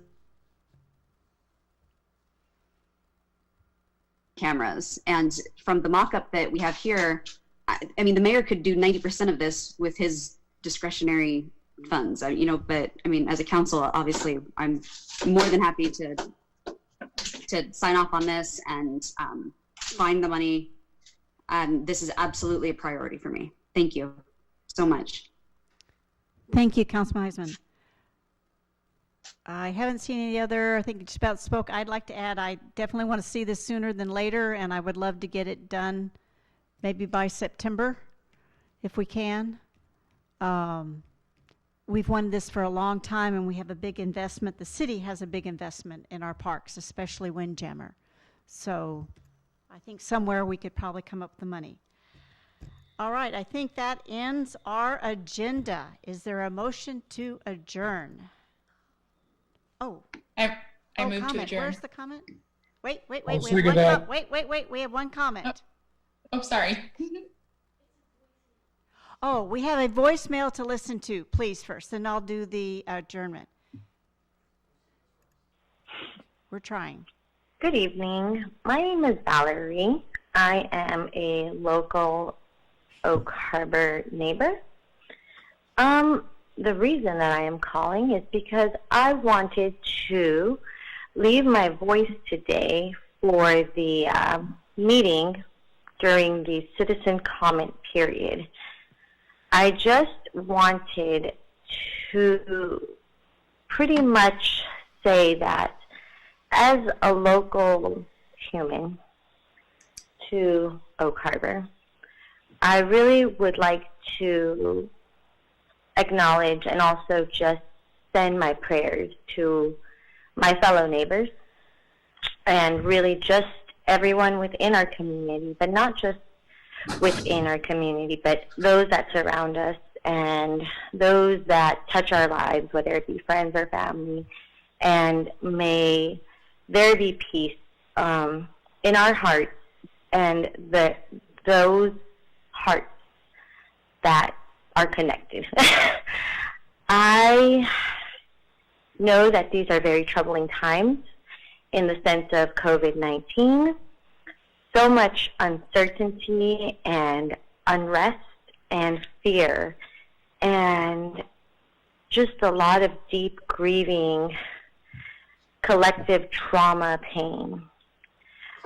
And while the world may seem scary and the world may seem unfair and unjust and quite cruel, I really want to use this opportunity as a fellow human to draw recognition to love, to empathy, to kindness, to the truth of the human spirit of what is righteous and what is pure within our hearts and our spirits and our souls, of loving one another, whether it be our family, our friends, our neighbors, whoever it is in our lives, whether it be our pets.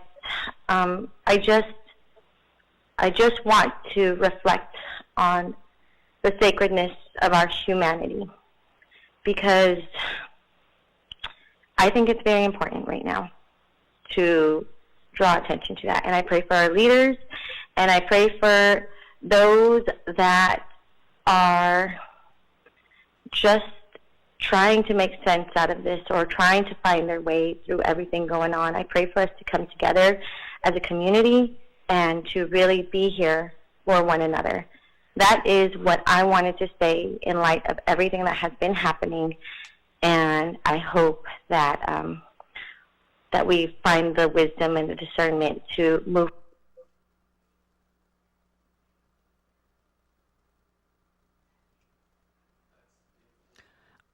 I hope the listener will view YouTube, and we appreciate her thoughts and her prayers and her kindness feelings towards the city and everyone in it to be good human beings. So I want to say thank you for that. Now we'll entertain a motion to adjourn. Someone. I move to adjourn. A second? Second. Second. All in favor, say aye. Aye. All right, we have it. The ayes have it. Any nays? Thank goodness. Great. Thank you very Good much. night, all. Good night, all. Thanks for your time. Thanks, guys. Thank you. Thank you, staff. We really appreciate it. Yes, staff, thank you. Thank you. Does that mean staff can sleep in a little later tomorrow?